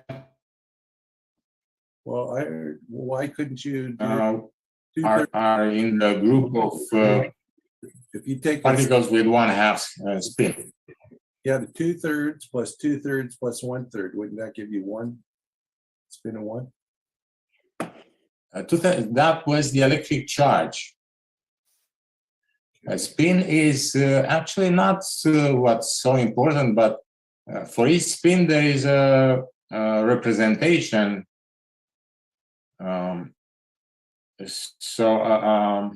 So the direction of the spin is important. Well, my point is, if you had a spin 1, then 1 turn it once, it comes back to the same spin state. While with the spin 1/2, you got to go around twice. So if you could have a particle, or you could have a quasi-particle that could have both states, for example, a 1 in one state and a 1/2 in another state, that would explain a lot of things that we observed, don't you think? Again, I'm trying to share that again. I don't find my controls over here. So other question in that regard, the graviton, when you hear about the spin state of a graviton, they say it's spin of 2. Yes, but the theory of graviton, it's really not really proved or anything, and it's independent on the other interactions like electromagnetic, weak, and strong. So these are theories which were invented independently and are just theories. What I'm documenting in these articles is that there is only one unified force, which is the electroweak theory of standard model, but with a correction. So if you include these Platonic solids as finite groups of symmetry in the standard model, in the electroweak theory, then you add gravity to it. And there is nothing else needed to complete the picture. So there is no graviton really. It's just a correction of the electromagnetism from a pointwise theory to a quark model theory. In other words, like two balls interacting, not points, when we refer to charges. Gotcha. So it's not a point. It's not a point charge. It's not a point charge. It's really, think of a Platonic solid with the vertices being the sources. And at this point, it's not so clear how, for instance, three quarks distribute on a tetrahedron. So how the electric charges correspond to the vertices of the tetrahedron, for instance, or a cube or octahedron. This remains to be documented, analyzed a little bit more. But the point is, the moment you have not pointwise charges, but like Platonic solids, then you have pluses and minuses, which total +1 or -1 or 0. But then, depending on how you orient those Platonic solids, two of them, then you change the interaction between the two. And for instance, two neutrons are in first approximation neutral, and gravity is the correction. So now if you reorient these neutrons, then you can make them repel or attract. Usually they tend to reach the lower energy levels, so they turn towards each other to attract. So if you could change the neutrons' orientation to each other, you could change the gravitational effect on the gravitational effect on the solid, essentially. The weight, you could change the weight. Correct? Exactly. And this is done in a way similar to how a laser works. So a laser pumps, lifts the energy levels in a coherent way in a cavity. Same here, if you can put them to vibrate. So first of all, you need an ambient electromagnetic field to, say, have a preferred direction, say the Z direction. And then when you... Where your Justice? You want me to get back on that? Are you, Why is he in his car? Oh, he's on the phone. No, it's done. I'm just waiting for this guy. Oh yeah, it's all done. Oh, I'm sorry. We Mark, Tim, are you we ready to? Well, so let me do this. So are you ready to go now, Mark? I mean, yeah, we're ready to go. But okay, well let me do this then. Let me do this. Let me put this on before we do that. you know what? I'm going to stop Lucian's screen share. I'm going to stop his screen sharing. And actually, everybody, let's give Lucian an applause for sharing his work with Thank us you. today. Lucy, we would love to have you back for a larger presentation as well. This is kind of impromptu. We had the time gap, and I appreciate you sharing. But yeah, we'd love to have you back for a longer, more detailed presentation. Okay, sure. Thank you. Absolutely. Okay. So let me go to Mark. Tim, then. I would like to add to that. I think we're going to have a presentation from him later as well, because what we're trying to do here is figure out. So you got this version of Alzaphan, this theory about why it would work on the ground at the front line when people are actually trying it. What do you want to see in the experiment? So Tim, if you could start sharing all of the screens. Okay. So yeah. And this is the part. This is the part I have to figure out. It's been a while since I did that. So if I remember right, Spotlight the FS CAD COM. That's Falcon Space CAD computer, and we're just sharing Fusion 360, so we'll be able to. What about Falcon Labs? So that's inside the Faraday cage. So get that one as well. So you want to spotlight that one, and then FS, yeah. Add spotlight. Okay, that's 2 cameras that I have. Okay, perfect. So on the left, you guys can see the inside of the Faraday cage, and on the right is the part that's actually been removed from the Faraday cage. We're working on it right now. That's where the main experiment is happening. On the other side of the wall, I'm going to change screen here for a second.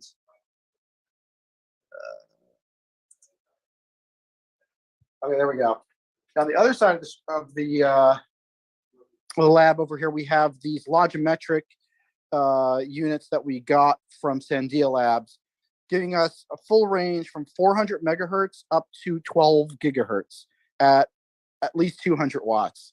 So this one is the X-band unit, and it has a waveguide output over here. The waveguide travels through the wall over there, through that opening, into the Faraday cage where we're actually running the experiment. Now we got lots of cameras here. Okay. And now we're back inside the Faraday cage. The waveguide is coming in from the side.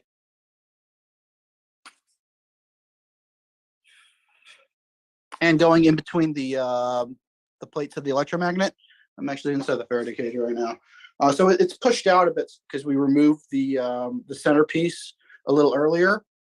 For those who don't know, the main components of this experiment are homogeneous magnetic field, along with with an RF frequency pinging the sample at its Larmor precessional rate of 28.025 gigahertz per Tesla. That's another question that I have for Lucian and for anyone else. If there's any other valence bands of electrons that we can, ring it at, then we should try those ratios as well. I couldn't find much information about that online. So you can see the models moving now. That's me with the magic mouse. So in green over there, we have an isolator. That's the first component that's coming out of the the power end. Then there's a cross guide, which basically gives us the forward and aft power. That there's 2 wires that connect to each one of those tubular shapes, and gives us a reading of how much cross power is entering that secondary chamber, and that's how we know what's going in, what's out. It's basically our SWR meter for ham radio guys. The next piece is just the blue one. That's just an extension, so everything fits. And then here is the waveguide, or the test chamber itself. As you can see, there are already holes drilled into it.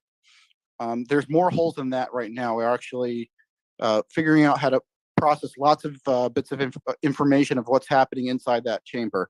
So as it stands right now, we have the capability to pump about 200 watts at least into this little chamber, and we have almost perfect homogeneity over the field. it's not part of the 3D model over here, but there are magnetic lenses between those the magnet plates and the chamber. These, I guess they look like the base of the ARV. Those two pieces, those are the representation of the electromagnet in this process. So the sample sits in the center over there, and it's riding on a rail going up and down two strings that are on either end of it. It's held in place with two rubber bands, trying to keep it as simple as possible. I'm going to share my video from my cell phone. Tim, can you turn on the video for a second? Bring that in.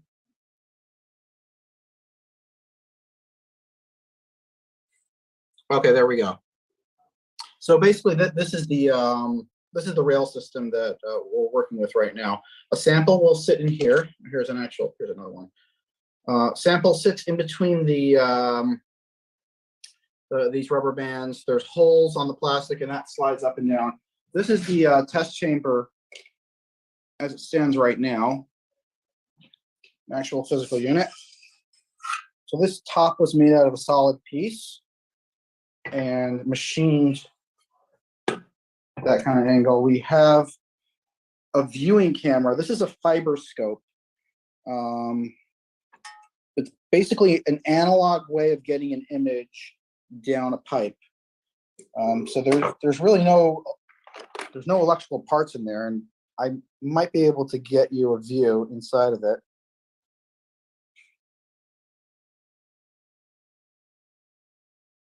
Yeah, basically, you got to hook that up to a camera properly, but that allows us to see inside the chamber. There's also a light that's added onto it, and it moves. So that's going to give us a view inside the chamber. We're looking at concepts to get a thermal image, or at least a thermal probe coming into the chamber. And there's a couple ways to do that. We got some germanium windows that we might stick on the bottom or on the side. It's a pretty complex process. We have some parts coming in. We'll figure out if it's even possible. So the result of the first test was we heated up the sample to the point that the original rail melted. And you can see that over here. We knew that it was melting because we saw smoke coming out of the waveguide. So yeah, there's that. It didn't take very long. We've never had this much power actually run into the chamber before, but the fact that that was the only thing that warmed up is very heartening, and shows that we're doing something right. This is the scale measurement. It's being held by a fishing line, basically. I think this is a multi-thread fishing line. And that goes up to either a mechanical or a digital scale. And that's another thing we're going to get into in a little bit. Okay, so here's the rest of the actual physical unit. There's also a twist at the end of it, just because of the way the waveguides are oriented. Here's the isolator, the cross guide, and the extension. This is that scope we were looking at before, the fiber scope. As for equipment over here, we got the Logimetrics 200-watt amplifier. It's starting off with this signal generator. For, power supply down here, the KEPCO. This is feeding power to the electromagnet. On the end of it,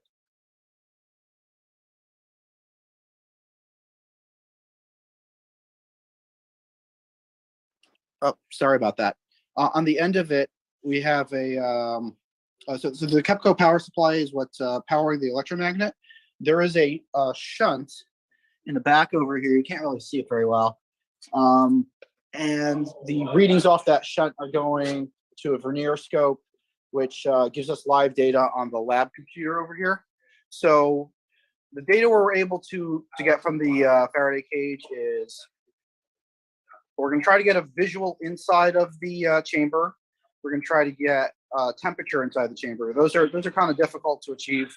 We definitely have two load sensors and two GoPro cameras that can be in there. And they're they're Faraday shielded, so there won't be any damage. We're also looking at getting RF loads for the edge of for inside the Faraday cage, so that anything that does escape the test chamber will get attenuated pretty quickly, so as not to damage the rest of the equipment. And as for samples, so we got lots of samples, and I'm just going to set up over here on the computer. There's another, I can share screen from here. Hold on one second. And I'm sorry, I do apologize for before. We were having computers shut off on us. It was not fun.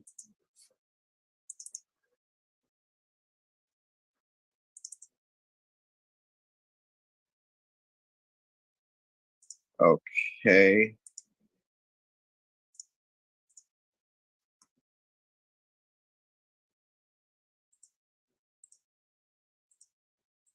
How do I do this?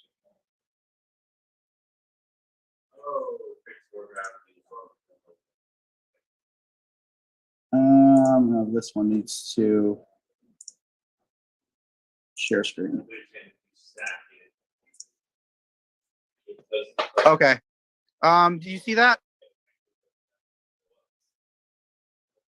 Tim, I can't hear you. Yes, I see a spreadsheet. Oh, okay. So these are the samples that we have made out of epoxy mixes. This was when Jeremiah was down here about a year ago. Some of the samples have aluminum metallics, and there's other oxides as well. As you can see, the first one that we ran was sample number 2, which is powdered aluminum with or 3.5 grams of powdered aluminum, 0.3 grams of iron powder, and then there was a structural epoxy. It looks sort of like a little puck. It weighed 5.7 grams. So that test was kind of inconclusive. It did heat up, and the scale bottomed out, but that was because the test measurement or the rail system that we had it on was just melted, or maybe it became weightless first. I have no idea. There's no way to know with with scale, with the sample holder melting, which is why we're trying to get the camera in there using the fiber optic system. But these are the samples that we have right now set. We also have osmium. There's these little osmium spheres that weigh about 1 ounce each. All of these powdered metals that you see over here, they're also, we have more of it available. So if you think of a different combination that can provide different effects, that would be interesting. We also have bismuth discs that we machined out. They weigh about 20 grams, I believe, because bismuth is pretty dense, almost as dense as lead. And you name it, there's a lot of different sample materials here. We use glass, but if there's any sample anyone would like to see ran through this experiment, now is the time to call it out and give us your reason. If you want to see anything different in the test chamber or the execution, now's the time to talk up about that as well. And I guess we can go from here and just see what people want to see.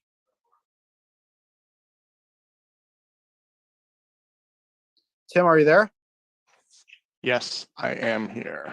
Sorry, I'm spacing out a little bit. It's that time of the day, man. I need some more coffee. So we do need to have our discussion thing. You wanted to seek open input for different experiments, right? Oh, Mark, you just dropped your voice. Oh, I'm sorry. For different variations of this experiment. That's really yeah. what I'm. So let's open things up. Let's open things up. So anybody, let me see, allow participants to unmute themselves. That is enabled. So if you guys have suggestions, ideas, anything like that, go ahead, unmute yourself, speak up. I would have a general comment or question. So we have these various materials. Is there a way to see the actual structure at the level of, say, how the metal is this, well, what's the crystalline structure? What's the distribution of the various components? For example, bismuth trioxide. Again, think that bismuth is a collection of neutrons, protons, and so on. Trioxide form another structure. So if we think that there are some various Platonic solids for each neutron and proton, then maybe we start to understand how the corresponding fractional charges are interact with each other. I mean, it's a solid state physics problem here. To understand better the materials at the level of their, say, molecular structure, but from the point of view of Platonic symmetry. Okay, so what does that mean in actuality? What are we? Which sample are we looking for, and how is that going to work? That's a tough question because I'm not a physicist. But again, the idea is a neutron. Think that neutron and protons have a cubical, like cubes, with the three axes representing a flow of positive and negative electric field. Are you with me so far? Not really. I'm kind of looking for more like straight up suggestions of what to try. Well, there's also magnesium. We have tin, actual tin foil, different types of irons. Should we try variations of the magnetic field? Should we try pulsing the magnetic field? Okay. We're talking hardware, not theory. So we need to get to the hardware. Send me the link on eBay of the part of the sample you want to get tested, and we'll do it. That's like a random choice. I mean, it's from the name. It's impossible to say if it's a good material or not. I also read from the text from the book by Frederick Alsofon, actually by his son, Gravity Control with Present Technology. I think you've heard about it, right? Yes, I have quite a few copies of it. And chapter 21 starts explaining his experiments, but he has only one material, aluminum.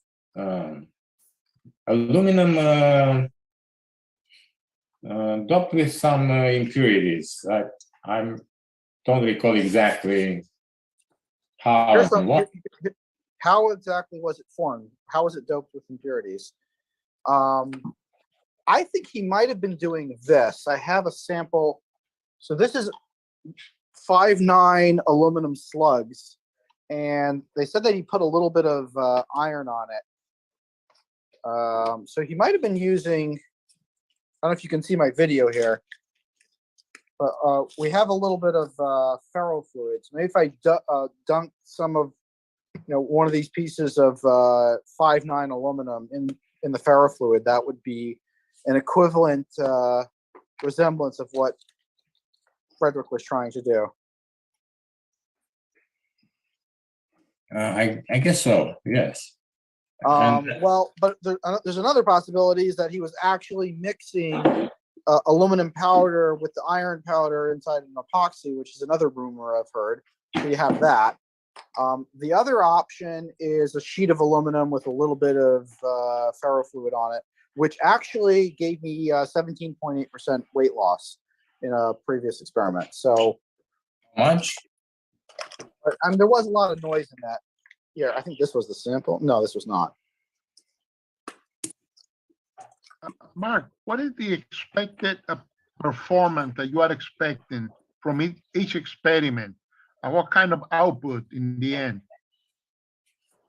That's a great question. I mean, there's different theories, relating to what would cause the effect. Todd, if he's there, he's mentioned that having a gradient in the field might help.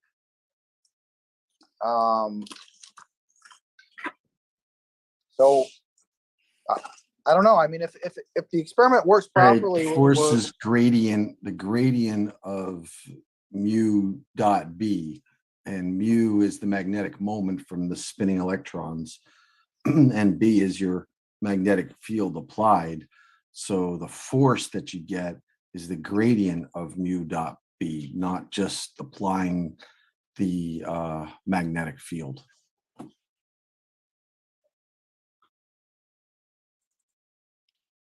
Okay, so what type of gradient are we talking about?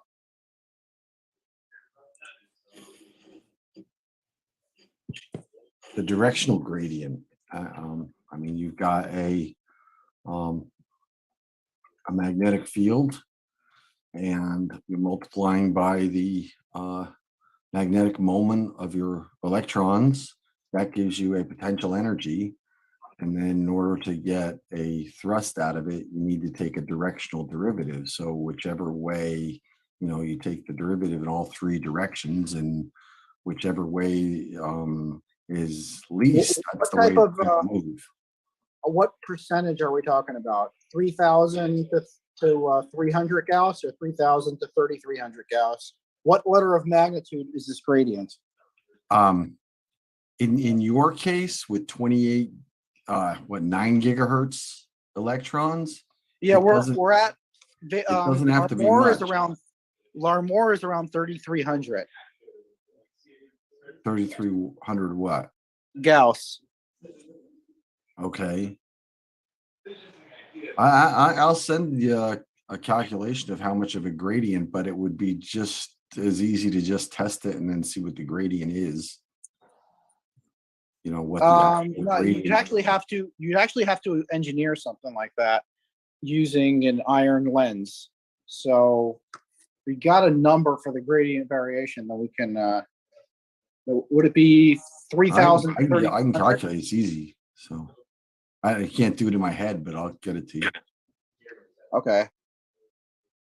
Okay. So yeah, get me that number. We can work on that variation of it.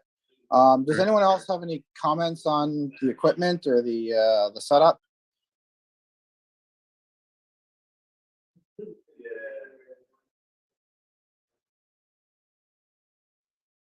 Hi, thanks for opening this up to open discussion. I'm sorry, I feel like I missed out though on just the basic statement. Can you kind of just briefly restate the overview of what's all happening, please? We're going over an experimental setup that we have for the Alspan experiment, and I think I gave a pretty thorough description of what it is we're doing, and we're for some reason we have this computer. I can stop this share, but we were looking at the experiment from several different angles and seeing what variations we can do to it moving forward. Thanks so much. I'm sorry if I missed something. I understand you're running materials through a process and detecting a weight loss.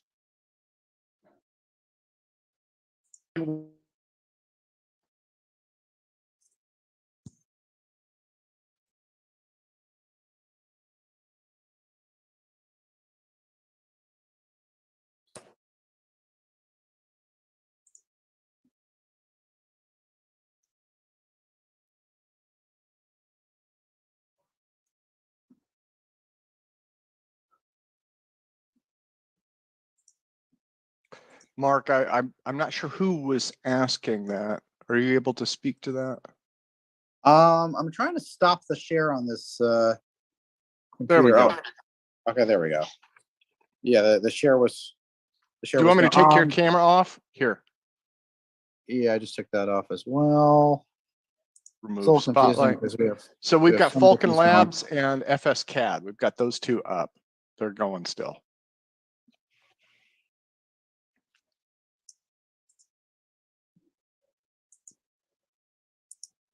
Okay. Oh, okay. There we go. Now it's inside the Faraday cage. So, yeah. What was the question again? I think he was asking how much weight loss you've measured. Oh, okay. It also cut out because of the internet over here. We've seen so far 17.8% weight loss on an aluminum sample. There was lots of noise in the scale, which is something we're worried about with this setup as well. It was at much lower power as well. And that was using a solid aluminum sample. Probably, it was like sheet metal thickness. Total sample weight was about 2 grams. It wasn't taking that many notes back then. So we're really trying to replicate this experiment properly with, and document it as well as possible, looking at it from many different angles. Yes, if I may, Mark, how much was the noise from the 17% we were talking about? I posted the video on YouTube. It's about a 30-second video showing the part where most of the weight loss happens. The entire video is about 3 hours long, where I'm tinkering with knobs. I'd prefer that you watch that and see for yourself. Like it really needs lots of analysis to figure out what we were actually seeing over there. While you're at it, you could also check out Jeremy Reese's The Alien Scientist YouTube channel. We did an experiment right after the SETI talk that may have had positive results. You can check that over as well. That was with rotating magnets, similar to what Todd DeCiato was working on earlier, but it also combined high voltage with the rotating magnets. And I think we may have seen a couple grams of weight gain in that setup. But yeah, the information is out there. Getting it concise in one place is a job that we need to work on. With rotating magnets, the analysis is a little bit more difficult, I would say. But I would stick with the Alzophone's approach. Microwaves, trying to find the resonance frequency, the EPR, right? Yep, the EPR. And see how the sample responds to the corresponding treatment. Right, but what kind of sample would we put in there based on your theory, and why? To me, I think it's what Alzophone used still has a lot of potential to be more consistent and do more experiments with variation. Frequency used, the gaps, maybe temperature, and then of course once you understand well what happens with one material, then you start like Edison to use hundreds of materials and see which one seems to respond better to such dynamic nuclear orientation with microwaves.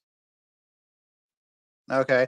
Does the microwaves need to be in any special order, pulsed, continuous, circulating, yes. traveling, So, standing? That's interesting. That it's like putting in motion a swing.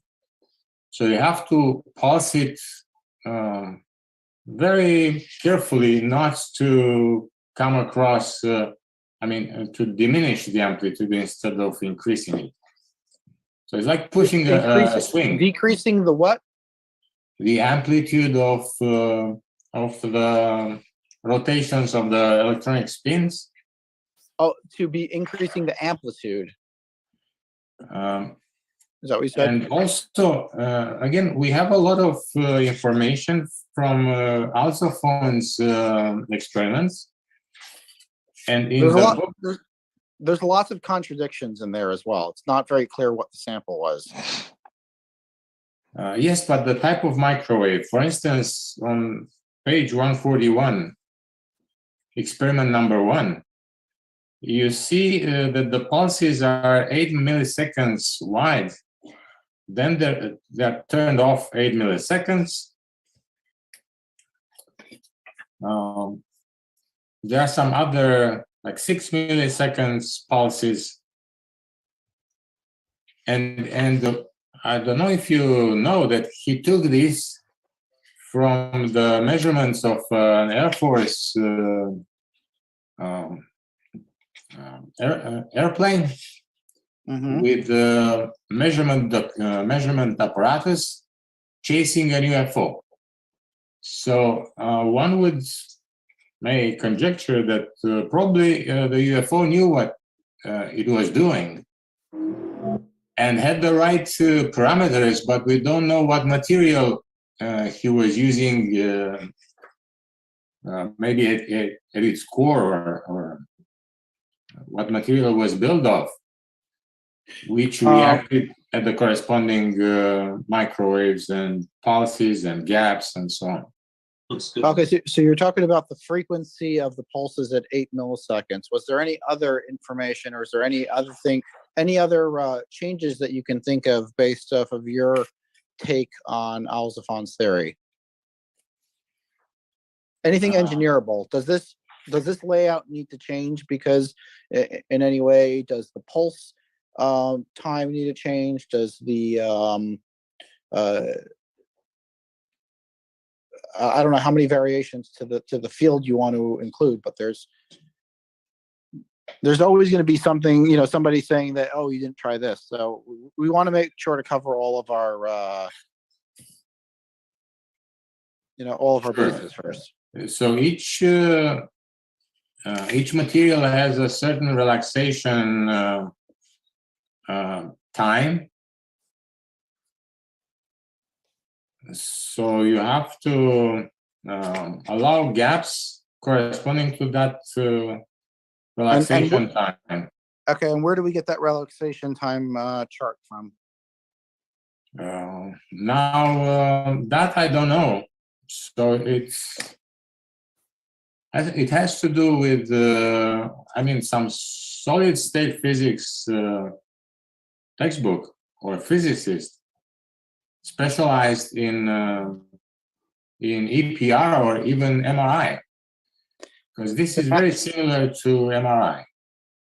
Yeah, I've been asking around for such a chart, and if anyone has or knows of such a chart that shows you the dynamic nuclear orientation relaxation times of different materials, please send that to us at falconspaceprogram@gmail.com, or you can just respond to the email invite to the conference with that documentation. But I have been asking around, even the head of the University of Albany's physics department. I think I asked him for that as well, and he wasn't sure where to find it. So it seems like there's some information cover up relating to dynamic nuclear orientation, which only gets me more excited to work on it.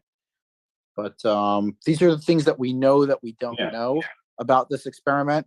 Another thing that we know that we don't know is the if there is any other gyromagnetic ratios that we might hit, like for different valence bands of different materials, of different metals, and even non-metals, even dielectrics. Todd Desiato mentioned before that we in another meeting we should try distilled water. Some people have recommended using plastic. Well, if dynamic nuclear orientation is using valence electrons to get into the core, it should work at any, with any material that has valence electrons, to some extent. So yeah, it should work on a range of materials and for different reasons on different materials. I just don't. That's the information that I know that I don't know. And we're going to run through the all the samples that we do have. And if anyone has any recommendations for other samples to try, you can hit us up and or come down and help out with the experiment. With some of these samples, one thing's for sure: if it doesn't create weight loss, we'll vaporize it till it weighs nothing. But that won't be positive results.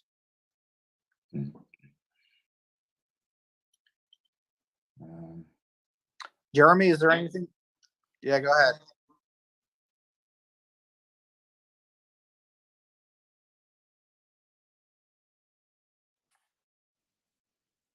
It would be, and if you look at the Rendlesham Forest case, and actually many other UFO cases, if you get really close to these things while they're powered up, you are going to get vaporized or like burnt. So there's a lot of cases. What's his name? The redhead dude, Fire in the Sky. Yeah, he got hurt by these. Travis Walton, exactly. Good old Travis. Yeah, he got some sort of radiation burn. So whatever we're expecting to create these effects probably has some radiation associated with it, which is why we have the Faraday cage that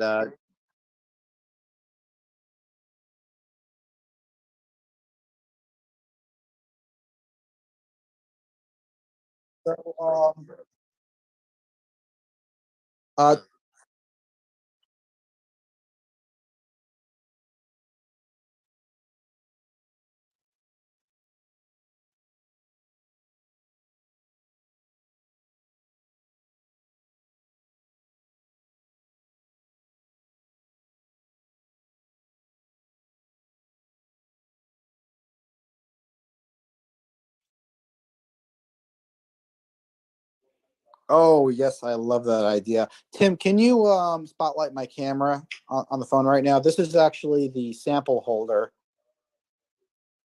Yeah, hang on. Add spotlight. There we go. You want me to get rid of the other two, or? Yeah, you can get rid of the other two, and we can just go to whoever's talking now, I guess. Okay, so this is the sample holder that we have right now.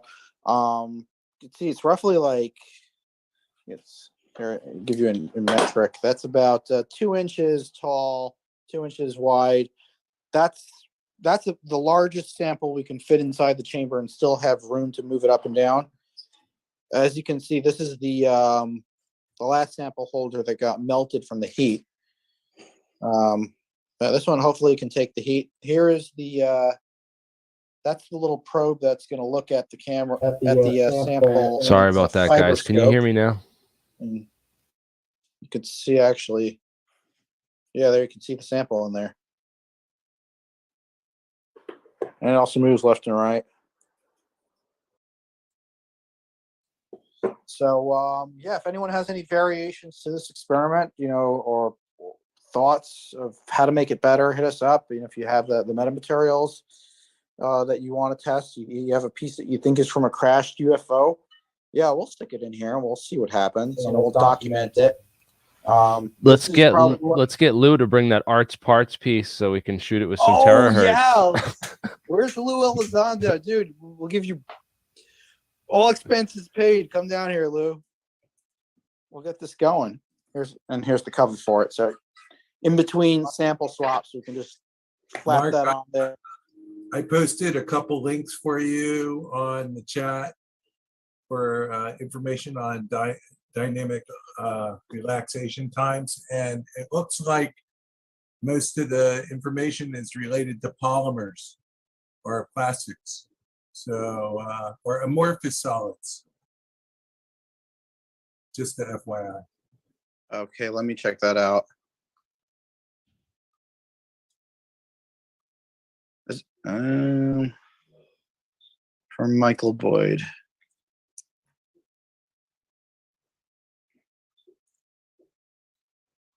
Yeah, it does depend on temperature, which is an interesting thing, because that's another thing we're thinking of doing inside the chamber, is creating like a liquid nitrogen bath area to cool the sample down before we run it.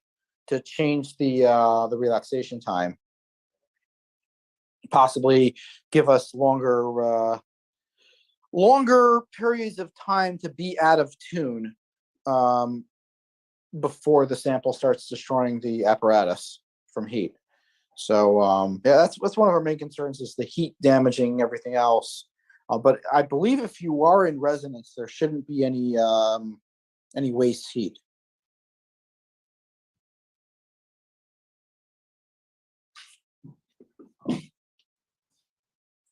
Tim, are you there?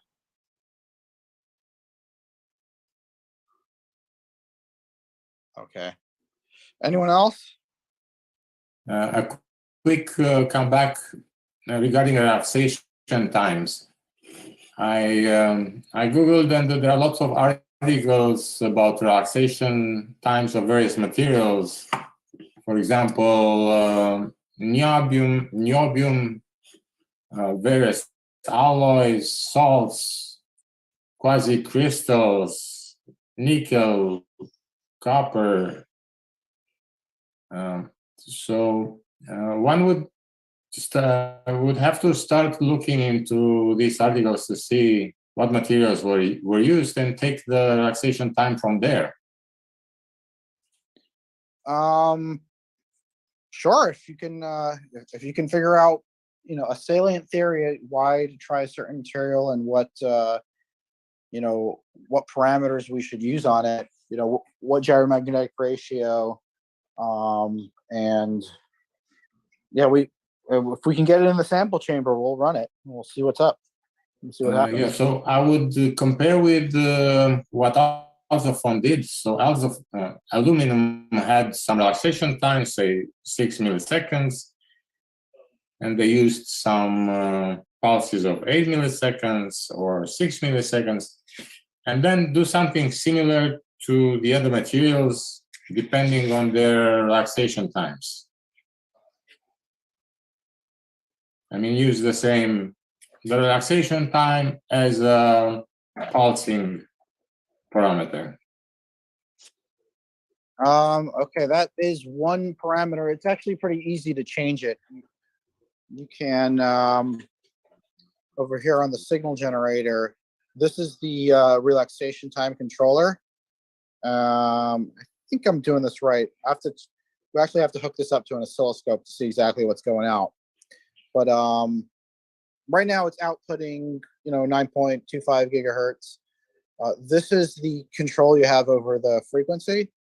So it's moving in tens of megahertz at a time. I don't know if that's enough fidelity in that control. At lower frequencies, I have a much higher fidelity signal generator that's digital. And this is the one we got for the cover the X band. So the pulses can either be input separately from a signal generator, or you can use the onboard pulse generator to create the pulses. And the only way we had to verify if pulses are actually happening is through our spectrum analyzer over here. And that you would see a spike turning on and off, but that only happens at the refresh rate, which is pretty slow. Right now it's 1/3 of a second. If you decrease the span, it gets down to 20 milliseconds is the tightest refresh rate. So you're not going to really be able to see 8 millisecond pulses accurately, or what's happening at a millisecond refresh rate. It's refreshing slower than the pulse is happening. So yeah, probably hooking one of these up to an oscilloscope just to see what what it's outputting as pulse might help. There's also different versions of a we could do amplitude modulation on the signal. So we could put an AM signal on top of it. So if it's reaching resonance, what would that do? Sawtooth wave, square waves. There's lots of different options, but question is, what theory is there that tells us how to organize? this mayhem. So I would say that that's it. Alpha-Faun's approach. So you have to know the EPR to know what frequency to use for your material. And then you have to know the relaxation time to know how you pulse those frequencies. And then just place it in a magnetic field and it should work.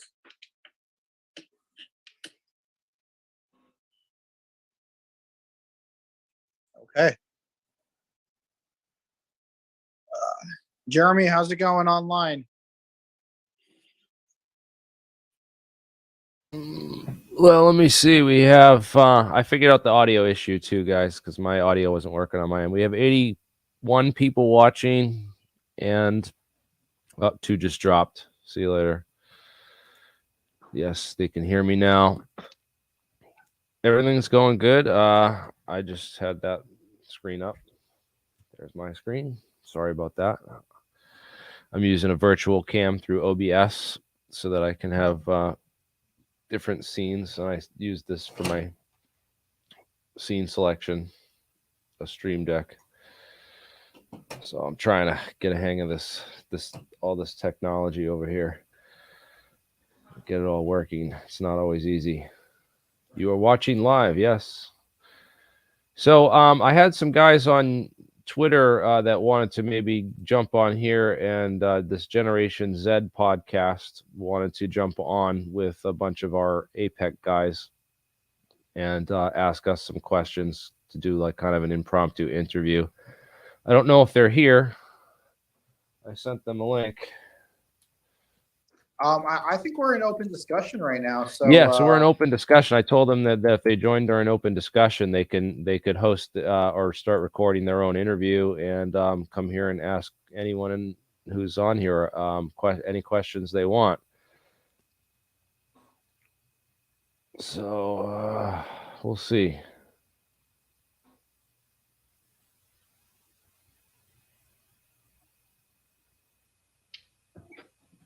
Yeah, I don't know. He said the other guy couldn't make it because he's sick. But so maybe at the next one we can do this during the Q&A, because we're starting to get some more people from the alternative media interested in what we're doing over here. So it's good to get more people to come on and ask questions and see what's going on over here. I love the live chats too. We have a lot of people that just come on and watch this on YouTube and drop all kinds of great comments in the live chat. And thank you for being part of the community, guys. And come on in and sharing information. This is how we move forward with all this.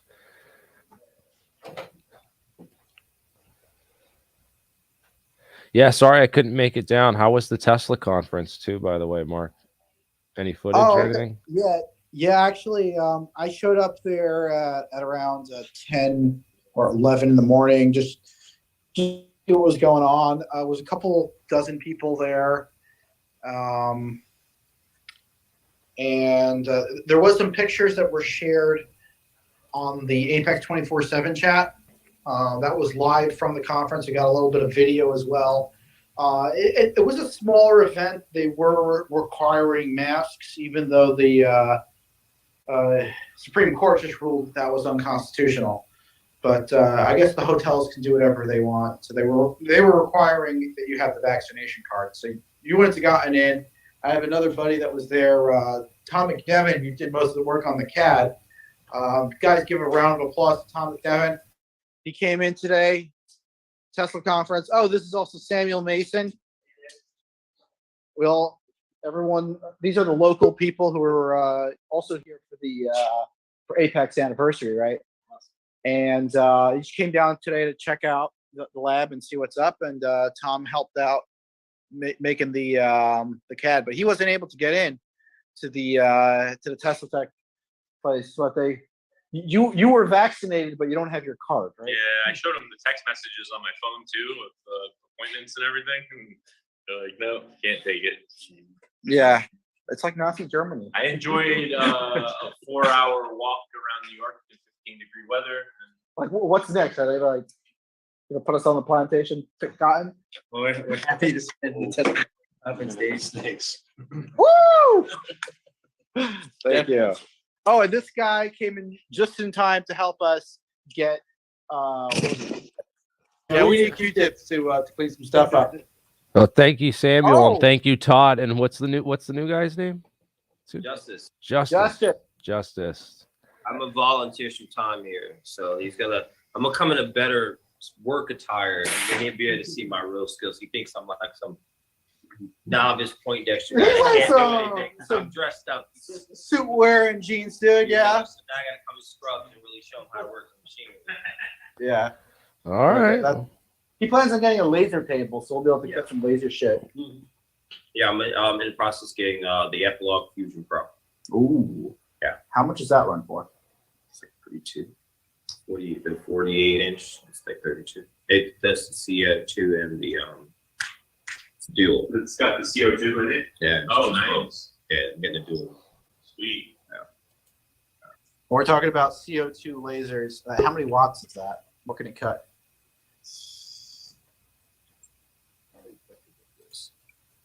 But you can cut like sheet metal and stuff. Nah. They Now the wave. not the warp engine. It's not going to run But that. the tabletop water jet I'm getting from A water jet might work. That one, I'm getting the assembly. That one's like that. That's lit. That was on that one. Where's the water jet? It's gonna be. So Justice over here is helping round out the lab with some more capabilities, and Samuel came by from the Tesla Foundation to check out what's going on and help out as well. In the end, it worked out pretty well. Jeremy, if you want to come down, I think next weekend is probably going to be better. We're going to have a photo shoot too. And just get professional pictures of everything, the setups and everyone.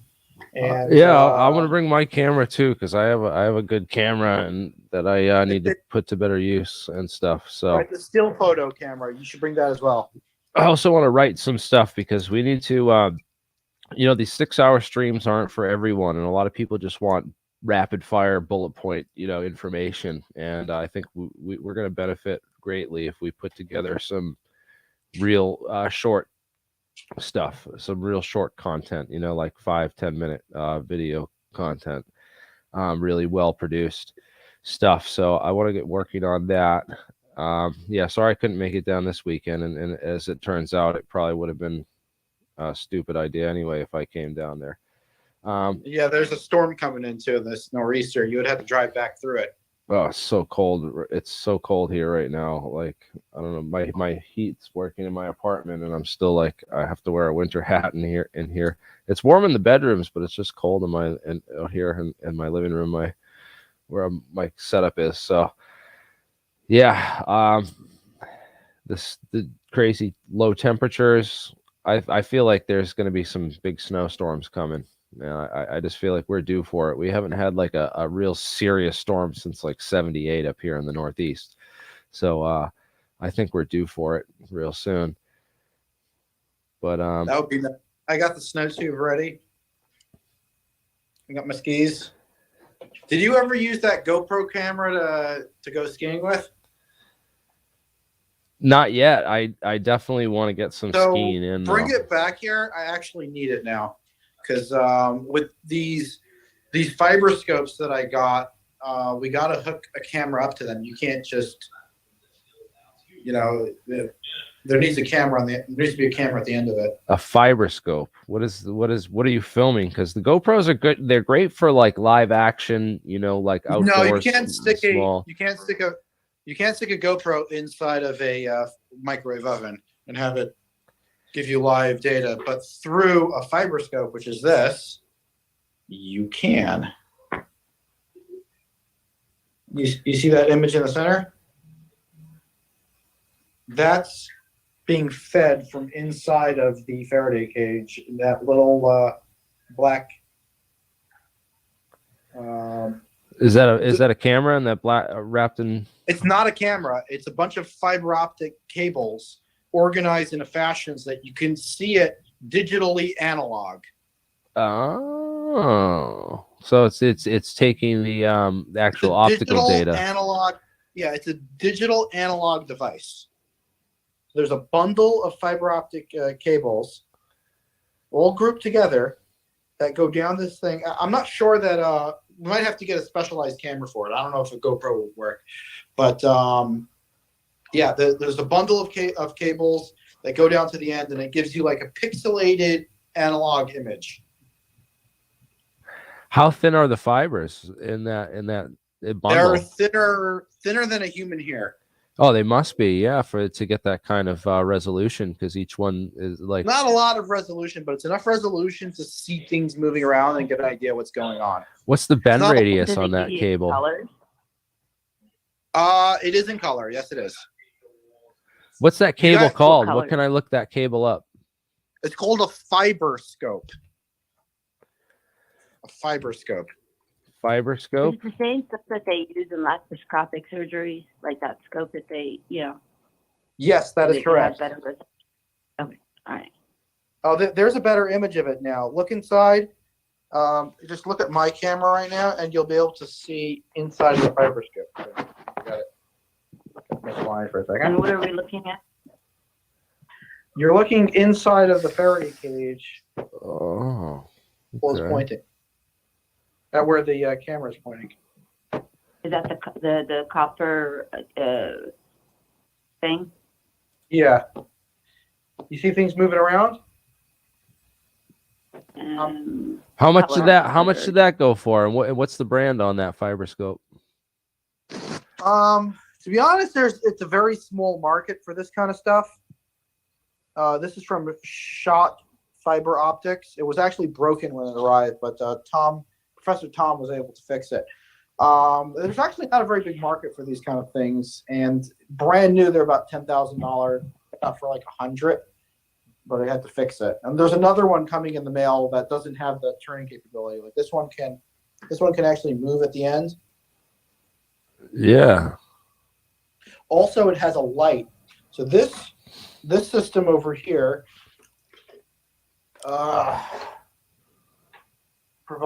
it pumps light through some of the fibers, and as you can see now that's all lit up. So it's What's pumping the light. zoom on it? What's the magnification on it? There's not a lot of magnification in it.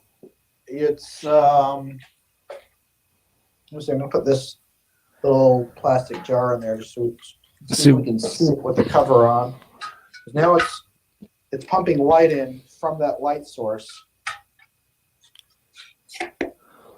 and with the cover closed. This is the actual setup. Yeah, we could barely see something there. Yeah, you can kind of see the sample, or that little box that I put in it. Yeah, like Yeah, that's the kind of view we can expect from inside of a microwave oven with a fiber scope. We have another scope coming in next week, so hopefully it has a better resolution and we could put a better camera on it set up so we can see it more clearly. Is that the moon right over your head, Lulu? That's cool outside. Yeah. That's a cool. Are you outside? Yeah. That's cool. Yeah. I feel like I might as well be It's outside. really It's so cold in my living room.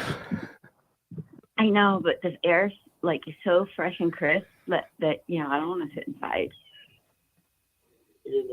Like the cloud. I like the clouds too. You can see yeah, that's cool. I thought it was a green screen. I'm like, that's a wicked cool effect, man. It looks so real. No, she just lives It is someplace. real. You just live someplace awesome. Because It the is Seattle real. area is still wet and yucky. It's probably like 40 degrees here. It was in Houston, 7 so. degrees today. It was -2 degrees up in the mountain here in Mass. Well, whose But it's fault been sunny is all that, day. Jeremy? Not a good I day to go figured skiing. alignment, perfect alignment, then I could capture space time at the same moment everywhere. If I could do that exact 90 degrees.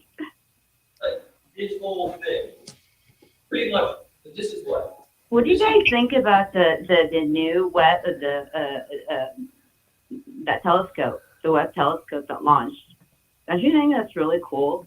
Like, you know, what all the cool stuff like it's been gathering. I watched today a video about how it's gathering the light in, you know, into like the center to create one picture. But I didn't know that a lot of these stars that we see could be replicas of just light bending. You know, so that was really interesting today.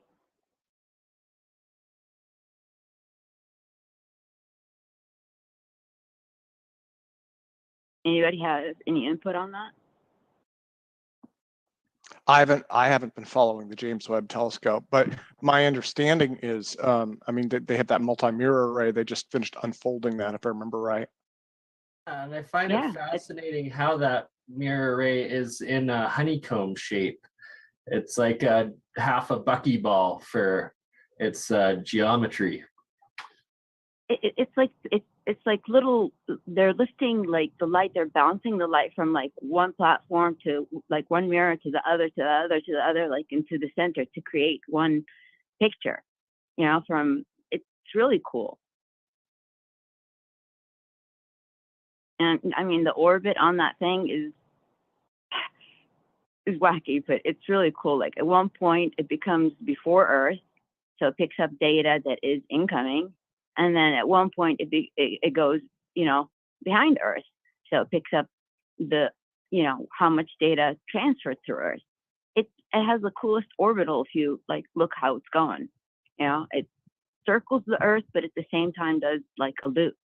Do you mean Really half cool. the time it's like facing the Earth, and then it's like as it goes, that it's facing outer space sort of thing? So it's like 50-50. Yeah, that whole like, you know, loop, like, you know, as the globe is rotating, the thing is just going like this, and you know, like forward and then backward. It's beyond, you know, awesome. So, and at the same time, it's orbiting the sun. So,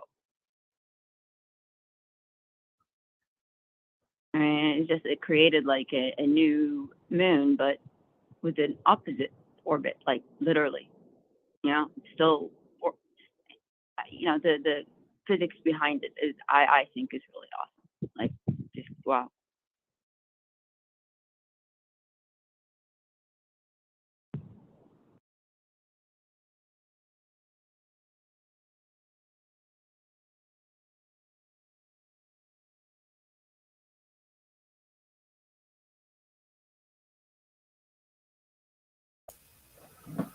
Any other questions or anything here? I posted in the chat the link to that NASA article about the lattice geometry of the cold fusion. If It's not the Hackaday one, right? Let me see. Sorry? It's not the Hackaday link. Let me just see. I gotta see if where you posted that. It's in the live chat, you said? Yeah, of the Zoom. Oh.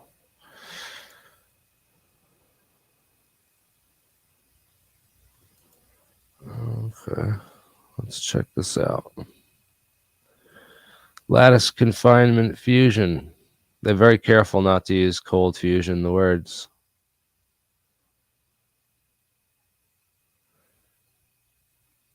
So Peter Hagelstein did a number of presentations on this. He's got a really interesting theory on these super strings, like coherent matter waves, and he thinks that there's deeper physics going on inside these lattice structures, which are and this is MIT, who's been working on it for a number of years. Really interesting stuff with the here's a video on it, right? I find it fascinating when mixed with Walter Russell's diagrams. Not necessarily a fan of Walter Russell per se, of his metaphysical stuff, but the geometry and scaling and universal scaling mixing the geometrics with the mathematics is pretty intense, and it connects in with the platonic solids and those shapes and whatnot.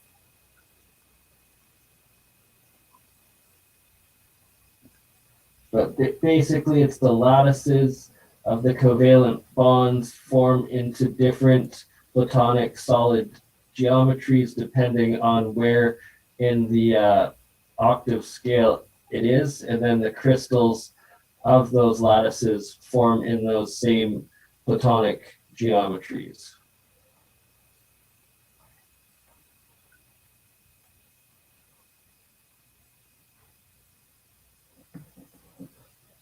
Sorry to take everything right off left field there. Yeah, I'm trying to find that article now. So Very amazing presentations today. Well done, Tim. Amazing. Thank you. Well, and we got more coming up, man. We do have more coming up. So that's old news. I want to share this video. I'm trying to figure out how I can share my screen with. Should I share my screen with Zoom? Yes, sir. So let me see if I can. If you guys can hear this or not. NASA revealed a means of triggering lattice-confined nuclear fusion. I love this stuff. Researchers placed deuterated metals in the gamma beam and measured neutron emissions from the resulting nuclear reactions.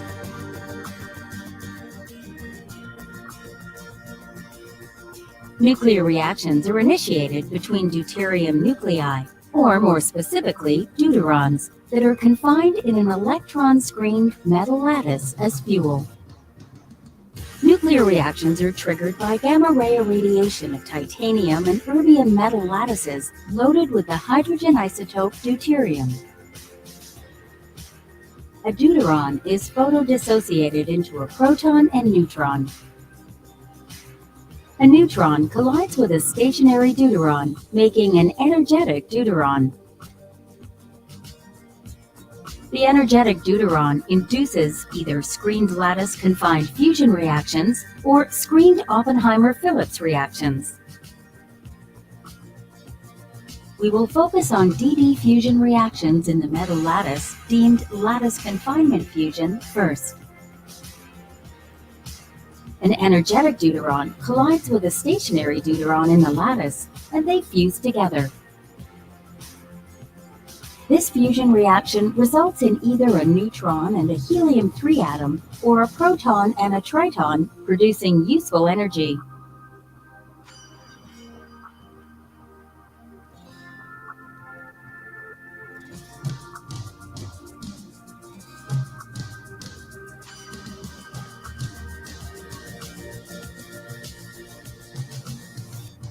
In the screened Oppenheimer-Phillips reaction, a proton is stripped from an energetic deuteron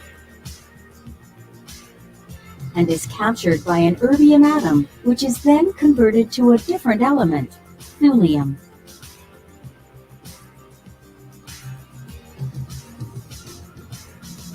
In the screened Oppenheimer-Phillips reaction, another action can happen.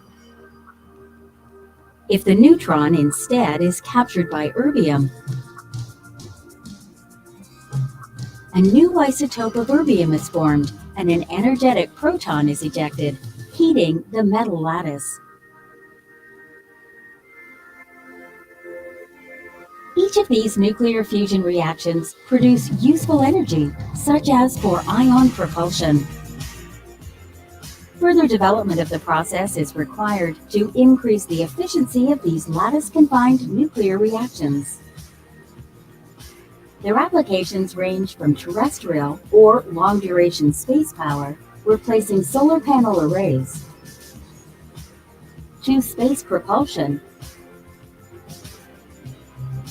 to the production of radioisotopes,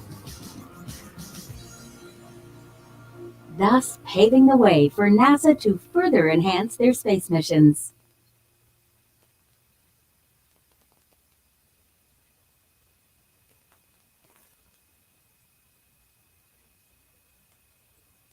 That's pretty sweet. Heck yeah. Makes me wonder if those collisions can be tuned with harmonic frequencies, the resonant frequency of the metal elements, and or electromagnetism, like in my electrolysis reactions. It looks like the screened OP process will help mitigate the loss in efficiency from the lattice, because you have this lattice of these relatively larger atoms absorbing some of the neutrons that are flying around, like in a traditional fusion reaction. You probably have a lower efficiency because of the lattice, but some of that is recovered because the erbium can actually donate, I think it was neutrons and, I think both, right? Neutrons and protons to the reaction. But then over time, those will be saturated. So I think that's what that's what needs more development. I wonder if you could use cryo-deuterium in a crystalline lattice itself.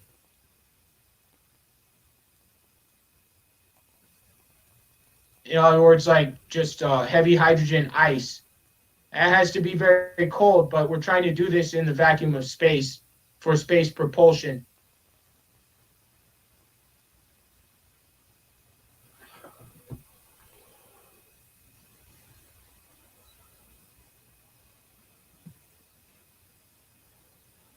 On the subject of non-traditional fusion, a long time ago, there was this notion of what they called sonoluminescent fusion in water. Did this go the way of some of the other so-called cold fusion schemes that they say are, I guess, in very dubious scientific status at best? Or is there something to some of that? You guys remember some experiments when Yeah, there would be... sonofusion never went anywhere. Oh, that's too bad. That was an elegant idea. Yeah, it was a nice idea. Cavitation, though, right? It was a form of cavitation. Yeah, yes, it was. It was. It wasn't sonoluminescent. It was sonofusion. That was what it was. Yeah, Bernie, you're right. It was a form of cavitation. It was. The idea was when the bubbles collapse, they collapse at a speed that's fast enough that they thought that it might actually create some kind of a fusion pressure, and so it was.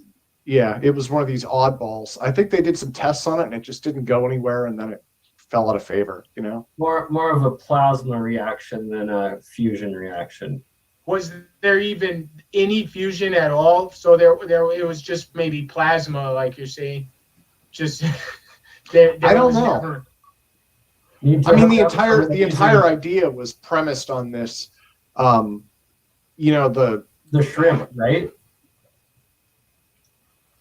Well, the entire idea was premised on that the bubbles collapse so fast. That was the idea, right? These bubbles that are in it, they collapse at like a speed that's faster than, you know, the speed of something, and therefore, you know. Was that shrimp the idea of Thanos in the Marvel comics? Yeah, what type of shrimp was it again? The Pistol shrimp. Sorry? I think it's called a pistol shrimp. Pistol shrimp, yes, that's correct.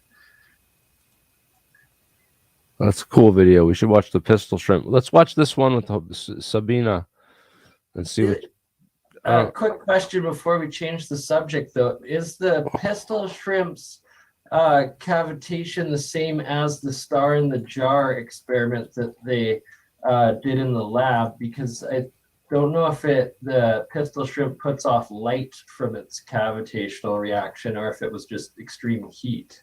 Is it the same or is it different?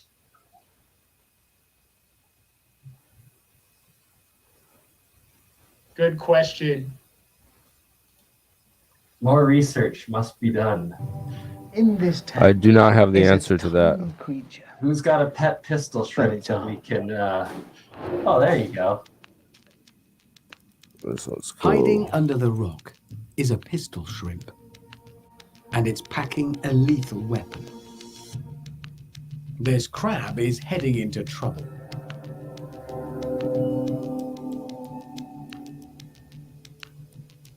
our shrimp is ready for a scrap. At first sight, it looks like he's punching the intruder with his claw. But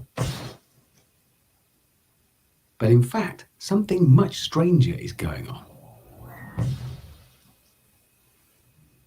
Its weapon isn't exactly the claw itself, not directly. The weapon is invisible, as I shall now demonstrate with this paintbrush. Well, not getting there with it. It's armed. Right. Come on. Did you hear that? That noise is a big clue to what's going on. It's too fast to see. So let's have a look at it again in slow motion. The sound we hear is not from the claw itself, but from an amazing invisible force. The claw snap happens so fast, it causes a high-speed water jet, which shoots forwards at almost 60 miles an hour, fast enough to vaporize the water and form a bubble.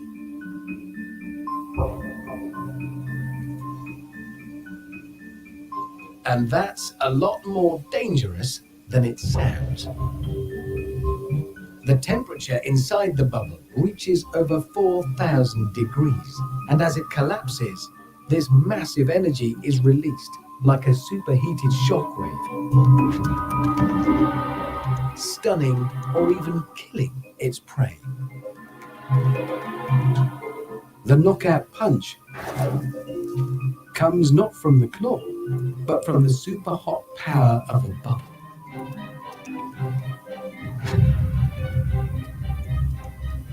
Kind of looks like a vortex. This incredible force is called cavitation. It happens whenever water is forced to move at extreme speeds, and it can do a lot more than scare off a little crowd.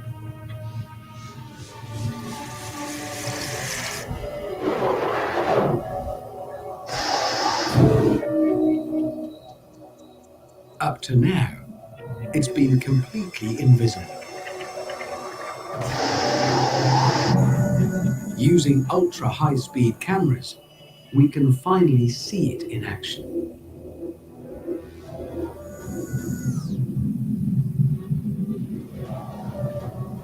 This propeller is spinning so fast, it vaporizes the water around the tips of the blades, creating streams of super hot bubbles. As they collapse, they release a massive wave of energy, bombarding the propeller blades.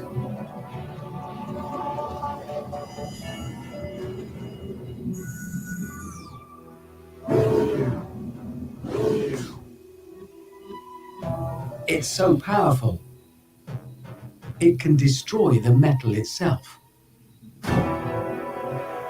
Cavitation ruined this propeller after a single journey across the Atlantic. So the structures that the cavitation is causing in these metals is very similar to, that stuff that Bob Greenyer's been working on with the Martin Fleischmann Memorial Project. And some of the effects that are happening within this, the physics, they could be related to cold fusion effects and also transmutation effects. This is actually like things that happen in the metal that are not normal, right? Has there been spectroscopy testing on these propeller blades? So I want to know more. I'm curious to know more about this stuff, because if there's new physics going on here, And I just had a thought. It's pretty interesting that this is in water, which is a much denser medium, and that a lot of the UAP are spotted in water coming out of water, and it brings up the question. I'm just going to run through the denser material or medium required for these higher dimensional gravitational reactions or whatnot when they start out. So if I may, as I mentioned earlier, gravity control can also be used to allow nuclei to come closer by reorienting the neutrons, protons, achieving different charge orientations. And it seems that this may lead to a lower electrostatic repulsion. So bottom line, if there are some reports of cold fusion, one may try to use same technique of dynamical nuclear orientation, so the same microwaves, to facilitate cold fusion transmutations. So in other words, Mark, if Mark is listening, try to turn lead into gold.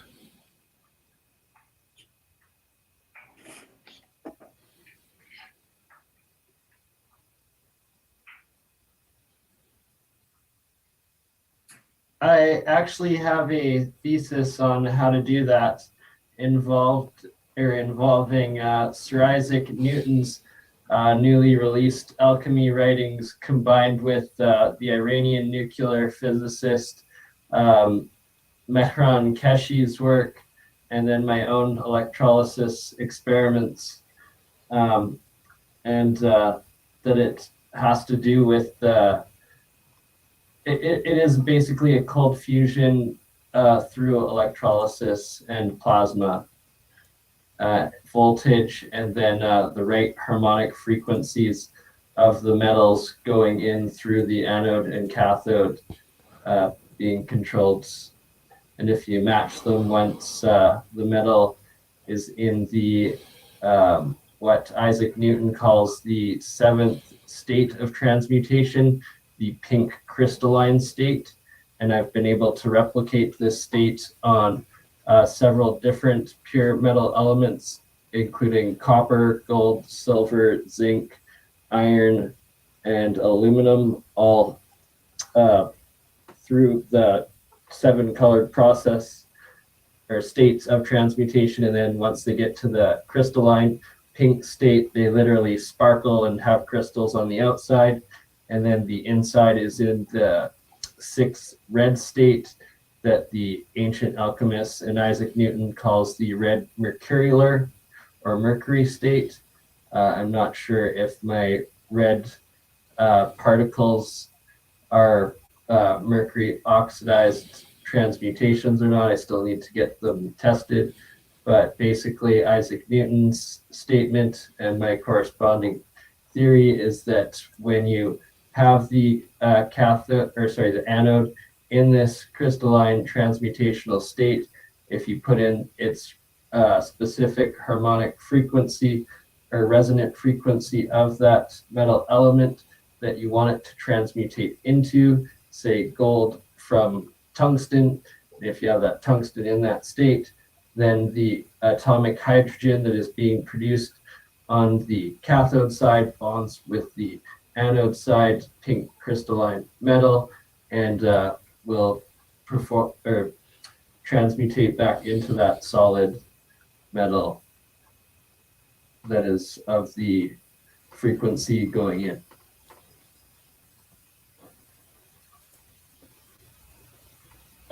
Bernie, are you saying you have achieved this, or this is a proposal?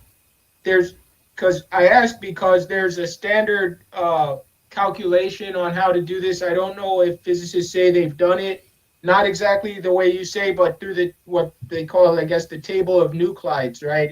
You can add energy to add neutrons to, starting with lead. You can make radioactive lead and go up this table of isotopes, but it's very energy intensive. And I would wonder if your method would even be cost efficient, cost effective relative to the value of gold and the cost of the energy input. But I think if successful, this would be great savings compared to the way that is more traditional in physics. I'm not going to make the claim that I've successfully done it, being able to reproduce it on a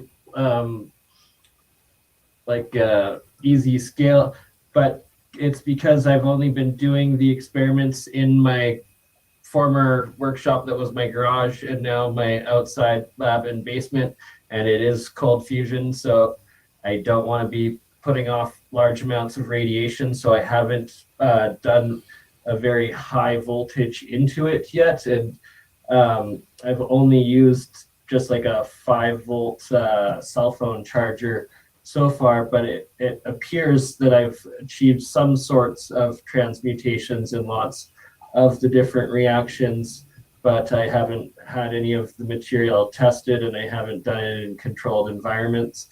So I'm not going to make the claim that I've figured it out completely, but from just the tinkering and backyard experiments that I have done, along with other people's research I've seen online, it looks very feasible. And once I do have a lab that is controlled and safe environment and the right equipment, I would love to test the thesis. I have a question. Power lines, after a while, do they check? Could there be a possibility of them changing, from one element to the other, according to your thesis, or what? I mean, is it a possibility? It could. The overall is that the cold fusion is reactions happen in plasma state reactions, so that over time there could be some plasma discharge around the power lines that could happen in. I mean, right? Like after a while, it could change state with the right frequency being,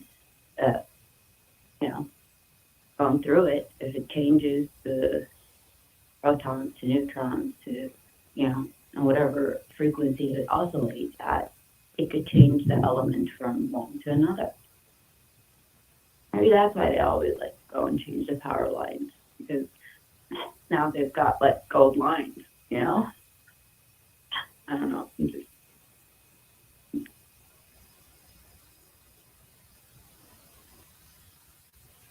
Another major part of it is in regards to the geometry and the octave scale in charts that Walter Russell did, and I believe that they are essentially the same knowledge as Plato's Platonic solids and Pythagoras's harmony of the spheres in octave scale, and that they understood these geometries, and that basically, have you guys ever seen Walter Russell's vortex-based periodic table?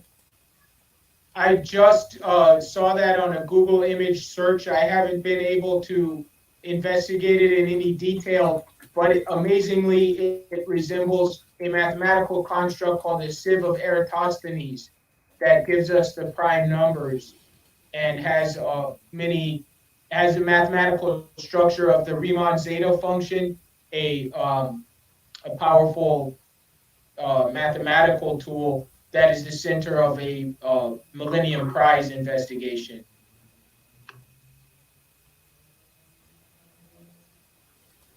I definitely need to look up everything you just mentioned, because I am not familiar with What this ODIC periodic table? the bottom left there.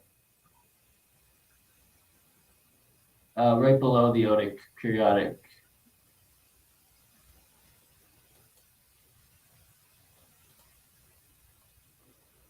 The Walter Russell one there. Far left, good sir.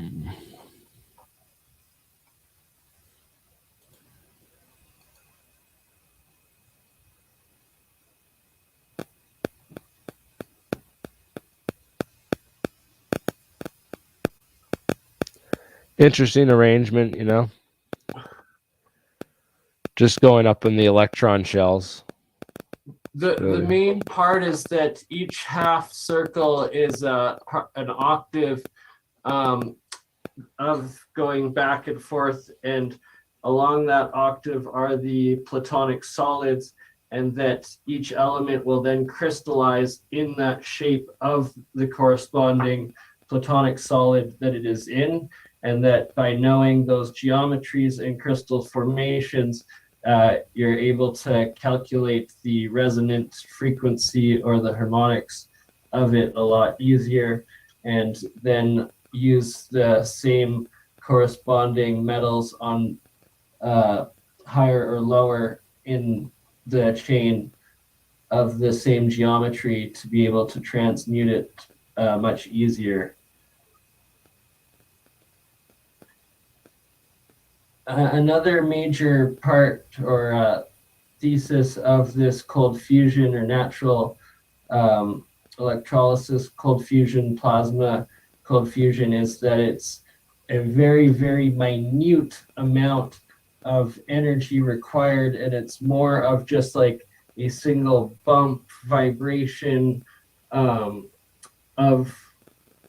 the molecule in and out when it's changing its nuclear state or its mass, as opposed to the hot fusion where we're literally required to fill space, which is like the paradox of how empty the physical space is in a molecule, in everything, where you have, for hot fusion, you're literally having to fill all of that space with pressure, with heat and energy and density to the max, at where it's like literally the ultimate everything you'd ever, the most amount of energy you could ever require, as opposed to this cold fusion vibration or natural resonance that is like the least amount you could possibly be required, sort of thing, like a single little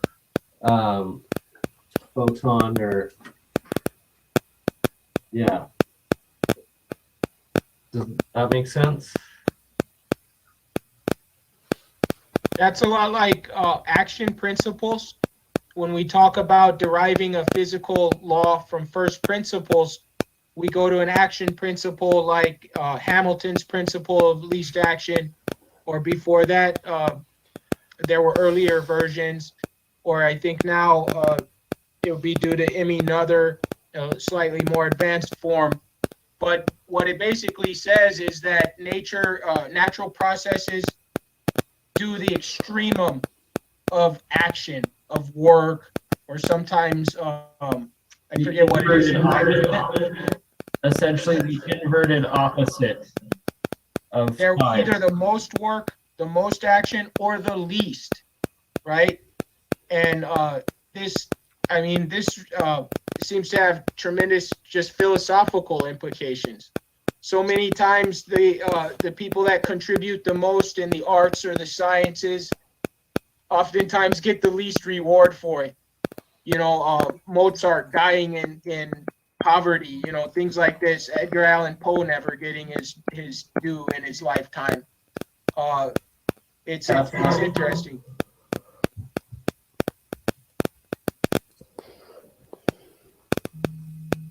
So, for instance, general relativity was never derived from first principles by Einstein, but the mathematician David Hilbert did derive general relativity from an action principle. I don't know if entropic gravity is a very interesting approach. I've never seen it done from first principles. People think that theory just came out in the last 10 years, but actually a guy, Ted Templeton, I think, derived it in about 1994 just from Hawking's area entropy relation on black holes. He was able to derive the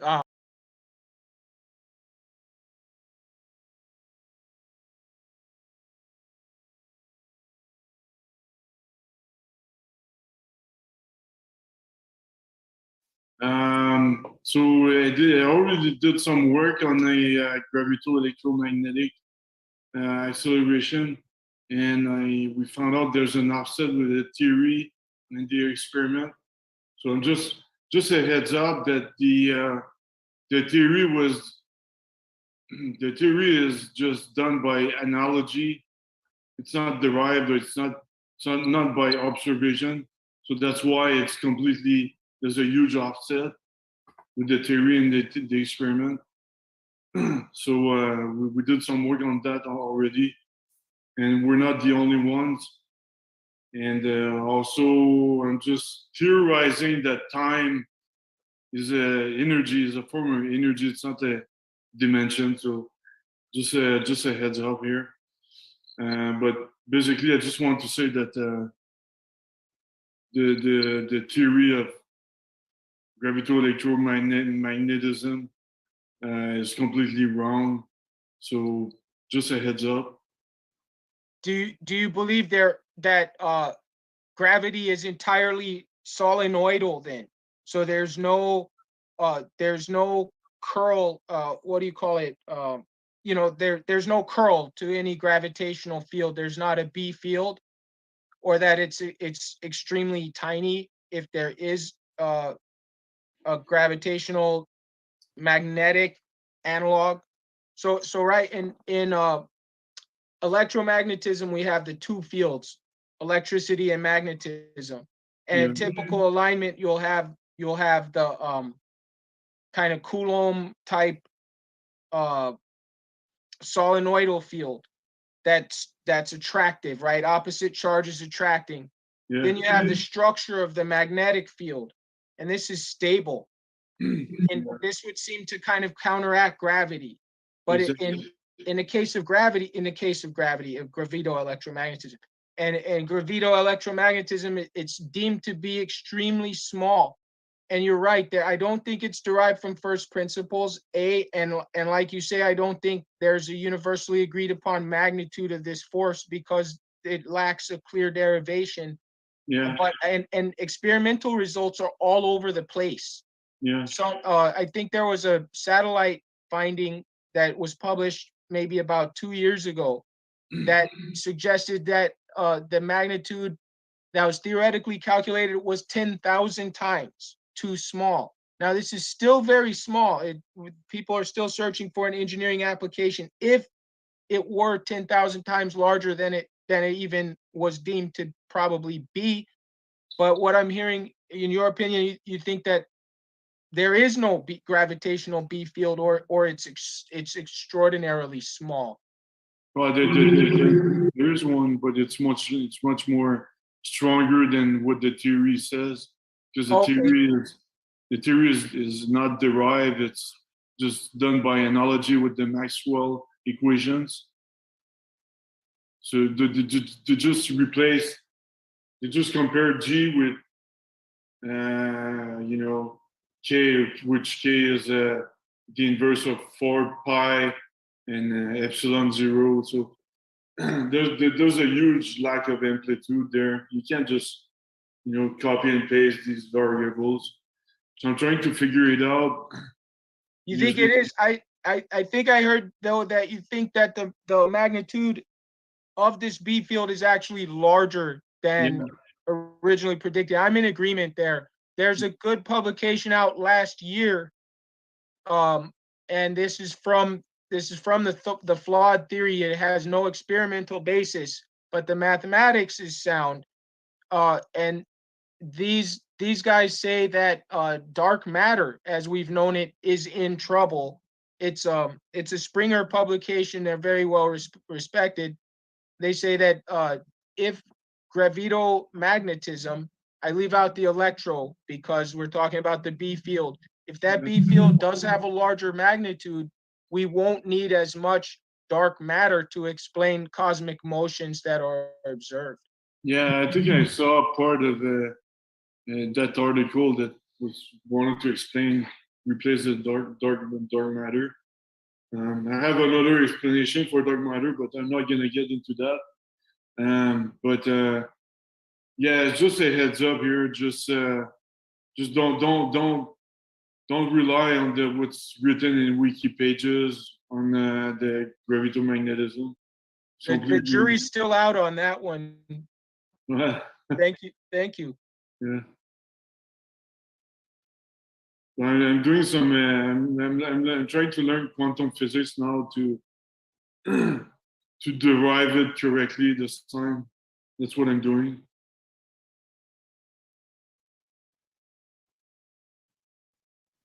You know, there's this apparent schism between classical and quantum mechanics.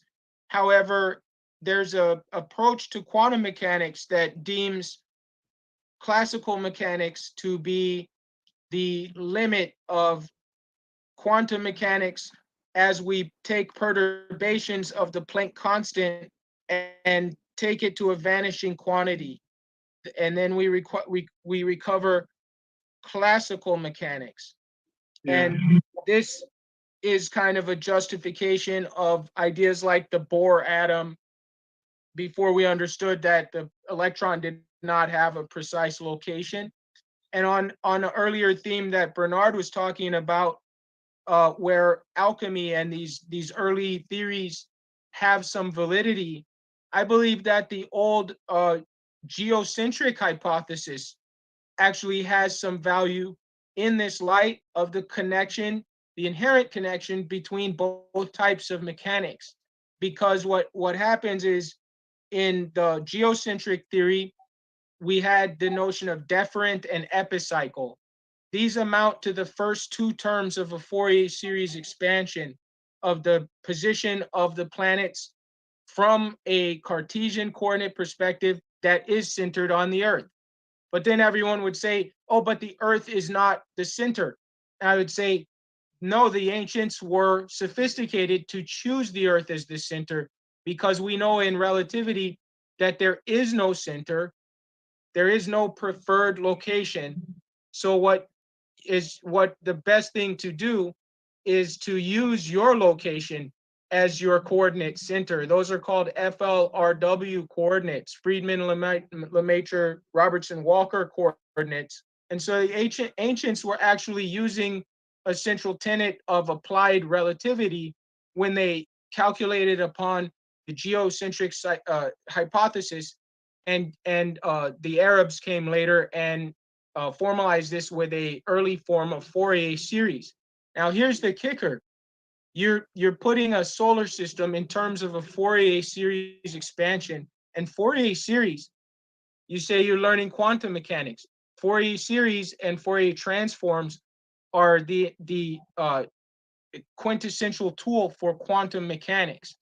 So in the theory of the theory of quantum electrodynamics, you use the space of functions that have Fourier transforms and inverse Fourier transforms, called the L2 function space.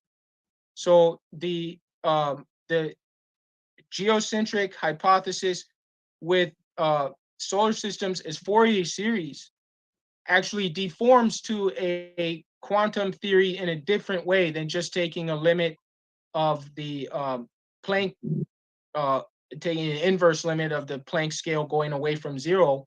You also can transform the variable in the Fourier series from a integer or natural number, like you have integer valued frequency modes. You can transform this into or apply this to real precision complex numbers. And this basically amounts to taking the Fourier series instead of along the integers on the real number line and taking it continuously in vertical strips in the complex plane. And what this does, it transforms that series in with another coordinate transformation from integers to logs of real numbers. This takes that series into a different kind of series called a Dirichlet series. And it's related to a different kind of integral transform, just like the Fourier series related to the Fourier transform. The Dirichlet series, which represents quantum states, is related to an integral transform called the Mellon transform.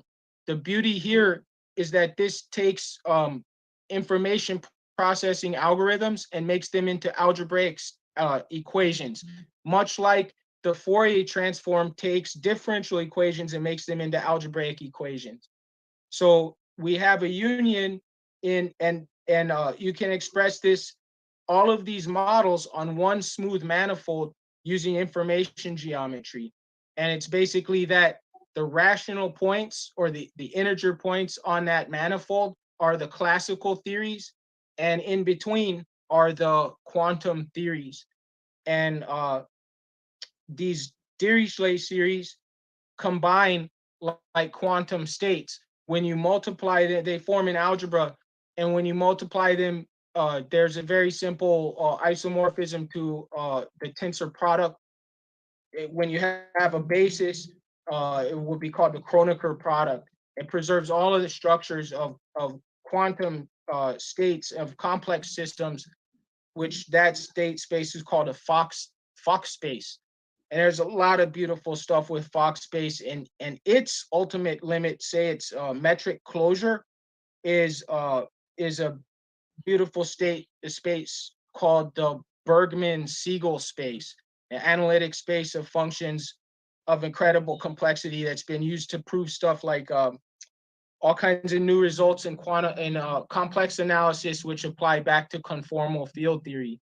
If you go look at the classical side of all this, if you merely perturb all of these kind of circle-based Fourier sums, if you take perturbations of them, you get these shapes called hypotrochoids. If you ever played with Etch-a-Sketch toy as a kid, you ever have that one where you can put these like cogs on paper with these plastic ones with pins, and you rotate them around with a pencil inside, it makes these cool little loopy-loops. But there's a really sophisticated mathematical structure to this space of spirographs. That's right, I forget what I was trying to say, but this space of these shapes called hypotrochoids contains the central algebra of superstring theory called a Virasoro algebra. So we literally see this intense relationship between the quantum and classical theories, and it's just striking that basically the ancients were on the cusp of quantum gravity. And maybe these folks that believe that folks, in ancient times disappeared, there's these various theories that certain civilizations, were able to teleport off into space or something. If there's anything to that, they would have had to have the technologies that would be implied by an understanding at some of these levels. Sorry, Mr. Quinn, I just wanted to ask to clarify, you were saying that these ancients were able to merge quantum and classic theory, is what you said?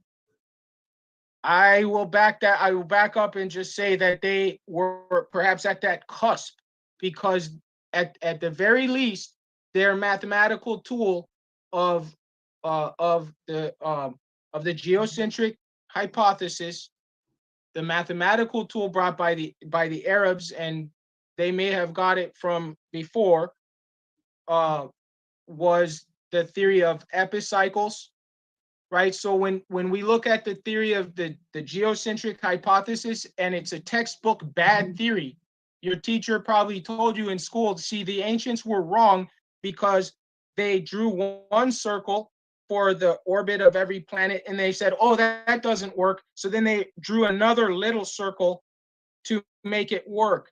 Right? You ever see that one where they draw Homer Simpson with all these little circles rolling around? That's because you can use a Fourier series to draw any shape in the plane. And the ancients were on the cusp of discovering the Fourier series that allowed us to have a mathematically rigorous theory of heat. Right, that was the first thing Joseph Fourier, I forget which Fourier, there's a couple of them. That's the first thing Fourier did with it, was to solve an equation called the heat equation, a partial differential equation that's not solvable without doing all of this. And it also allows its close relative, the Schrodinger wave equation, to be solved. So if they didn't get that far, at least they were at that apex, and it's a simple change of coordinates to a different route to quantum mechanics. And that's new work. I'm trying to publish that part where we go to the Dirichlet series that's closely related to fractal geometry, prime numbers, and the Riemann hypothesis. The Riemann zeta function is a Dirichlet series. Thank you, sir. I appreciate that. I just wanted to say very quickly to everybody here, I am not a scientist, physicist. I'm just trying to learn. So please forgive me if any of my questions seem a little bit overly simplified or vague, but thank you guys. Thank you. There is no bad question.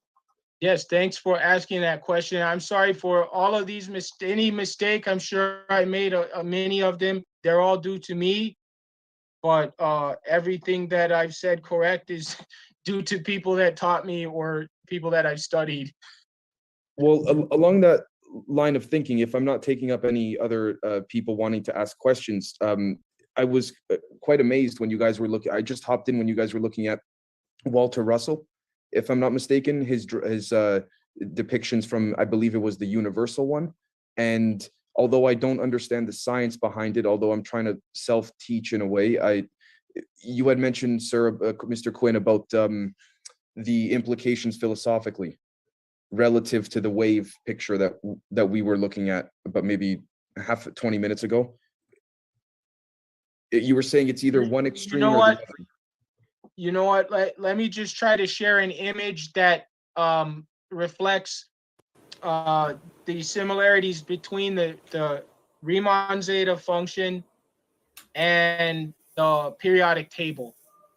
So the philosophy, I probably am forgetting where I was at right then, but I want to try to find this image because this object that I invoked, the sieve of Eratosthenes, it's usually not shown in this form.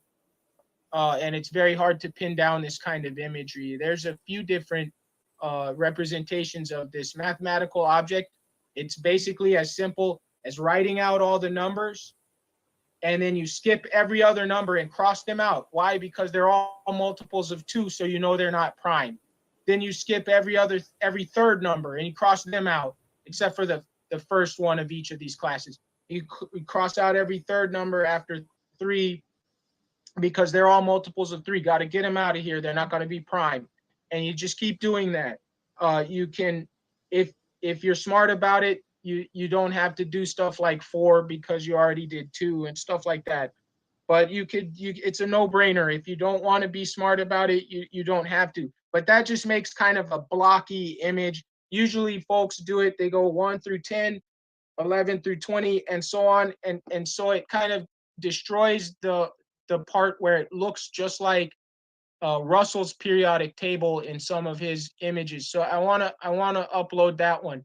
But there's a different interesting case. There's actually a few different ones, but there's a different case of the sieve of Eratosthenes. It's also very interesting using lines. And this one to me almost looks like kind of the Nazca lines of Peru, or the almost like pyramids or something. But I'm getting into pure speculation, or my fascination with watching those documentaries about the ancients and stuff like that.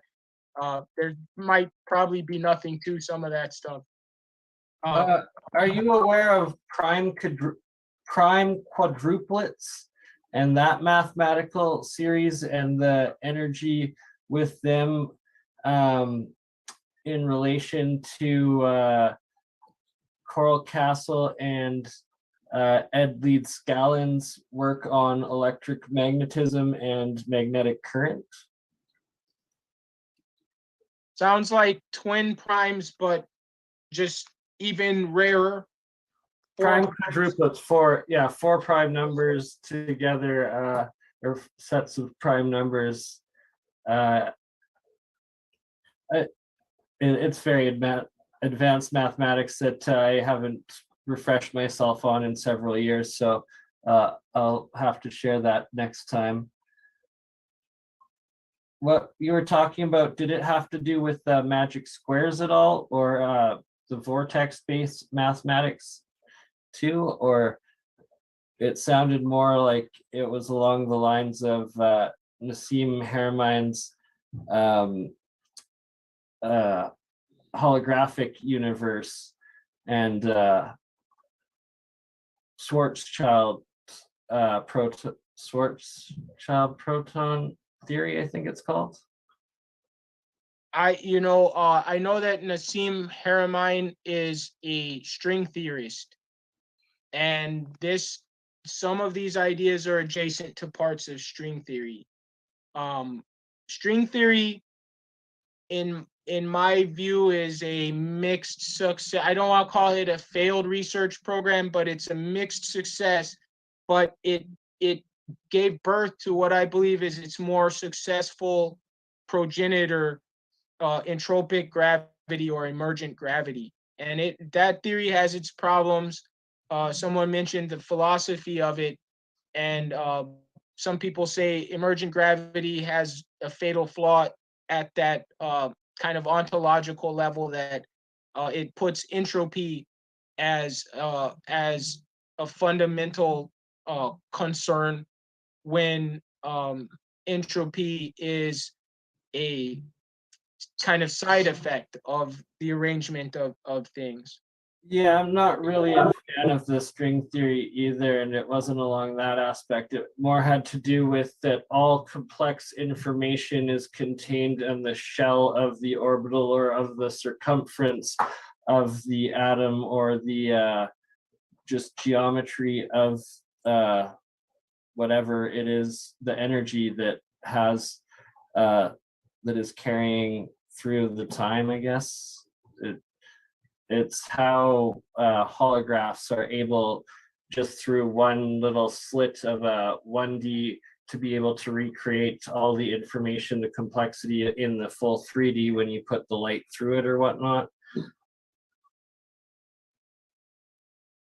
Does that make... I actually agree with a lot of that, but I think string theory didn't go far enough. So there's brane theory, but as a fractal, so basically now we have strings, so called, but maybe it's two-dimensional. Maybe you have a three-dimensional brane, and what about its modes of vibration? And it gets much more difficult to calculate, especially when you start talking about 4, 5, and even 10 and 11 branes, right?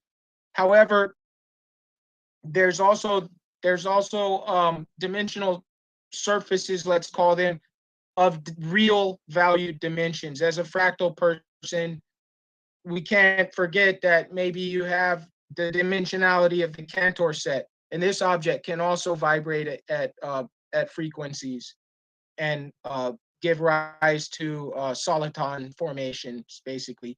I just posted a link. It looks terrible. I'm sorry, I didn't know it was so horrible. But this is one of the rare images that is much like Walter Russell's periodic table, but this one is just an abstracted image. And what it's showing is this process of striking out the composite numbers in the sieve of Eratosthenes. The other version I was talking about that kind of looks like a perspective, it looks like a treatise on perspective geometry. And what's so amazing, and I think this is going to be key to solving the Riemann hypothesis, if you draw lines of every monic fraction slope, but using pixels, just pixelated dot-like lines on a grid. So it's similar to striking out every other number. You're going to make a 1/2 slope kind of line of dots. Then you make a 1/3 slope and a 1/4, starting from that integer. Actual parabolas form, parabolas, curved curves, conic sections that are squares, right? Like, basically graphs of x squared translated by something. There's another connection between the parabola and the sieve of Eratosthenes called the Matiseyevich sieve. I probably didn't pronounce that right, but this one gives us a statement about, it just basically is a common sense statement of prime numbers not being composite, but it puts it in visual form and lends it to analytic exploration when you think about what's called the tangent bundle. There's an isomorphism of what's called the tangent bundle. So the space of all the tangents on a parabola is isomorphic to the space of what you call the secants, where you cut the parabola in 2 points. That's where the composite numbers come in. So every kind of point on that parabola that intersects at 2 integers can't be a prime number, more or less. I'm saying it wrong because it's not in front of me right now, but the Matiseyevich SIP. But hopefully that link at least works. I'm sorry it's like this giant like 3-page link just for a relatively low quality image. But It's like a cross section of a conch shell essentially, but the sine cosine waves keep going and going, and then starting from the beginning, connecting with each one.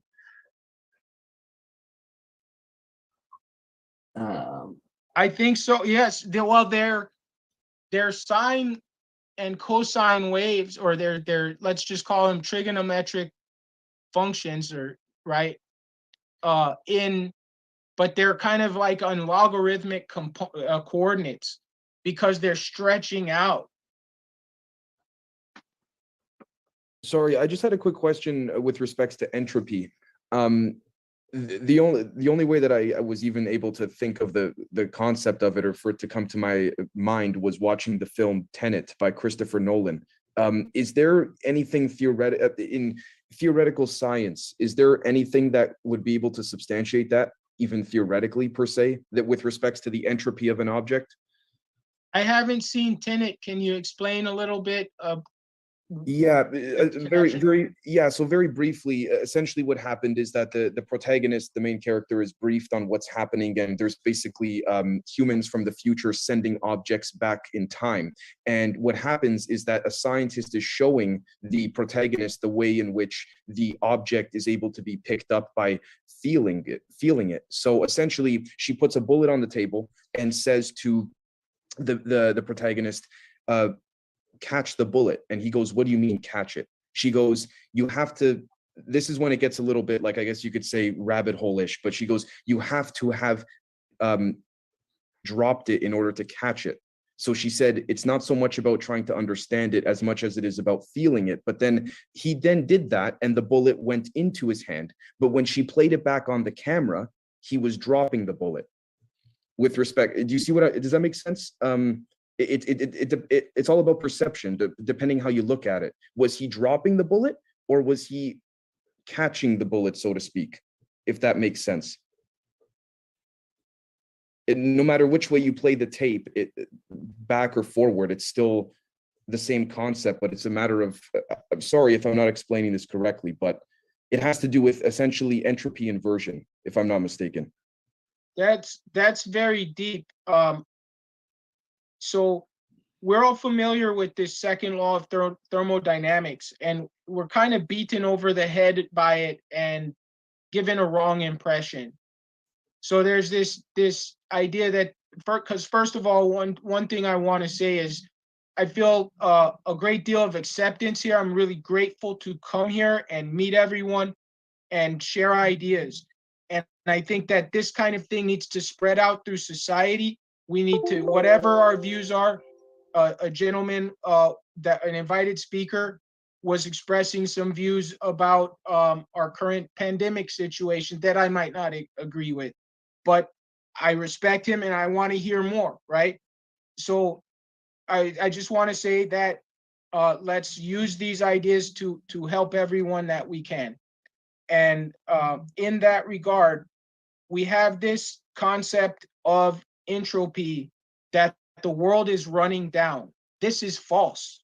Okay, at least at a large level. I understand there's problems like pollution and so on, but the world is is far from equilibrium.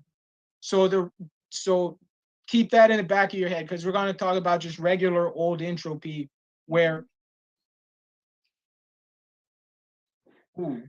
thank you, where everything does run down. So what happens is there's this concept called entropy. When you have now I don't know how to answer that scenario. That's a fascinating scenario. Time travel hasn't been ruled out in physics yet. I consider myself working to rule it out, and I'm fascinated by it. And I'm fascinated by fiction where it does happen, especially when they make the effort to make it consistent. Okay. Now that's another aside that I'm going to leave aside, because let's just explain the basics of entropy. Sure. So if I have a system where things have probabilities of happening, that's called a probability space, to abuse the language, right? And I can calculate a measure of like disorder in such a space. It's just a simple calculation on that space.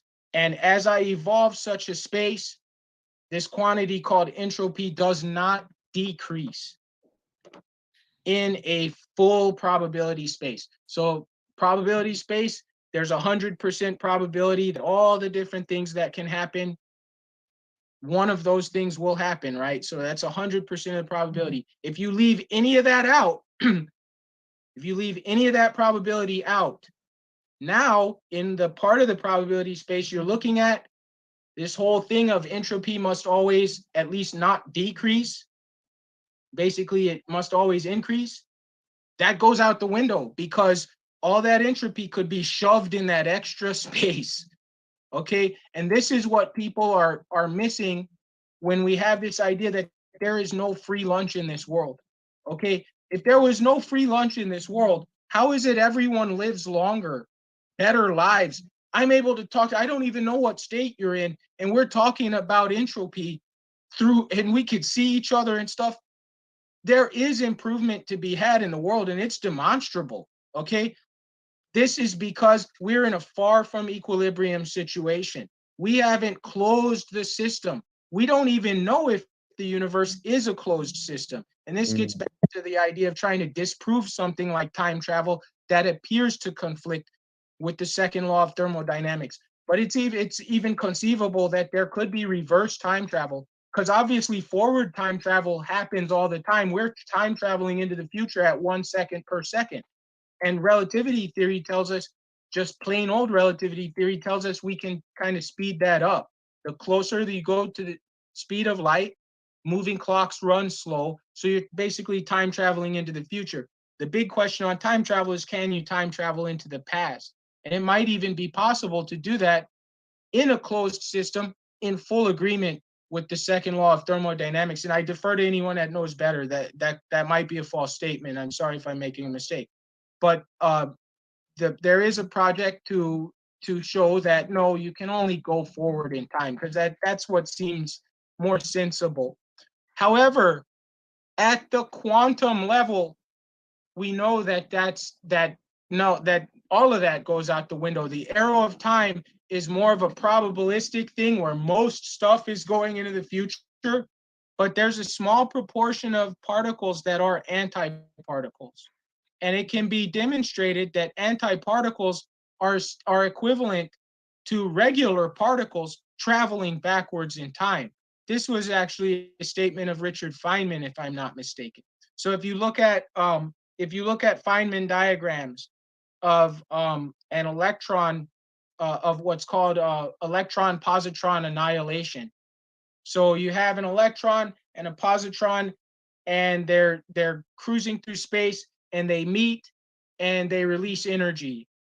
But this could also be an electron that completes a loop in space-time that is initiated, the reverse part of that, by an impact with a gamma ray, the same gamma ray that's released when the electron and positron meet. Now this is the stark difference between quantum scale physics and the physics of our lives. So once you get to a macroscopic scale, you're talking about basically Avogadro number levels of numbers of quanta. You're talking about, 10 to the high power of particles. And now these things that are fairly uncommon at the quantum scale are virtually unknown. Although some of us might be aware about quantum teleportation experiments, I think that quantum teleported now, correct me if I'm wrong, something like an amino acid or maybe a whole virus or something. People are talking about quantum entangling entire microscopic animals. Quantum entanglement being a related issue that has many similar paradoxical properties, where there's some information exchange, it's not usable information, but it's exchanged without any time elapsing. So that's almost as bad as reverse time travel. On another sense, some folks don't view quantum entanglement as some people make a bigger deal out of it than others. So the quantum entanglement is not a big deal view can be summarized by saying, if there's a black marble and a white marble, and you shuffle them in a bag, and you pick one out of the bag without looking, and you walk away from that bag, and you walk 1,000 light years away from that bag, and now you look at the marble that was in your pocket, and it's black. So you instantly know, without waiting for the speed of light, which would have taken you a year to look at the bag and see that there's a white marble inside it, you instantly know there's a white marble in that bag. However, quantum entanglement, as envisioned by Einstein in his 1935 paper with Podolsky and Rosen, was intended as a thought experiment to crush the validity of quantum mechanics. And just in 2013, it was discovered that he had a follow-up paper in 1937 where he related this entanglement to wormholes. So there is a school, it's called, that hypothesis. So the original hypothesis in 1935 is called EPR. This is the birth of quantum entanglement. Quantum entanglement is a big part of the new approaches to gravity. There's basically a whole family of new approaches to gravity that kind of sprung from, in some sense, the decaying corpse of superstring theory. And not that it's not an active area of research, but many of us were unsatisfied with it. Then the new theory that started getting attention in 2013 is called ER equals EPR. So if you may have heard of Einstein-Rosen bridges, the wormholes, the scientific name of that is an Einstein-Rosen bridge. And Einstein's paper in 1937 with Nathan Rosen hypothesized that entanglement was the same as the space-time geometry of wormholes. And many of us are using that as a starting point, hand in hand to some extent with understandings about entropy and its mathematics. Not as much, I mean, at that level, we're not looking so much at the philosophy of entropy, but the mathematics of it. It has beautiful formulas involving the logarithm, because these states, there's so many states that you have to like just look at the power. Basically, you have to like get rid of the number and just look at the power. So instead of saying like 1,000,000, we'd rather look at like 6, right? Okay. And so like entropy uses that kind of mathematics, and that kind of mathematics is closely related to fractal dimension. And it's the view of my research group, my other research group. I feel at home here and feel like I hope to make contributions here, that this is going to be key in contributing to physics. My PhD advisor has a 900-page book on the Feynman integral. So he's a physicist when he's not at being a mathematician. Someone posted, entropy seems to be winning in our universe. It's really hard to uncook a steak. That's a philosophical view. I mean, my thesis here, what I really want to get out there though is like, no, dude, new children are being born. They're individuals that like you couldn't even envision, you know, like some great artist is being born probably right today. You know what I mean? And we could never imagine what beautiful vistas they could create. Like Rob Chambers says, it's easy to raise another cow. Perfect. Yeah. Even though it's hard to uncook a steak. Maybe you eat the steak, you poop on the ground, you fertilize it, a cow comes, eats that grass. I mean, these processes rely on the fact that the earth isn't a closed system. And there's a lot of beauty to this. You should connect to the WhatsApp group, APEC groups. You know WhatsApp? We have the legendary John Hutchison himself in the YouTube live chat. Would we be willing and able to post a link for him to join the Zoom if he's so willing and choosing to? And much respect, great sir. We love your work here.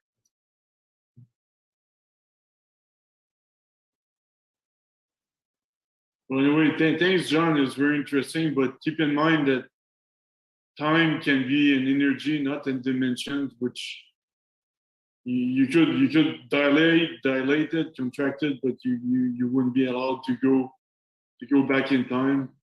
So that's my What theory. What about polarity, positive, negative, that leaves a permanent indicator in space and time? That's how, you know, we know if we left energy or we did not leave energy in that spot of space that the planet has moved in. So polarity would be a form of, you know, trying to find out to go back into the past. You know? I mean, it's going to leave a positive or a negative. So it's looking back at it, it could be a start to a whole derooting what happened in that time segment, like embedment of a code basically in the universe on the most primary element or residual that it could leave, you know, evidence of, you know, something was here. And it builds, you know, back from that all the way to, in that time segment of time, you know, what the universe was like. You could have something there. Bernard mentioned that John Hutchison might be able to attend. I'd love to hear from him. This Hutchison effect seems to defy entropy. You know, with entropy as this concept that basically grows with time or doesn't decrease with time. Some folks have the notion of time. Philippe was talking about an alternative notion of time. Some folks have the notion of time that it simply is kind of the inverse function inverse of entropy.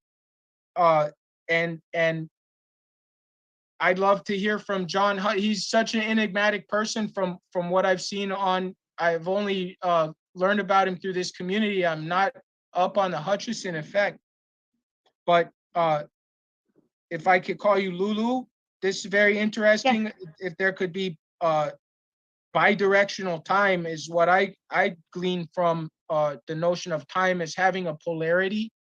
I don't think that's entirely ruled out just yet, but I think that it's considered an extreme claim.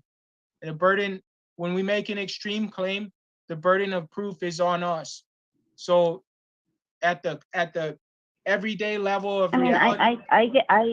I'm getting this like idea or vision from, you know, like radiation, leftover radiation. Well, leftover radiation, that's like a, you know, a stamp of polarity in time. and gradually like dissipates, but it means it leaves a mark in time. And same thing, with polarity. Polarity is either going to be an element that moves on to become something else, like what earlier the videos we were watching, or it's going to decay and just wither away, and it's not going to have any potential energy.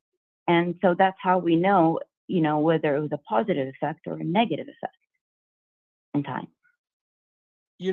Someone told me that the indigenous people of Australia believe that, unlike in the West, where we believe we're facing the future and the past is behind us, they think you guys are so stupid because you can't see into the future. So we're facing the past in their philosophy. This is how it was explained to me. I'm sorry if anyone knows better.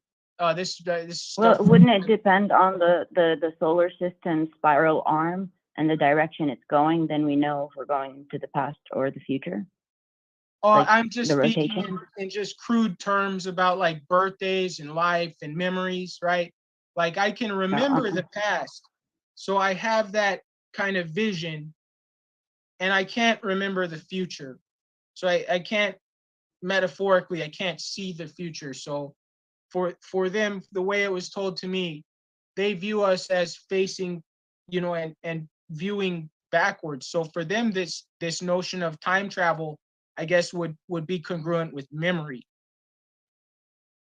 And the forgetting then, is congruent then with entropy. And it seems like you could build a kind of serviceable notion of physics around a perspective like that.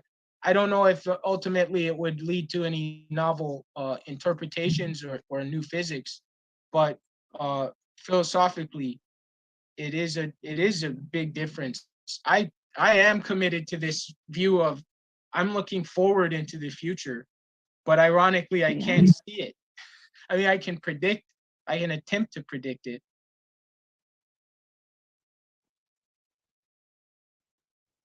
But if I could, is John Hutchison in here? I'd love. And the other thing is, there's a guy, John Hutchinson, who's huge in my field. He's probably my favorite in fractal geometry, because his theory of fractal geometry is the simplest. And part of my ambition was to put everything in terms of John Hutchinson's theory. If folks have done fractal geometry, there's a simple way of making fractals called an iterated function system. And John Hutchinson put that all together. He's a professor of mathematics at Australia National University. I think his key publications were in the early 80s, but I saw a presentation of him from quite recently. He still looks relatively young, and I was quite amazed. John Hutchison, from what I'm seeing, seems very interesting, kind of like a rock and roll kind of personality, right? I don't want to offend anybody or say anything, but he seems like a really interesting person, and he's so. I think one of the key observations was like a levitating bowling ball, and I postulated diamagnetism as the first explanation I would reach for, because you had a Van de Graaff generator, you had you just had all this high powered electrical stuff. And I said, well, yes, these aren't electromagnets per se, but they are going to generate an electric field. It's going to have a associated magnetic field, and that's the only thing I got in this situation. How in the heck is a bowling ball gonna levitate? If you've seen experiments with strong neodymium magnets, if you take like something that can float, a little Tupperware little dish, right? And you put like a block of wood in it and put that in a tub of water, right? You have a block of wood in a plastic boat, and you take this super strong neodymium magnet, you have to approach it relatively close. I mean, within millimeters. But these magnets, I think they develop about 15 Gauss, and it will actually repel this wooden block due to the phenomenon called diamagnetism. A lot of you guys are really great at physics. I'm not so much, but what I think is going on there is that the magnetic field is so strong that the electrons in the molecules of virtually every substance will align with that magnetic field and hence be repelled, or align against it, I guess is what it would be, and hence be repelled.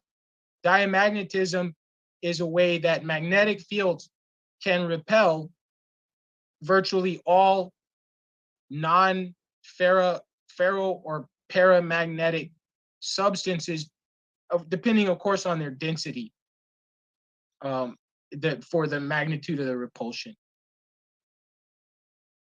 And to me, this reeks of unifying electricity directly with gravity. I'm only just recently kind of thinking about this in some detail. I'm pretty sure in this group there's some people that are up on the details of why it's not that simple. But at the end of the day, such a just in your face connection.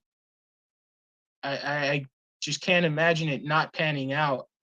And the way that I'm envisioning it is through this geometry called information geometry. I was attempting to explain that quantum theories and classical theories can all inhabit a same kind of higher dimensional space.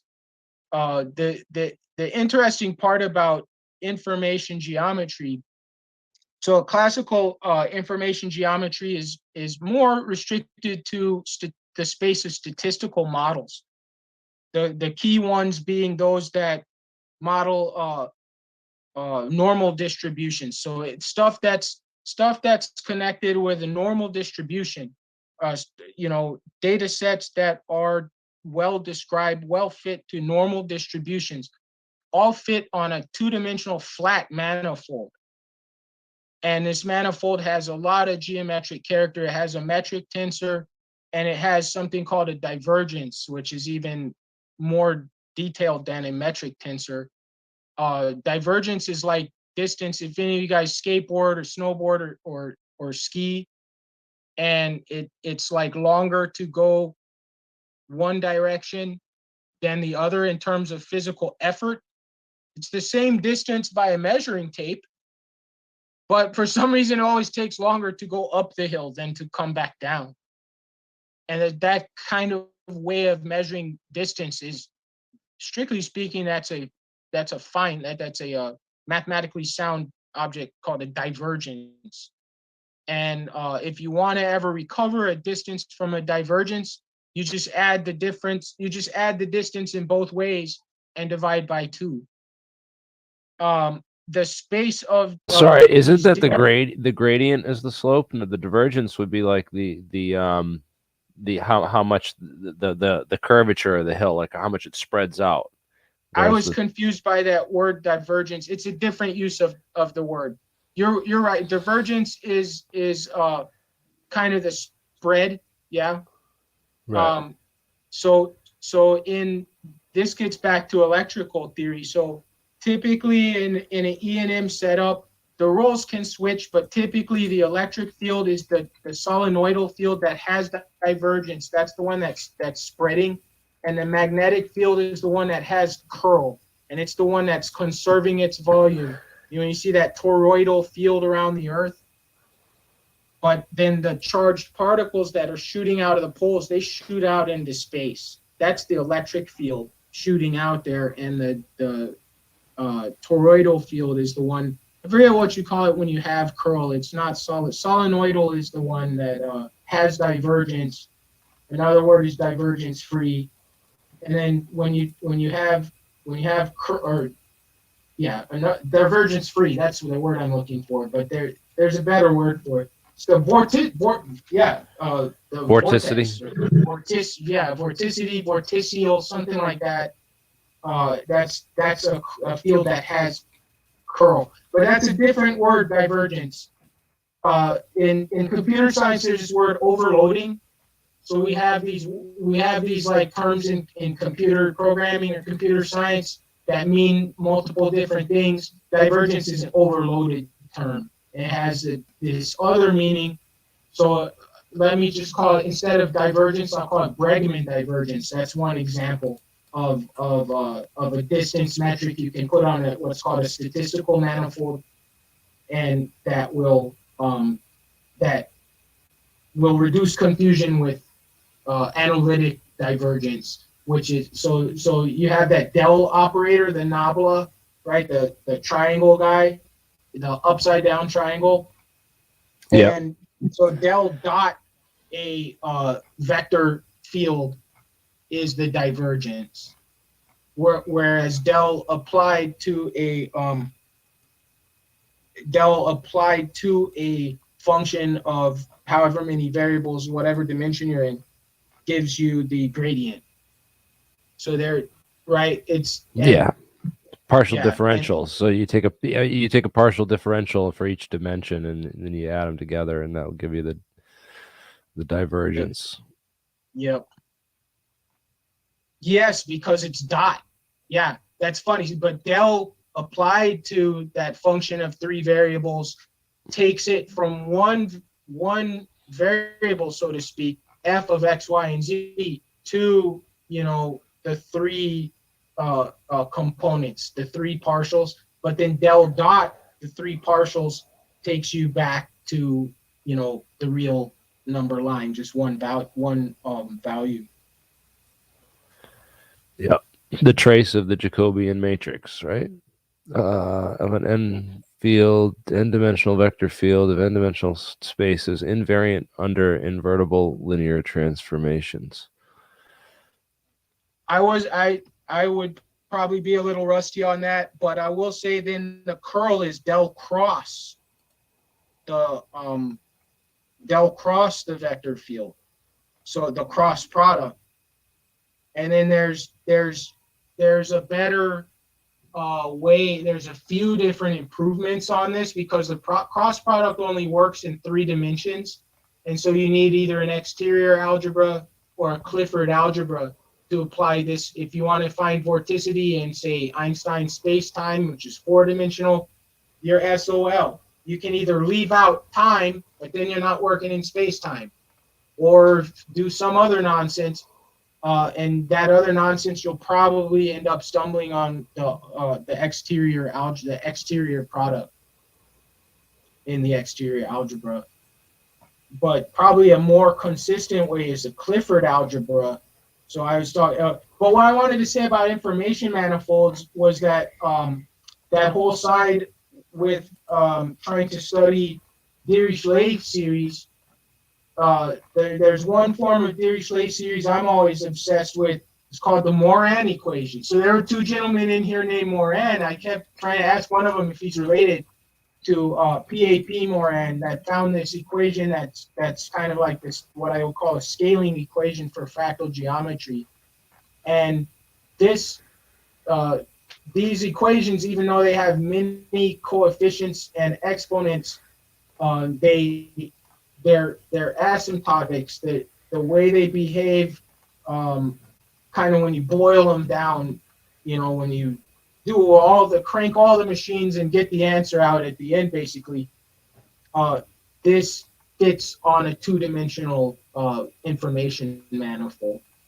I don't know if the same can be said for Fourier series, but based on the idea that I'm trying to say, that Fourier series is basically a Dirichlet series under a change of coordinates, then it would be true. And this is something that we have in conventional physics right now. This conformal field theory, which there's an idea in there called ADS-CFT correspondence, where we can get quantum gravity in 3 space dimensions by doing regular quantum physics on two space dimensions. Someone posted something spaz.org. Magi, thank you for the compliment. I appreciate that. Let's see, wave articulation matrix. Interestingly, though, the word magi makes me think of magic, and I probably spent an hour I didn't have this morning or last night typing a Facebook chat to a young friend of mine, and about what would happen if the universe were truly infinite, and we can't rule that out. If the universe were truly infinite, would there be a notion of a closed system, for one thing, in the conversation we've been having? But if you, I guess I won't get into it because it took me an hour just to type it down. But there's this book called The Whole Shebang by science writer Timothy Ferris, and he has this long discussion of the philosophical ramifications of Descartes' demon hypothesis. How do we know that we're really here versus maybe we're being tormented by a demon that gives us hallucinations? And in the modern school of psychology, this is maybe our brain is in a jar somewhere being stimulated by electrodes and made to perceive what we deem to be the world around us right now. But it's not about that kind of matrix level of like simulationism. It's not about that. The discussion he gets into, what he gets into is the improbability of certain quantum states, like a conscious mind perceiving what you're perceiving right now. People think they can calculate the probability of that happening, whether it's really you or me, or whether it's even a system that spontaneously forms. Now, that's extremely unlikely, but remember, physicists can calculate, for example, the probability that every gas molecule in your room will suddenly go to just one corner of the room, leaving you to suffocate until the gas molecules will eventually return and fill the room. In all likelihood, if you're lucky, if you're reasonably lucky, which is 99.99999% and beyond, it will do that. But there is some chance that all the gas molecules, for that matter, could stay in the corner of your room. You would literally not have a chance to breathe unless you found the right corner. Anyway, and I guess the pressure there would be really high. But so armed with that kind of knowledge of probability spaces and quantum states, and the geometry of space-time where quantum states occur, there's a certain distance at which you could expect for certain situations to happen. So if someone believes that they could cast a magic spell, let's say, and they try and it doesn't happen, let's say, I mean, it's just going to be most people that have belief in magic and they use it in their life, it's kind of more metaphorical or internal to their mind state. But I'm talking about people that have telekinesis or can make a fireball or even a nuclear explosion just with their mind. That the odds of something like that in a truly infinite universe, there could be somebody that is just like the person in our world that thinks they can do this, that does it, and they think that they actually caused it just with their mind, even though it's merely just a fluctuation of probability. And I went into an extended discussion of that. I don't know if I explained that very well, but there's a better discussion of it in Timothy Ferris's book, The Whole Shebang. So I was trying to look at this link. Wave articulation matrix. This one, oh, that shape looks like some of these objects.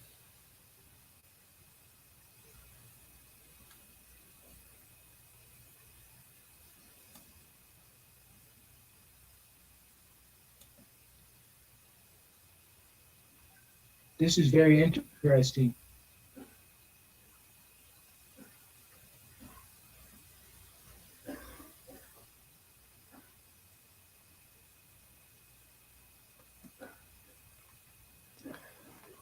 this full loop antenna, these lengths look like they are in a proportion, like they're like 1/n type lengths.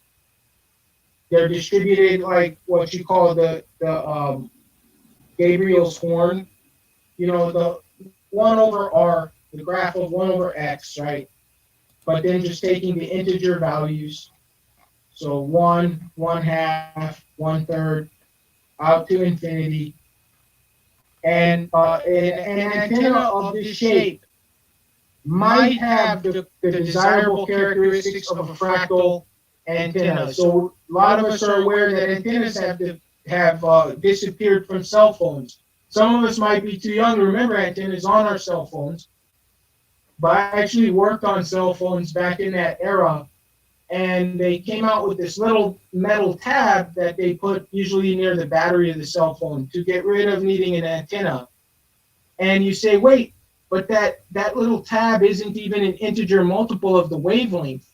We used to have the antenna, and it would be a very precise shape because we needed an integer number of waves to fit on that antenna. Now we just use this kind of randomly shaped little tab. Why is that? That's because it has a self-similar geometry, and it's in a higher dimension than 1. So it has an infinite length, basically, for all intents and purposes. And it can pick up a wide assortment of waves, or even in principle, it could pick up all waves. Because of its fractal dimension being greater than 1, again, giving it basically infinite length for a practical purpose. Just to describe right now, this object having this relationship 1, 1/2, 1/3, if that's what that is, if that's what your antenna is not typically deemed a fractal. However, hear me out. There are several different notions of fractal dimension, and fractal dimension is what's usually used as the line of demarcation from classical geometry to fractal geometry. And the simplest notion of fractal dimension is called box counting dimension. And many people reject box counting dimension because it allows this set, 1, 1/2, 1/3, 1/4, to be considered a fractal.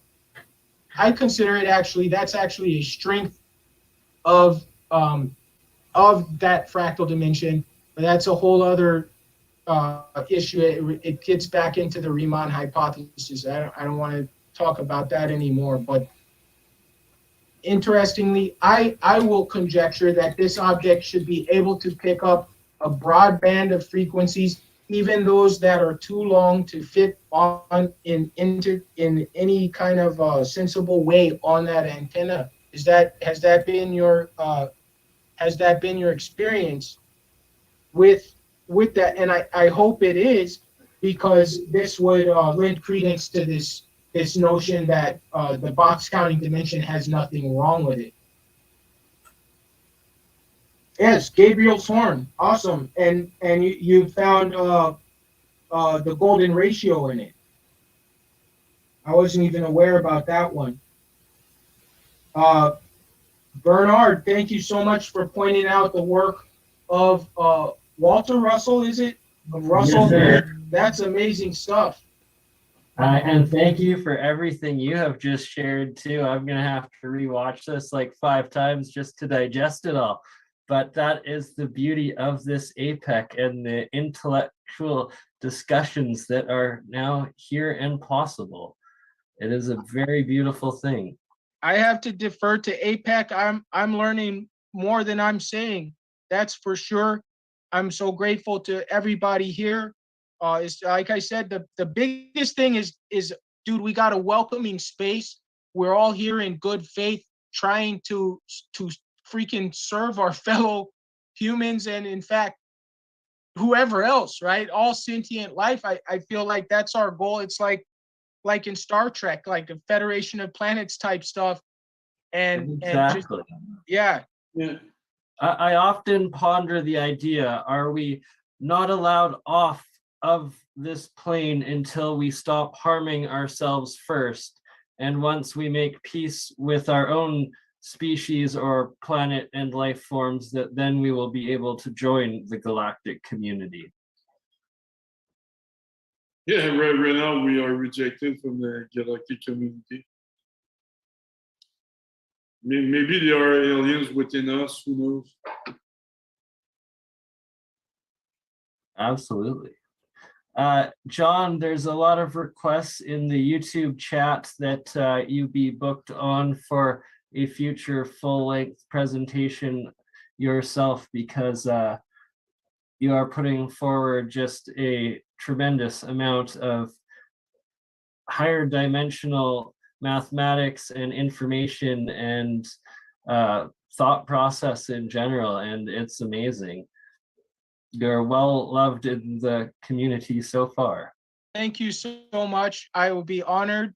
I just got a new job, and I've been going through, and many of us, I don't mean to draw attention to myself on this, many people right now are struggling in many ways.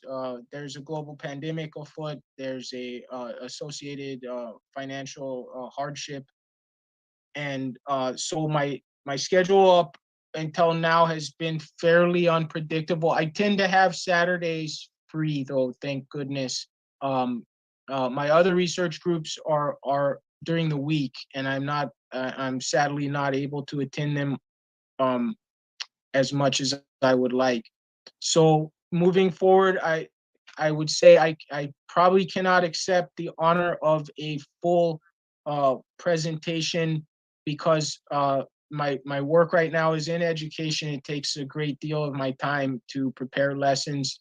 Working with our children, our children are our greatest treasure, and all the time in the world isn't enough to devote to bettering their circumstances. But I really look forward to partaking in further extended discussions, and as I get my life situation further straightened out, I would be honored and very happy to accept the honor of presenting in a full format, because I feel like gravity was my motivation going into studying mathematics. I said, let me study mathematics as a shortcut to learning physics. And then my PhD advisor, like I said, he wrote a book on the Feynman integral. So he was a physicist in a sense, but he's a mathematician. Michel Lapidus, the great Moroccan, French, American mathematician at UC Riverside. Someone mentioned Jack Sarfati. That's Jack Sarfati, the founder of quantum cryptography. That's his alma mater as well. And what I found was that mathematics has a proliferation of tools, perhaps an embarrassment of riches, to offer to physics. So much of the difficulty in physics resides in the problem of resolving singularities. And there are entire schools of mathematics that are just full of ways to treat the singularities. Let's, just as an example, if you consider the Big Bang singularity, there is no way, even just in physics, that comes to a point. So if you've been skeptical about the Big Bang coming down to a point, I would tell you, well, even in orthodox physics, we have uncertainty. So how do we know which point it would come down to? We have a theory in mathematical physics, but it's well known in physics, called Liouville's theorem. So there's a smallest amount of what's called phase space, kind of a space of speeds and locations, and you're not going to get smaller than that. So between those two things, the notion of zooming all the way back down to the original point that everything came from, that's false. And even Stephen Hawking, who's a fairly orthodox general relativist, he even abandoned the hope for the initial point of creation, and described a Planck scale object called a P instanton. So most folks understand this, but fractal geometry offers the hope of putting a little more structure on that initial singularity. In my view, this is when you start getting into my research, not well accepted. I haven't done a postdoc. You guys, let me just confess right here. I haven't done a postdoc. I have few publications. I have one peer-reviewed publication and my doctoral thesis. So, you know, this is when I try to let you guys know when it's my work versus if I'm trying to be a conduit of other information, and my mistakes are my own mistakes. But I think that the perspective of geometry in real number dimensions, which comes to us from fractal geometry, and indeed my advisor generalized this to complex dimensions, which is a fairly complicated notion to explain in detail, but it is in overview exactly what it sounds like. Dimension with an imaginary portion as well. And this feeds us information about what's called the oscillations of self-similar objects. So as you, I don't want to get into it because we haven't gotten into just how is dimension defined. But those of you that know some about fractal dimension, you can probably imagine now a little bit more generalizing from the real numbers to even complex numbers as working for dimension. So yeah, I understand there's another APEC on the, is it the 30th already? Or that, I guess that wouldn't be a Saturday. Yeah, there probably won't be one in another 2 weeks. So that will be the 30th, I believe, the 29th. The 29th. Yeah, I'm about to wrap up this live stream here online. So if we can, much love for everyone who joined and out there in the comments. Thank you guys so much. We can continue the discussion here on Zoom, but it won't be broadcast and there won't be the live stream. So this was a fascinating discussion, John. Thank you, John Quinn, for joining us and sharing that fascinating perspective with us. Lots of cool stuff to look up now.